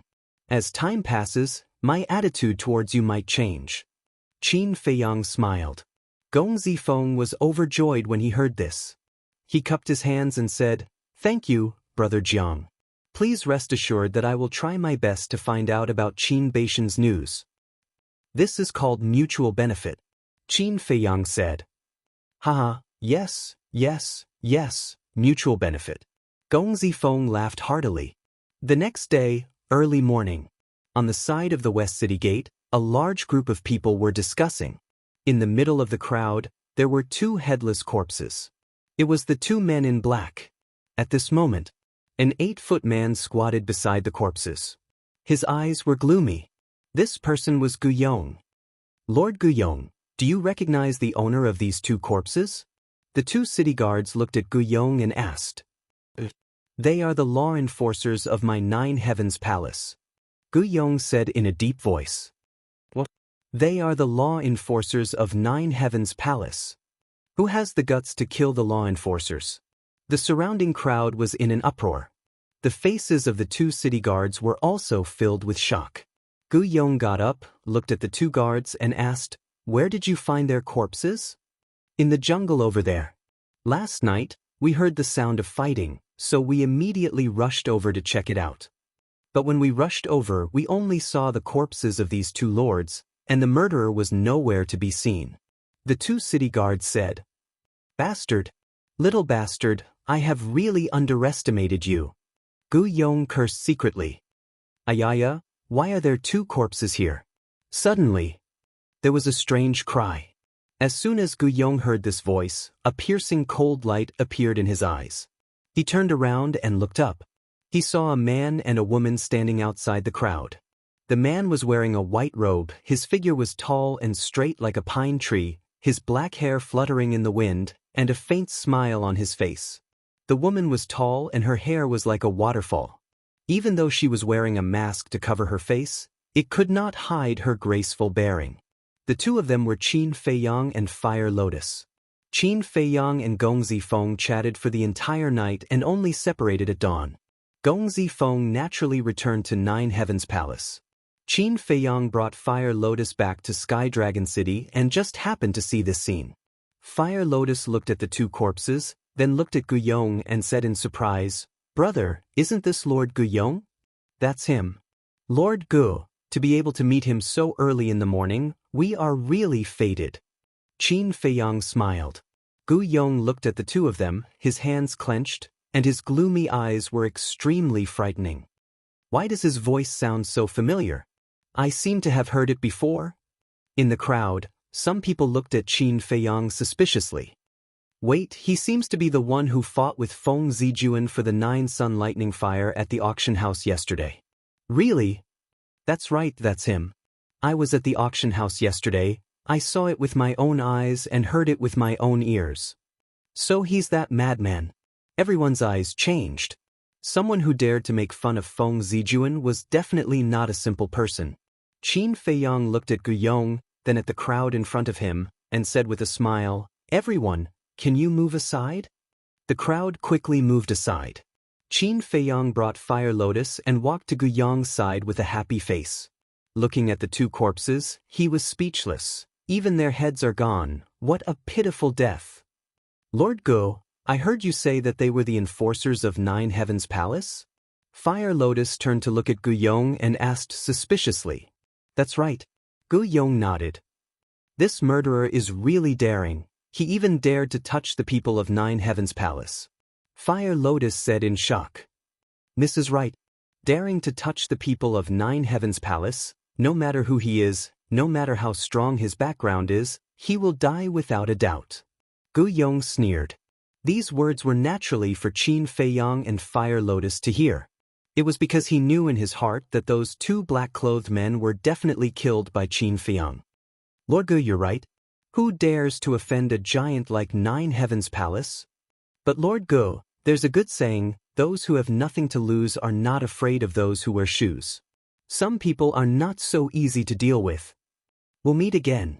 Qin Feiyang chuckled, then brought Fire Lotus and entered the city, disappearing into the crowd. The two city guards stared blankly at the backs of Qin Feiyang and Fire Lotus, even forgetting to check on them.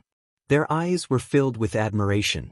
Daring to be so arrogant in front of Gu Yong, these two young men were really daring. In the next few days, Qin Feiyang and Fire Lotus stayed in the auction house during the day and cultivated in the castle at night. But regretfully, the god of death fruit and Yin spirit did not appear. Gu Yong also seemed to have given up, no longer sending people to follow and monitor Qin Feiyang. On the 5th day, Qin Feiyang was still the same as before, quietly sitting in the auction house's 9th private room. And now, the 9th private room was like his personal VIP room. Because every time he came, he would be in this private room. Dong. At noon, there was a knock on the door. Come in. Fire Lotus said. The door was gently pushed open, and two familiar figures, one male and one female, entered the private room. It's you two. Fire Lotus was stunned. The two people were none other than Gao Xiaolong and Gao Xiaowei. Big brother Jiang. Gao Xiaowei ran up to Qin Feiyang, greeting him warmly. Qin Feiyang looked at the siblings, frowning. What are you two doing here? Can't we come? The siblings looked at each other, then looked suspiciously at Qin Feiyang. Qin Feiyang said, The matter between me and Feng Zijuan, you two should have heard about it. I already heard about it when I entered the city. Gao Xiaolong nodded. Big brother Jiang, you're really amazing, you even dared to tease Feng Zijuan. Gao Xiaowei giggled, her eyes sparkling like little stars. Qin Feiyang raised his eyebrows. Be serious, since you already know, why did you still come looking for me? That's right. If Feng Zijuan's lackeys see you too, you'll be implicated. Fire Lotus added. Chapter 1961. So that's what you're worried about. Gao Xiaolong was enlightened and smiled. Thank you for your concern, but it's okay because when we came in, no one saw us. That's good. Qin Feiyang sighed in relief and asked, How's the Guo family? Gao Xiaolong smiled. Thanks to Big Brother Jiang, everything has been settled.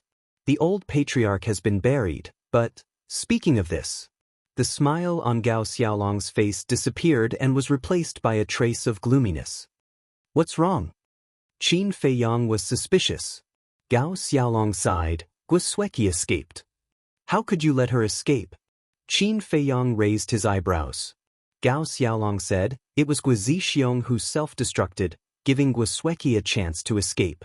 I've been tracking her for a long time, but I couldn't find her. Guo Sueki. Qin Feiyang was silent. Gao Xiaolong smiled, but one Guo Sueki can't make any waves. Wrong.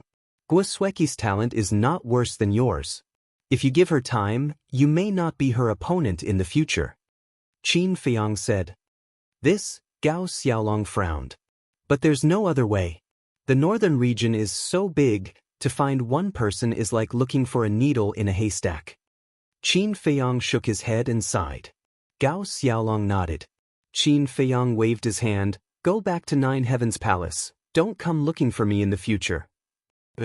But there's something I want to ask Big Brother Jiang for help. Gao Xiaolong said. Qin Feiyang asked, is it about your sister entering Nine Heavens Palace? Now, Xiao Wei is my only family in the world. I can't let her wander outside alone. So I want to ask Big Brother Jiang to help Xiao Wei pass the test. Gao Xiaolong said. Qin Feiyang pondered for a while and shook his head. I can't help with this. Gao Xiaolong asked.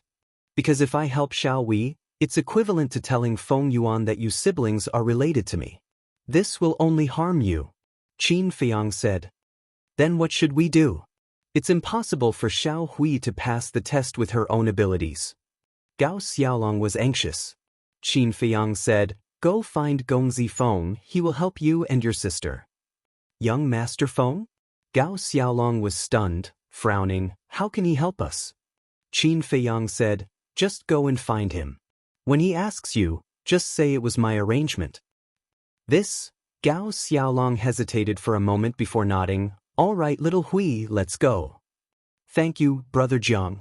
Gao Xiaowei bowed to express her gratitude and followed Gao Xiaolong out of the room. After the two left, Fire Lotus looked at Qin Feiyang and smiled. Now your conscience won't be condemned, right? Of course not. I've already repaid what I owed them. From now on, it will depend on their own luck. Qin Feiyang smiled faintly. Then, what if they find out the truth later that it was because of you that their Gao family was exterminated and they hate you? Fire Lotus asked. Qin Feiyang smiled. If that's the case, what's the harm in killing them? What's the harm in killing them? Fire Lotus muttered to herself and sighed.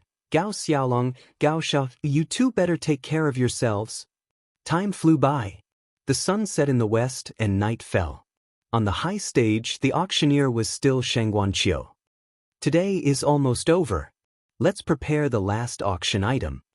Shangguanqiu looked around and took out a palm-sized metal box from the spatial ring on his index finger. Everyone looked at the metal box curiously. Shangguanqiu waved his hand and the metal box opened with a click. A terrifying heat wave surged out of the box. The whole auction house turned into a giant furnace in an instant. This is... Qin Feiyang leaned back in his chair and felt the terrifying heat wave. He immediately sat up straight and stared at the metal box. Shangguanqiu lifted a finger and a flame flew out of the metal box and floated in the air. Alchemy fire. Qin Feiyang was excited. Judging from the aura, it was a grade 9 alchemy fire. A grade 9 alchemy fire was exactly what he wanted. Whether it was refining the spirit-breaking pill or the dragon soul primordial spirit pill, they all needed a god-level alchemy fire. The nether devil flame was only at grade 9. Therefore, it needed 3 more grade 9 alchemy fires to reach the god level. This is a grade 9 alchemy fire. The starting price is 500,000 and there is no upper limit. Let the auction begin. As soon as Shangguanqiu finished speaking, the sound of bidding was heard. Qindage, if you want to make a move, do it now. Because with your current reputation, as long as you open your mouth, I believe no one else will make a bid. Fire Lotus said. In the time that Fire Lotus opened her mouth, the price had already risen to 1 million. When Qin Feiyang heard this, he was stunned. Am I that famous? Why don't you try? Fire Lotus smiled. I'll try. Qin Feiyang laughed and said, 1,500,000. As soon as the voice came out, the whole place fell into a dead silence. Is it him? Yes, it's him. I can't be more familiar with this voice. He's still in the auction house? This is not good. Soon. The auction house was in an uproar. As Fire Lotus expected, no one made a bid. What's wrong with them? Why didn't the person in the 9th private room make a bid? In a private room, there were 5 young men and women who looked at the people in the auction house suspiciously. There were 3 men and 2 women. They were dressed in gorgeous clothes and had an extraordinary temperament. They don't dare to compete with this person. Another white-clothed youth pushed open the door and said with a smile, "Big brother Nye, you're back." The 3 men and 2 women got up to welcome him. The white-clothed youth nodded and walked to the window. He looked at the 9th private room and his eyes flickered. "Big brother Nye, what did you do just now?" The 3 men and 2 women looked at him suspiciously. The white-clothed youth said, "I went to find out what happened in Sky Dragon City recently." "Did you find out anything?" one of the purple-clothed women asked. "There was one thing that was the most shocking. A few days ago, someone not only cheated Feng Zijuan of 400 million god crystals, but also humiliated him." The white-clothed youth smiled. "What? Who is so daring to cheat Feng Zijuan?" The 5 of them were shocked. The white-clothed youth said, "This person is in the 9th private room." "So it's him." No wonder no one dared to say anything when he opened his mouth. "Big brother Nye, is his identity scarier than Feng Zijuan?" The 5 of them sighed. The white-clothed youth shook his head and said, "This person's identity is still a mystery." "Do we still want the alchemy fire?" a black-clothed man asked. "Of course. Big brother Nye has always wanted a 9th-grade alchemy fire. Now that there's a chance, why not snatch it?" The other 4 said. "But this person dares to cheat Feng Zijuan. What if we get cheated too?" The black-clothed man frowned. The 4 of them remained silent and looked at the white-clothed youth. The white-clothed youth thought for a while and shook his head. "Forget it. This person's identity is mysterious. It's better not to make enemies with him." On the high platform, Shangguan Qiu's beautiful eyebrows gradually frowned. When Qin Feiyang opened his mouth, she thought that the situation from a few days ago would happen again. She was very happy, because her treasure pavilion was about to make a fortune again. However, as time passed, no one increased the price. This was completely different from the beautiful situation she had imagined. What were these people doing? After all, this was a 9th-grade alchemy fire. How could they just give it to someone else? Shangguan Qiu glanced at the 9th private room and asked unwillingly, 1,500,000. "Is there anyone else?" Everyone remained silent. "Where's Feng Zijuan? Where's the Feng family? Come out." At this moment, she could not wait to hear the Feng family's voice. However, after waiting for a while, no one made a sound. "This is a big loss." Shangguan Qiu shook his head helplessly and announced the result. "Qin Dage, did you see that? Now you're in Sky Dragon City. You're a ruthless person that everyone is afraid of." Fire Lotus covered her mouth and laughed. Qin Feiyang smiled helplessly. This scene was really unexpected. Shangguan Qiu must hate him to death. However, this 9th-grade alchemy fire was too cheap. The starting price was only 500,000. After all, in the Great Qin Dynasty and the Forgotten Continent, a 9th-grade alchemy fire could not be found at all. It could be said to be a priceless treasure. Today's auction has come to an end. Everyone, please come early tomorrow. Shangguan Qiu smiled politely and left with the alchemy fire. The people in the auction house also stood up and gradually dispersed. In the private room, Qin Feiyang entered the ancient castle and took out 1,500,000 divine gems. He put them in a Qiankuan bag and prepared to leave with Fire Lotus. However, at this moment, Shangguan Qiu came to him and reluctantly handed the alchemy fire to Qin Feiyang. Qin Feiyang thanked him and also handed the Qiankuan bag to Shangguan Qiu. Shangguan Qiu looked at the divine gems in the Qiankuan bag and his face twitched slightly. He said, "Young master, in the history of the treasure pavilion, a 9th-grade alchemy fire has never been sold for less than 5 million. This time, you got it for only 1,500,000. You got a great deal." This is all thanks to everyone's care." Qin Feiyang laughed. Shangguan Qiu rolled his eyes. Qin Feiyang's eyes flashed slightly. He looked at Shangguan Qiu and said with a smile, "Miss, why don't we sit down and talk?" Shangguan Qiu was slightly stunned and looked at Qin Feiyang suspiciously. He sat opposite Qin Feiyang and asked, "Young master, what do you want to talk about?" "Miss, you are pure and intelligent. I don't think I can hide anything from you." Qin Feiyang said with a smile. Pure and intelligent. I can't afford to be praised like that. Young master, if you have any good deals, just say it. As long as it is valuable, the treasure pavilion will accept it. Shangguan Qiu said with a smile. Miss, you are indeed a businesswoman. Then I won't hide it. Qin Feiyang took out an elixir from his Qingkuan bag and put it on the tea table. However, it was not a potential elixir, but a Juku Yellow Dragon elixir. Chapter 1962. Shangguan Qiu held the Juku Yellow Dragon pill and looked at it over and over again. Her eyes were full of surprise. It had 5 elixir veins? Most importantly, she had never seen this medicinal pill before. Fire Lotus frowned and asked secretly, Qin Dage, is this appropriate? I've thought about it. Even if I successfully enter the 9th Heaven Palace, the soul stones I get are far from enough, so I have to think of another way. Pills like the potential elixir are undoubtedly the fastest shortcut. Compared to the potential elixir, the Juku Yellow Dragon pill is slightly inferior, so it shouldn't cause too much trouble. Of course, there's another reason why I'm doing this. Qin Feiyang explained. What is it? Fire Lotus was puzzled. The demon ancestor, Dong Xingyang, Mu Tianyang, and Mu Qing entered the ancient world before us. I wonder where they are now. So I want to use the Juku Yellow Dragon pill to lure them out. Similarly, I'm using the name Jiang Haoyan to lure them out. Because they all know that I've used this name before. Qin Feiyang thought. I see. Fire Lotus was enlightened. Shangguan Qiu thought for a long time but couldn't figure out what kind of pill it was. So she looked up at Qin Feiyang and asked, Young master, what is this pill called? What are its effects? The Juku Yellow Dragon pill can increase the cultivation of battle kings and battle emperors. The more elixir veins there are, the higher the cultivation level. For example, the Juku Yellow Dragon pill in your hand has 5 elixir veins, so it can increase the cultivation level by 4 levels at once. Qin Feiyang said with a smile. What?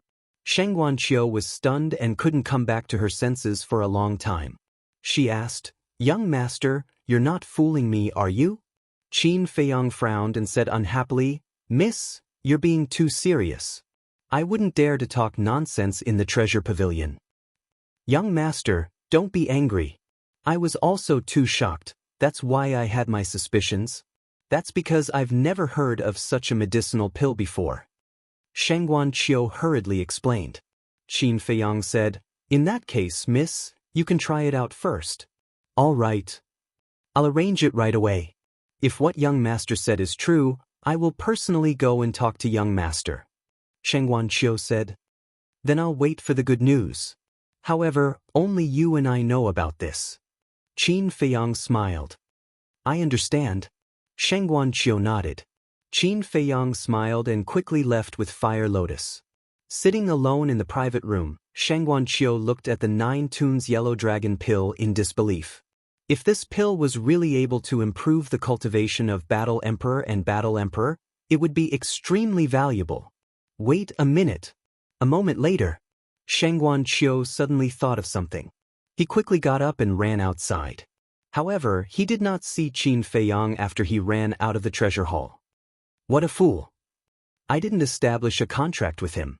She stood at the entrance of the treasure hall and slapped her forehead angrily. Steward, what's wrong with you? The guards at the door looked at her in confusion. Nothing. Shangguan Qiu waved his hand and turned to enter the treasure hall. However, he suddenly stepped back and looked at the 2 guards. In the future, if Jiang Haoyan comes to the treasure hall, you must treat him well and inform me immediately. Jiang Haoyan? The 2 guards were confused. Shangguan Qiu said, the one who cheated Feng Zijuan a few days ago. Got it. The 2 guards nodded. Shangguan Qiu also left in a hurry. The Black Tortoise World. Qin Feiyang stood against the wind and looked at the image in the void with a smile on his face. At the side, Huolian had a face full of suspicion. After leaving the treasure hall, they found a dark alley and entered the Black Tortoise World. Then, they returned to the treasure hall. Therefore, they both saw Shangguan Qiu chasing after them. Fire Lotus looked away and asked in confusion, Qin Dage, why didn't you establish a contract with her? Girl, this is the trick. Qin Feiyang smiled. Trick? Fire Lotus was stunned. That's right. There's a saying that goes, what you don't get is the most precious. What you get too easily will not be cherished. In short, when dealing with a shrewd person like Shangguan Qiu, you must seize the initiative. Qin Feiyang smiled. I see. Fire Lotus smiled in realization. You're waiting for her to come to you. Correct. Qin Feiyang nodded. Fire Lotus looked at Qin Feiyang and sighed. Qin Dage, I feel more and more that you're too scary. Scary? How so? Is there anyone kinder than me in this world? Qin Feiyang laughed and controlled the Black Tortoise realm, silently flying out of the city. How narcissistic. Fire Lotus shook her head, but there was a trace of a smile on her face. Although this man's actions were unpredictable, it was undeniable that he was really good to the people around him. Take her for example. If it was someone else who was not related to her, would he be so kind to help her? Obviously not. Therefore, in comparison, this man was really outstanding. Just as Fire Lotus's imagination was running wild, Qin Feiyang controlled the Black Tortoise realm and took out the image crystal. Buzz. A fiery red shadow appeared. When Hui Yi saw Qin Feiyang, he teased, Brother Jiang, you're in the limelight at the treasure pavilion again today. Qin Feiyang smiled bitterly and asked, Are you still at the Jade Zither Pavilion? I've been waiting for you to come here for a drink, but you didn't come. I'm a little sad. Hui Yi said with a look of dissatisfaction. Let's talk about it after drinking. The Black Dragon Lake you mentioned last time, where is it in the Sky Dragon Mountain range? Can you give me the coordinates? Qin Feiyang said. Hui Yi was stunned and asked suspiciously, You're going to the Black Dragon Lake now? Let's go and take a look. Qin Feiyang smiled. Hui Yi shook his head and straightforwardly gave the coordinates to Qin Feiyang. Thanks. Qin Feiyang thanked him and was about to turn off the image crystal. Is there any movement from Feng Yuan and Gu Yong recently? Hui asked. Nope. Qin Feiyang shook his head. Hui Yi frowned and said, I haven't seen any suspicious people in the past few days. What are they thinking? I don't believe that they will give up. They're not so kind people. This is just the calm before the storm. Qin Feiyang said. Then you have to be careful. Hui Yi warned. You too. Qin Feiyang smiled and turned off the image crystal. While they were talking, the Black Tortoise world had already left Sky Dragon City and entered the mountains. Qin Feiyang saw that there was no one around and took Fire Lotus and left the Black Tortoise world. He opened an altar and jumped up. Swish. So, the two of them arrived above a lake. The lake was dozens of miles in size and surrounded by steep mountains. The aura of berserk beasts was countless. However, the two of them didn't sense any berserk beast aura in the lake below. The lake was as clear as a mirror. The night breeze blew past, causing ripples to form on the surface of the lake. Qin Dage, although I didn't sense any berserk beast aura in the lake, I have a feeling that there is a pair of eyes watching us. Fire Lotus said in a deep voice. Is that so? Qin Feiyang was surprised. Fire Lotus nodded. Qin Feiyang scanned the surface of the lake. His dark eyes flickered with wisps of light. If Fire Lotus's feeling was right, then it was very likely to be the Black Dragon. In other words, there was no need to hide now. Boom. With that thought, his divine sense emerged from the top of his head and rushed towards the lake. However, before Qin Feiyang's divine sense entered the lake, a huge wave suddenly appeared in the middle of the lake. Following closely, a terrifying dragon aura rushed into the sky like a volcanic eruption. This is the aura of a half-step divine lord. Qin Feiyang's eyes trembled. What Hui Yi said was true. This black dragon had the cultivation of a half-step divine lord. Accompanied by a loud dragon roar, a black dragon rushed out of the water and stopped in front of Qin Feiyang and Fire Lotus. It's really a black dragon. Qin Feiyang's eyes lit up. The black dragon in front of him was more than 10,000 feet long. Its scales were dense, like a majestic mountain range. Its eyes were as big as a dustpan, flashing with an astonishing ominous light. The black dragon stared at Qin Feiyong and shouted, "Human, what are you looking for by releasing your divine sense?" The voice was like a bell, shaking Qin Feiyong and Fire Lotus. "I'm looking for you." Qin Feiyong laughed. The ominous light in the black dragon's eyes became stronger and stronger. "What are you looking for this emperor for? Do you want this emperor to be your mount? Or do you want this emperor's blood essence?" "Don't misunderstand." Qin Feiyong quickly waved his hand and said, "I'm here to confirm something with you." "Confirm something?" The black dragon was stunned. Qin Feiyong waved his hand, and the flame god power emerged, condensing into a figure. This person was Hui. Fire Lotus was puzzled. "Qin Dage, what do you mean by this?" "Hui has the black dragon's blood, which means he fought with the black dragon. But you also saw that Hui is only a war god at the Great Success stage, and the black dragon is a half-step divine lord. A war god at the Great Success stage can actually obtain dragon blood from a half-step divine lord black dragon. Don't you think it's strange?" Qin Feiyong thought. Fire Lotus was stunned. "So this is your purpose in coming to the Black Dragon Lake?" "Yes. The feeling Hui gives me is too special. It's familiar yet strange, so I want to understand his true strength." Qin Feiyong transmitted. Just as he finished speaking, Qin Feiyong noticed that the black dragon looked at Hui's figure with eyes full of fear and anger.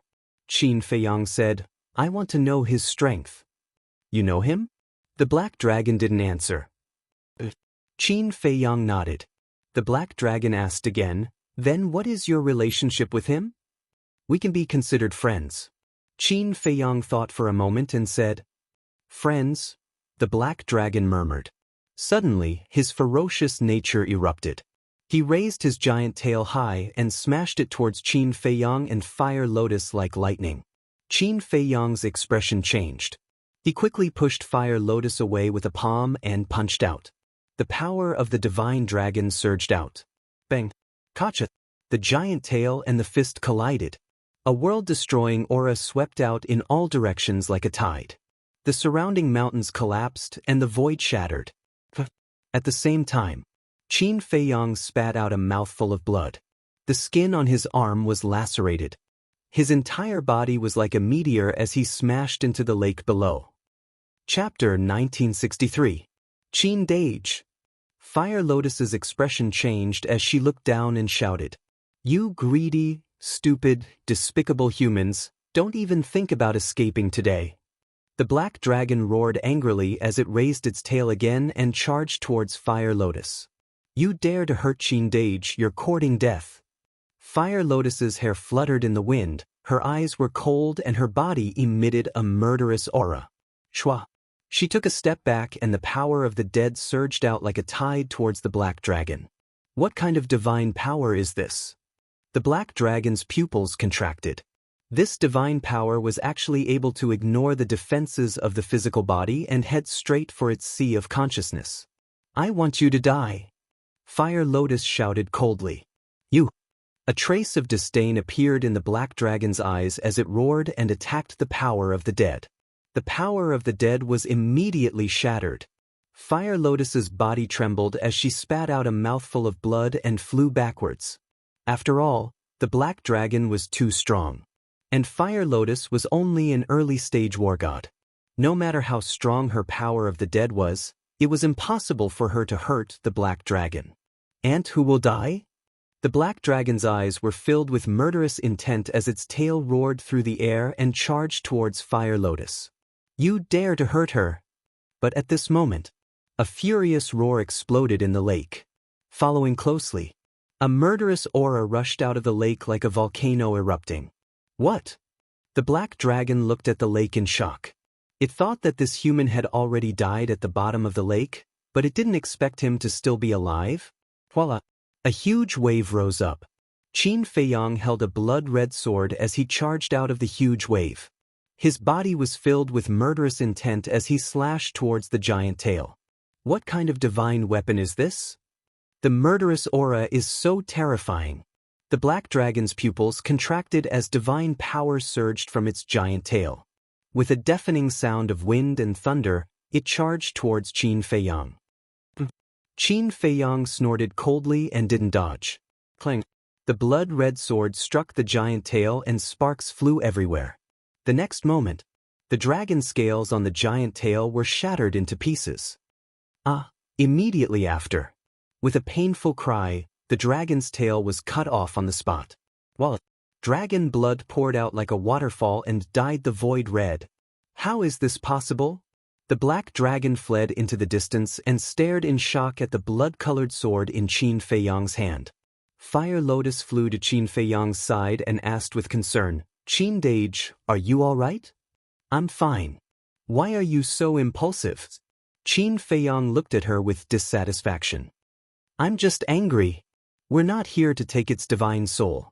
Why would it want to kill us?" Fire Lotus said unhappily. "What?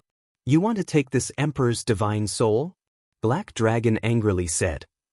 "I did have that thought. However, every mystical dragon is extremely rare.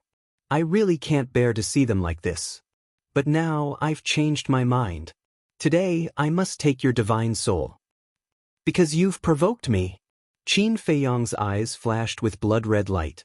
The black dragon god panicked and said angrily, "If you have the ability, put down the divine artifact in your hand."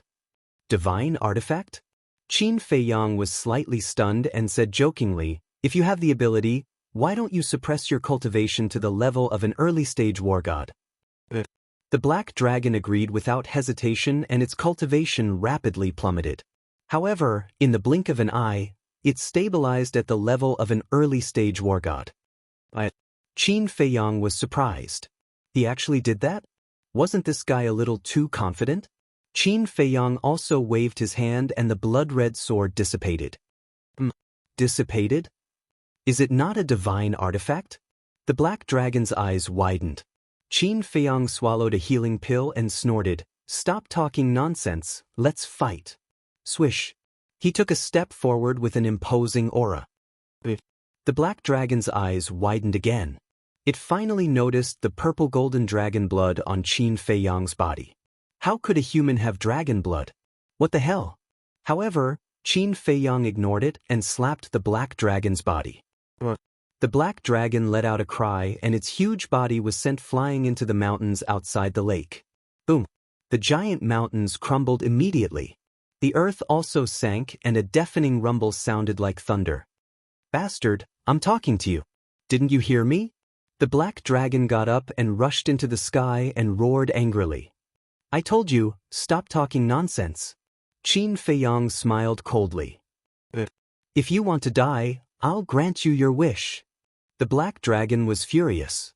Its divine power turned into a giant wave that covered the sky and pounced towards Qin Feiyang. The corners of Qin Feiyang's lips curled up, and the divine dragon force formed by the purple-gold dragon chi surged out in all directions. Boom! The black dragon's divine power was instantly annihilated. What? The purple-golden dragon energy. The black dragon was dumbfounded again. Who was this person? Not only did he have the purple-golden dragon blood, but he also had the true purple-golden dragon energy. Could it be that he was not a human but a purple-golden dragon? Just as the black dragon was stunned, the purple-golden dragon energy roared out and drowned it. A scream suddenly resounded through the night sky. The dragon scales on the black dragon's body cracked and shattered one by one. In the blink of an eye, the black dragon's entire body was badly mutilated. Boom! But suddenly, the black dragon's aura was fully released. Its cultivation instantly soared to a half-step divine lord. That huge body directly crushed over. The power of the purple-gold divine dragon immediately crumbled and ceased to exist. At the same time, a wisp of divine power flashed across the sky like lightning and swept towards Qin Feiyang's lower abdomen. It was a critical moment. Qin Feiyang's body tilted and that wisp of divine power immediately swept past his waist and tore a large piece of flesh. However, his lower abdomen and Qi had escaped. Qin Feiyang lowered his head and looked at the wound on his waist, then raised his head and glared at the black dragon angrily. "Do you want to say that I'm despicable?" "You're more despicable than me." The black dragon sneered. "What do you mean?" Qin Feiyang raised his eyebrows. The black dragon said. The dignified purple golden dragon actually pretended to be a pig to eat a tiger, pretending to be a lowly human. Qin Feiyang was stunned. Did this black dragon think that his real body was the purple golden dragon? The purple golden dragon blood, the purple golden dragon energy, aren't these the best proof? You still don't admit it? The black dragon said angrily. As you said, I'm the purple golden dragon. Qin Feiyang grinned and teleported in front of the black dragon. Bastard, you still won't stop. The black dragon roared and spat out a mouthful of dragon breath, pouncing towards Qin Feiyang with an earth-shattering force. Give me a taste of my own medicine. Qin Feiyang slapped out with his palm, golden light surging from his palm. Boom! After a short stalemate, the dragon breath turned in the air and instantly drowned the black dragon.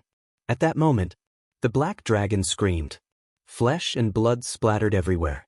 When the dragon breath dissipated, the black dragon was already on the verge of death. Qin Feiyang walked in front of the black dragon and said indifferently, "Half-step divine lord, is only s. What the hell is going on?" The black dragon looked at Qin Feiyang in shock. "Half-step divine lord, although you haven't truly reached the divine lord realm, you're already not comparable to a war god. Normally speaking, with my cultivation, no matter how powerful the divine arts I have mastered, it's impossible for me to pose a threat to you. It's even more impossible for me to seriously injure you. But unfortunately, the divine arts I have mastered can ignore the barrier of the major realm." Qin Feiyang sneered. Ignore the barrier of the major realm. Hearing this, the black dragon's heart was in turmoil. There was actually such a divine art in the world? Are you convinced? Qin Feiyang asked. No. This emperor hasn't activated his battle soul yet. If you have the ability, wait for this emperor to recover from his injuries and fight again? The black dragon said angrily. Qin Feiyang said, for a defeated opponent, I don't want to waste any more time. The black dragon was stunned for a moment, then immediately burned with anger and roared, Bastard, is there a need to humiliate this emperor like this? This is the truth, how can it be called humiliation? Qin Feiyang was puzzled. The black dragon was so angry that he was about to go crazy. He took a deep breath and said in a deep voice, This emperor's skills are inferior, I admit defeat. If you want to kill me, then come. You have quite a backbone. Qin Feiyang chuckled. Humph. The black dragon snorted from his nose, closed his eyes, and quietly waited for death. But after waiting for a while, he didn't hear Qin Feiyang's movements, so he opened his eyes suspiciously. When he saw Qin Feiyang at this time, he was stunned. At this moment, Qin Feiyang was crossing his arms in front of his chest, and he had no intention of killing him. Didn't you want to take this emperor's divine soul? Why don't you do it? The black dragon raised his eyebrows. Qin Feiyang said indifferently, I changed my mind again, can't I? You really change your mind. Then tell me, what do you want to do? The black dragon asked. Qin Feiyang waved his hand, and Hui Yi's shadow appeared again. The black dragon's eyes surged with anger. Qin Feiyang said, His strength, how is it?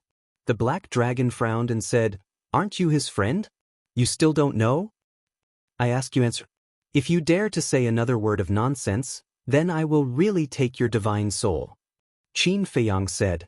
The black dragon's pupils shrank and said, This person's cultivation is the same as yours, a low-level war god, but his methods are very terrifying, not inferior to yours.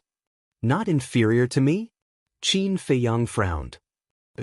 Half a month ago, he accidentally came here and discovered this emperor's existence.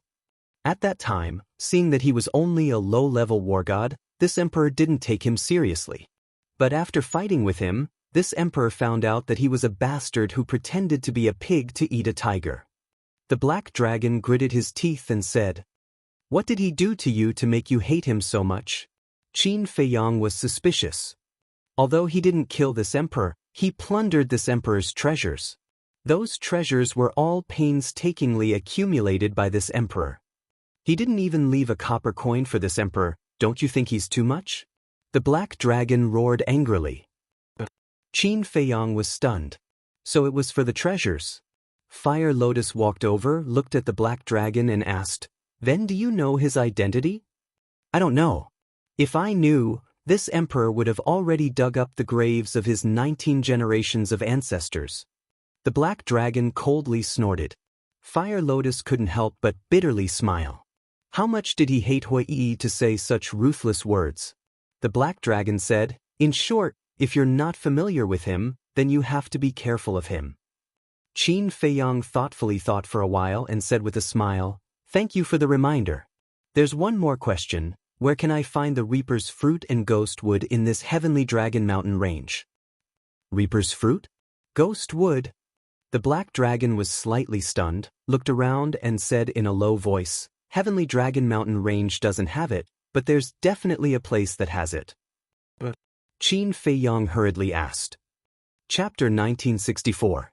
The black dragon looked at Qin Feiyang with disdain. "Even if I tell you, you might not dare to enter this place." Qin Feiyang was taken aback. He asked suspiciously, "Is that so?" "Of course. This place is Nine Heaven Palace." The black dragon said. "Nine Heaven Palace?" Qin Feiyang was surprised. "That's right. There's a cemetery in Nine Heaven Palace. Inside the cemetery are buried the dead of Nine Heaven Palace. There's 100% Death God Fruit and Een Soul Wood. However, the cemetery is the biggest forbidden area of Nine Heaven Palace. Not only are there super experts guarding it, but there's also an indestructible barrier.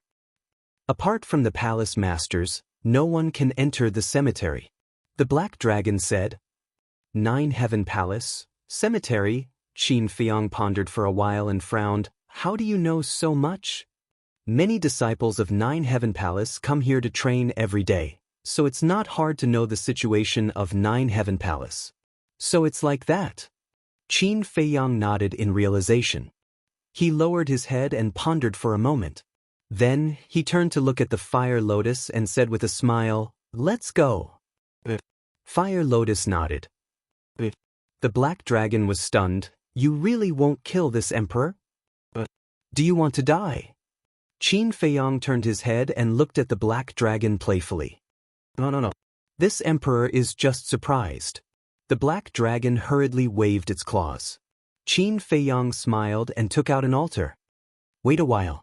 This emperor wants to ask, where is the Purple Gold Divine Dragon clan's land? How many clansmen do you have?" The black dragon hurriedly asked. "You really think I'm a Purple Gold Divine Dragon?" Qin Feiyang was speechless. Reviving the altar, he said without turning his head, "Don't tell anyone about what happened today, especially the Purple Gold Divine Dragon Blood and Purple Gold Divine Dragon Force." Understood. Your Purple Gold Divine Dragon clan must be plotting something." Black Dragon chuckled. Qin Feiyang rubbed his forehead, jumped onto the teleportation altar with the Fire Lotus, and soon disappeared without a trace. "I had originally thought that the Purple Gold Divine Dragon was only a legend. Never would I have imagined that the Purple Gold Divine Dragon actually existed in this world. It seems that there is hope for us dragons to rise again." The black dragon chuckled and entered the lake, disappearing without a trace. Just as Qin Feiyang and the black dragon disappeared, a young man in fiery clothes walked out of the forest in the distance. That was right. This person was Hui. Purple Gold Dragon Blood. The power of the Purple Gold Divine Dragon. Qin Dage, surnamed Qin. Is there such a coincidence in this world? It seems like my guess is right. This matter is getting more and more interesting, Hui whispered to himself. A meaningful smile appeared in his eyes. Then, he opened an altar and vanished from sight. Early the next morning, inside the castle, Qin Feiyang's image crystal vibrated. Qin Feiyang awoke from his cultivation and took out the image crystal. Two illusory figures appeared. They were Gong Zifeng and Gao Xiaolong. Qin Feiyang was stunned for a moment, then he teased, "Your relationship is developing very quickly." Feng Zijuan smiled. "In the past, it was the Dragon King's temple. We didn't recognize each other." Gao Xiaolong was also full of smiles.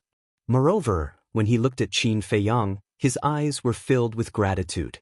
If it weren't for Qin Feiyang pulling the strings, a small character like him wouldn't be able to walk together with someone like Gong Zifeng.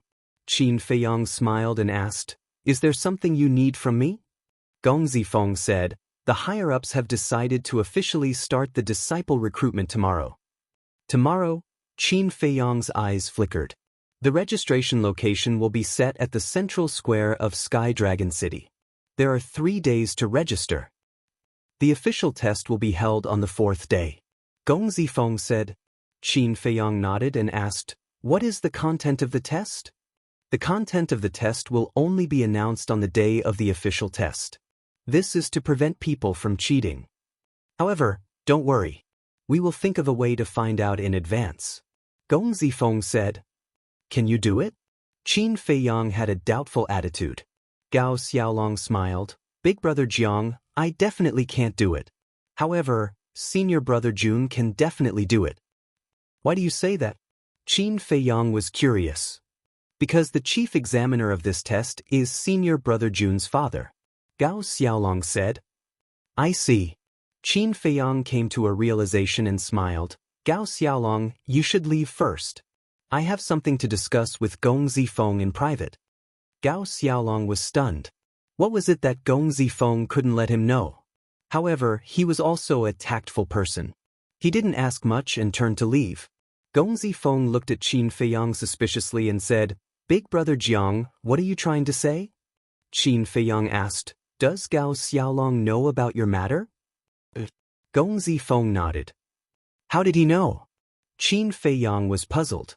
Gong Zifeng said helplessly, Isn't it because of you, big brother Jiang? Qin Feiyang was stunned. I heard from Gao Xiaolong that his sister Gao Xiaowei has been with you. Gao Xiaowei was the one who told him about this matter. Gong Zifeng said. Qin Feiyang was stunned. Thinking about it carefully, it seemed that after saving Gao Xiaolong, he did indeed talk to Fire Lotus about Gong Zifeng being an illegitimate child in front of Gao Xiaowei. It's my fault. Qin Feiyang smiled apologetically. It's nothing. It will be exposed sooner or later anyway. Gong Zifeng shook his head. Although the chief examiner is your father, based on your relationship with your father, are you confident that you can find out the contents of the examination from him? Qin Feiyang asked. Gong Zifeng smiled confidently and said, I'm confident about this. What I mean is that there are some things that you should try not to do personally. Let Gao Xiaolong do it. After all, he is different from you. Even if he makes some mistakes, it won't bring about a fatal disaster. Qin Feiyang said. Gong Zifeng was touched and cupped his hands. Thank you for your concern, big brother Jiang. I will be careful. All right then. Qin Feiyang nodded and smiled. He put away the image crystal and lowered his head, deep in thought. Fire Lotus glanced at the mermaid princess and the others, then looked at Qin Feiyang and whispered, Qin Dage, I'm afraid this matter is not simple. The mermaid princess and the others were cultivating, so she did not want to disturb them. I think so too. 9 Heavens Palace has as many experts as the clouds. Why did they let Gong Zifeng's father be the chief examiner? Looks like the examination won't go smoothly. Qin Feiyang muttered. A cold light flashed in his eyes. Outside. On the same day, the news of 9 Heavens Palace's disciple recruitment spread quickly in Sky Dragon City. The northern region was very big and many big things happened every day. But compared to the 9 Heavens Palace's disciple recruitment, other so-called big things were insignificant. In the evening, in the entire northern region, whether it was big or small towns or remote villages, almost all received the news. Without any suspense, many people rushed to Sky Dragon City at the first moment. As batch after batch of people poured into the city, the originally bustling Sky Dragon City became even livelier. On the morning of the second day, Sky Dragon City's big and small restaurants were packed with people. Even if they had money, they couldn't find a place to stay. Therefore, the people who came later all gathered outside the city. Because there was no more space in the city. On the third day, the plains outside the city were filled with people. Do you know who this year's chief examiner is? Do you know what the examination is about? Every year, it is only announced on the day of the examination. Who knows? But what is certain is that many people will die today. Yeah. Although Nine Heavens Palace is a cultivation holy land, the contents of the examination over the years are too cruel. Without the blessing of the goddess of victory, it is impossible to become a disciple of Nine Heavens Palace. If that is the case, then why did you come here? To join in the fun and broaden my horizons. Everyone gathered in twos and threes and discussed. Central Plaza. It was located at the center of Sky Dragon City, not far from the Treasure Pavilion and Jade Zither Pavilion. This place was more crowded than the other places. In the center of the plaza stood a dozen tall and sturdy men. They all looked middle-aged and wore black clothes. Each of them was more than 2 meters tall, like a small mountain, emitting a shocking pressure. The clothes on their chests were engraved with a flame pattern of a small sword. That's right. They were all members of Nine Heavens Palace's Law Enforcement Hall. The dozen of them formed a circle. On one hand, they were there to maintain order, and on the other hand, they were there to protect a white-haired old woman. The white-haired old woman sat on a chair, her old eyes bright. In front of her was a desk, and on the desk was a yin and yang ring. For every person who came forward to register, the white-haired old woman would take out a black token from the yin and yang ring and record their name and cultivation on it. Then, the old woman would hand the token to the person who registered. Soon, it was the 3rd day of registration. It was also the last day. In these 3 days, other than the people who registered, there was one person who guarded the plaza all day. This person was a middle-aged man. His cultivation was not bad. He was a peak divine warrior. For the past 3 days, he had been standing outside the square, looking around as if he was looking for someone. Time passed, and the sky gradually darkened. 5 young men and women were walking on the street, talking and laughing. There were 2 men and 3 women. Of the 2 young men, one was wearing a snow-white robe. His temperament was otherworldly. The other was wearing a flaming robe. His fiery red hair fluttered in the wind. His entire person was like a ball of fire. That's right. The 2 of them were Qin Feiyang and Hui Yi. Of the 3 women beside them, one was wearing a mask, wearing a light yellow dress, her black hair fluttering in the wind, looking somewhat mysterious. This person was Fire Lotus without a doubt. The other 2 women were both wearing light golden long dresses. They were tall and slender, and had a graceful bearing. Moreover, they all had a devastatingly beautiful face. But the difference was that the woman on the left had a head of wavy golden hair, like a waterfall, extremely dazzling. In front of outsiders, she was like a goddess, sacred and inviolable. However, in front of Qin Feiyang, she showed a timid side, firmly holding onto Qin Feiyang's hand, her face glowing with happiness. There was no suspense. The only person who could be so close to Qin Feiyang was naturally the mermaid princess. And the woman on the right gave off a noble aura. Her dark eyes were like black gems, crystal clear, without any impurities. With her peerless beauty and exquisite figure, no matter where she went, she would attract a lot of stunned gazes. That's right. She was Qin Rushuang. Every frown, every smile, every movement exuded endless charm. Literature Center. Chapter 1965. Hui Yi glanced at the mermaid princess and Qin Rushuang, and then at Fire Lotus. He shook his head and smiled. Brother Jiang, I really envy you. Envy me for what? Qin Feiyang was suspicious. Isn't that obvious? Look at the 3 beside you. Which one of them isn't a peerless beauty? Look at the men around you. They look like pigs, and their eyes look like they can't wait to kill you. Hui said. Qin Feiyang heard him and scanned the crowd around him.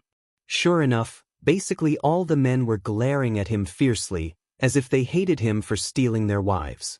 And along the way, there were people who came to hit on him from time to time. Actually, I'm also helpless. Qin Feiyang smiled bitterly.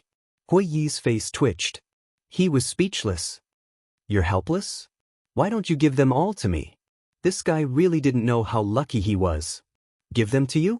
Qin Feiyang was slightly stunned. He rolled his eyes, pointed at Qin Rushuang, and smiled playfully. Okay, I'll give them to you. Hui Yi glanced at Qin Rushuang, his eyes full of amazement. What are you looking at?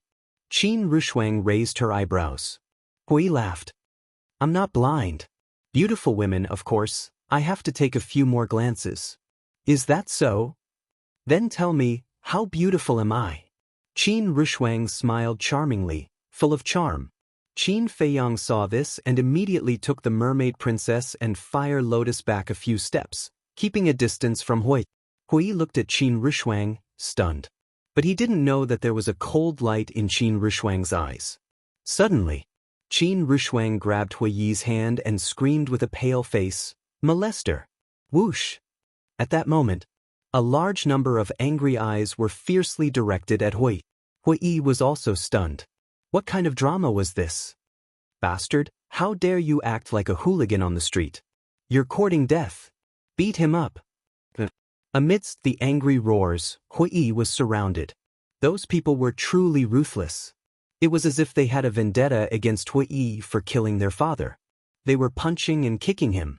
Actually, many people knew that the two of them knew each other because they were talking and laughing before. But in front of a beauty, they couldn't care less.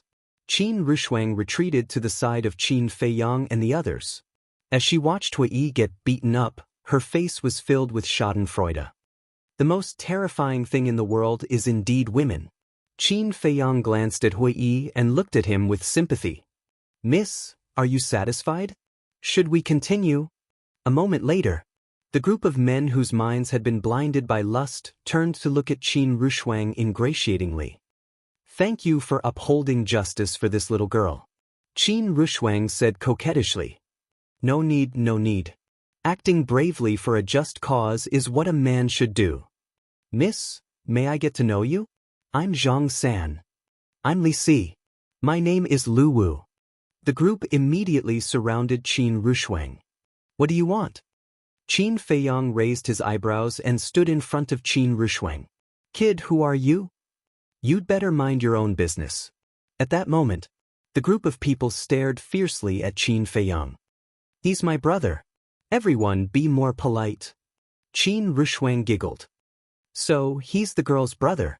I'm sorry, brother-in-law. No, I'm sorry, brother. I've offended you, please forgive me. Everyone's expression instantly changed. They looked at Qin Feiyang with a fawning expression. Qin Feiyang couldn't help but feel a headache coming on. In fact, when he left the castle, when Qin Rushuang and the mermaid princess told him that they also wanted to sign up for the assessment, he firmly opposed it. Because he was worried that such a thing would happen. Unfortunately, his opposition was useless. Not to mention the mermaid princess, just Qin Rushuang, who was at the level of a great-grandmother, he dared to be presumptuous? Disperse. I still have to sign up, I'm not in the mood to mess around with you. Qin Feiyang glanced at those who were trying to curry favor and waved his hand helplessly. A purple-clothed youth said, So, brother-in-law, what did you say? Qin Feiyang glared at him. No, it was a slip of the tongue. The purple-clothed youth quickly waved his hand and changed his words. So, brother, you also want to sign up for the assessment. How about this, I happen to be free, I'll lead the way. No need, I know where to go. Qin Feiyang held back his temper and said. The purple-clothed youth laughed. Don't be so polite. That's right. We're all family. Don't be so polite. The others also followed suit. Jiang Haoyan, your sister caused me to be like this. How are you going to compensate me for my loss? Suddenly, Hui jumped out of the crowd and roared at Qin Feiyang. What? He's Jiang Haoyan, the fierce man who cheated Feng Zijuan? I heard that now, when he opened his mouth in the auction house, the whole audience was dead silent. No one dared to compete with him. The crowd suddenly became restless. So it's Brother Jiang. I'm sorry to disturb you. The purple-clothed youth came back to his senses and without hesitation, he immediately turned and ran. The others also dispersed in an uproar. In their eyes, there was fear that couldn't be dispelled. Qin Feiyang looked at those people in amazement. Was his reputation now so big? Jiang Haoyan, I'm not joking. You have to give me a satisfactory explanation. Hui stared at Qin Feiyang angrily. Qin Feiyang looked at Hui and couldn't help but laugh. Mermaid Princess and Fire Lotus also held back their cheeks until they were red. At this moment, Hui Yi's head was bulging with several big bumps. His clothes were also torn and his body was full of bruises. Especially his eyes, they were like two panda eyes. He looked extremely miserable. "You're still laughing? What did I do wrong to suffer like this?" Hui felt wronged. Qin Feiyang coughed dryly and stepped forward to pat Hui Yi's shoulder. He shook his head and sighed. "To be honest, you asked for it." After saying that, he pulled Mermaid Princess and walked forward without looking back. "I asked for it?" Hui Yi pointed at his nose with a dumbfounded expression. Qin Rushuang glanced at Hui indifferently and also left. "What do you mean? Did I offend her in some way?" Hui Yi looked at Qin Rushuang's back and looked at Fire Lotus, who was secretly laughing, and asked. Fire Lotus moved closer to Hui Yi's ear and laughed softly. "Do you still remember what you said at the Jade Zither Tower?" "Jade Zither Tower?" Hui Yi was stunned and asked suspiciously, "What did I say?" "You forgot so quickly? Let me remind you. At that time, you said that a certain woman was an old woman." Fire Lotus chuckled and turned to chase after Qin Feiyang and the other two. "Old woman? Did I say something like that?" "I don't think so." Hui Yi scratched his head, his face full of suspicion. Suddenly, he seemed to have thought of something. He quivered and looked up at Qin Rushuang's back. Could she be that woman who could play the zither and was at the level of a great-grandmother? How is this possible? Great-grandmother and so young? So beautiful? Hui Yi stood there in shock, unable to recover for a long time. "Brother Hua, if you don't hurry up, the people from Empyrean Palace might have to pack up." Qin Feiyang's voice rang out. Hui came back to his senses and shook his head with a bitter smile. Trouble comes from careless talk. How could he have thought that a casual sentence would cause him to suffer like this? He's Jiang Haoyan. So he's also preparing to enter Empyrean Palace. Looks like we'll have another formidable opponent this time. It doesn't matter if he's a formidable opponent. What annoys me the most is that he has such a beautiful woman by his side. And there's more than one. Gosh, it's really a few fresh flowers inserted in a pile of cow dung. After knowing Qin Feiyang's identity, no one dared to come and harass him. However, they all had a look of righteous indignation. Soon, the central square entered the sight of Qin Feiyang and the others. At this moment, there were many young talents in the square. Each of them had an extraordinary temperament. After hearing the commotion, they all turned their heads and looked at Qin Feiyang and the others. He's actually here too. Many people couldn't help but frown. He's finally here. And the middle-aged man who had been squatting outside the square looked at Qin Feiyang, muttered in a low voice, and immediately turned and disappeared into the crowd. Chapter 1966. When Qin Feiyang and the others entered the square, everyone stepped back and made a path for them. Hui Yi said, "Brother Jiang, you have to thank Feng Zijuan for your current fame." "Yes, I have to thank him." Qin Feiyang snickered. He had become famous by stepping on Feng Zijuan's shoulder. Otherwise, who would recognize a small figure like him? However, the dozen or so enforcers in the middle of the square didn't even look at Qin Feiyang and the others. The old man in white sat at the table with his head lowered. He didn't react at all. After all, their statuses were different. In their eyes, Qin Feiyang and Feng Zijuan's matter was simply a small squabble, not worth mentioning. The five of them walked to the table. The old man in white didn't raise his head. He took out a black token from his yin and yang ring and said, "Name, cultivation. Jiang Haoyan, initial stage god of war." Qin Feiyang stood at the front and looked at the old man in white. The old man in white waved his hand and a ray of light shot into the token. Then, he threw the token to Qin Feiyang. Qin Feiyang grabbed the token and looked at the old man in white suspiciously. Seeing that the old man didn't want to explain, he pulled the mermaid princess to the side. "Why are you pulling me?" Mermaid princess thought. "You can't enter Jiutian Palace." Qin Feiyang thought. But mermaid princess didn't understand. "Didn't you see those guys before? They saw you as a piece of cake." Qin Feiyang snorted.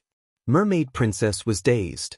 Then she smiled and said, "Are you jealous?" Qin Feiyang coughed and shook his head expressionlessly. "If you're not jealous, Why don't you let me enter Jiotian Palace? Mermaid Princess covered her mouth and laughed.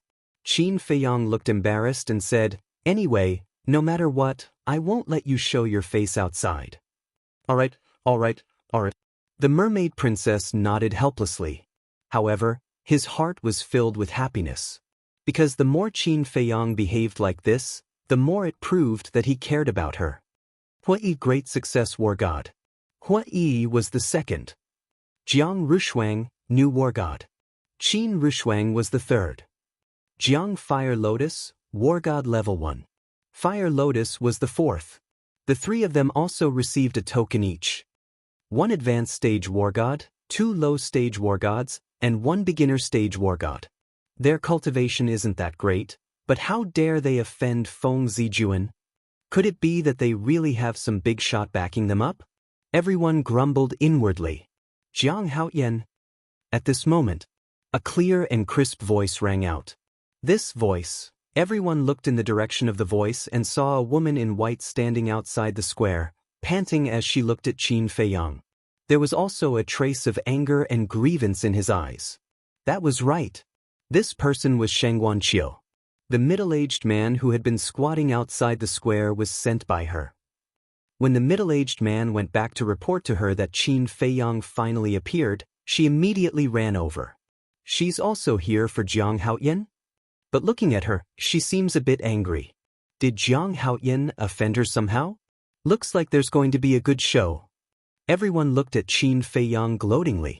Shangguan Qiu was not only beautiful, but also powerful. Most importantly, she really had a backer. Could be said that almost no one in the younger generation of the entire northern region dared to offend her. Even the top monstrous geniuses of the Nine Heavens Palace had to be respectful to her. And Shangguan Qiu was indeed a bit angry now. These few days, she didn't even take a step out of the treasure house because she wanted to wait for Qin Feiyang. But this stinky man seemed to have disappeared from the face of the earth and never appeared again. She was even going crazy. At the same time, Qin Feiyang and the others also looked at Shangguan Qiu. Fire Lotus snickered. Qin Dage, your strategy of loosening the reins only to grasp them better is indeed effective. As expected. Qin Feiyang smiled. But just as he finished speaking, he felt a sharp pain in his waist. He quickly turned his head and saw the mermaid princess glaring at him fiercely. Her little demonic claws were also clutching the flesh of his waist, refusing to let go. What's wrong? Qin Feiyang endured the pain and said to himself. The mermaid princess revealed a devilish smile and said to herself, "Not bad. It's only been a few days and you've already hooked up with a girl."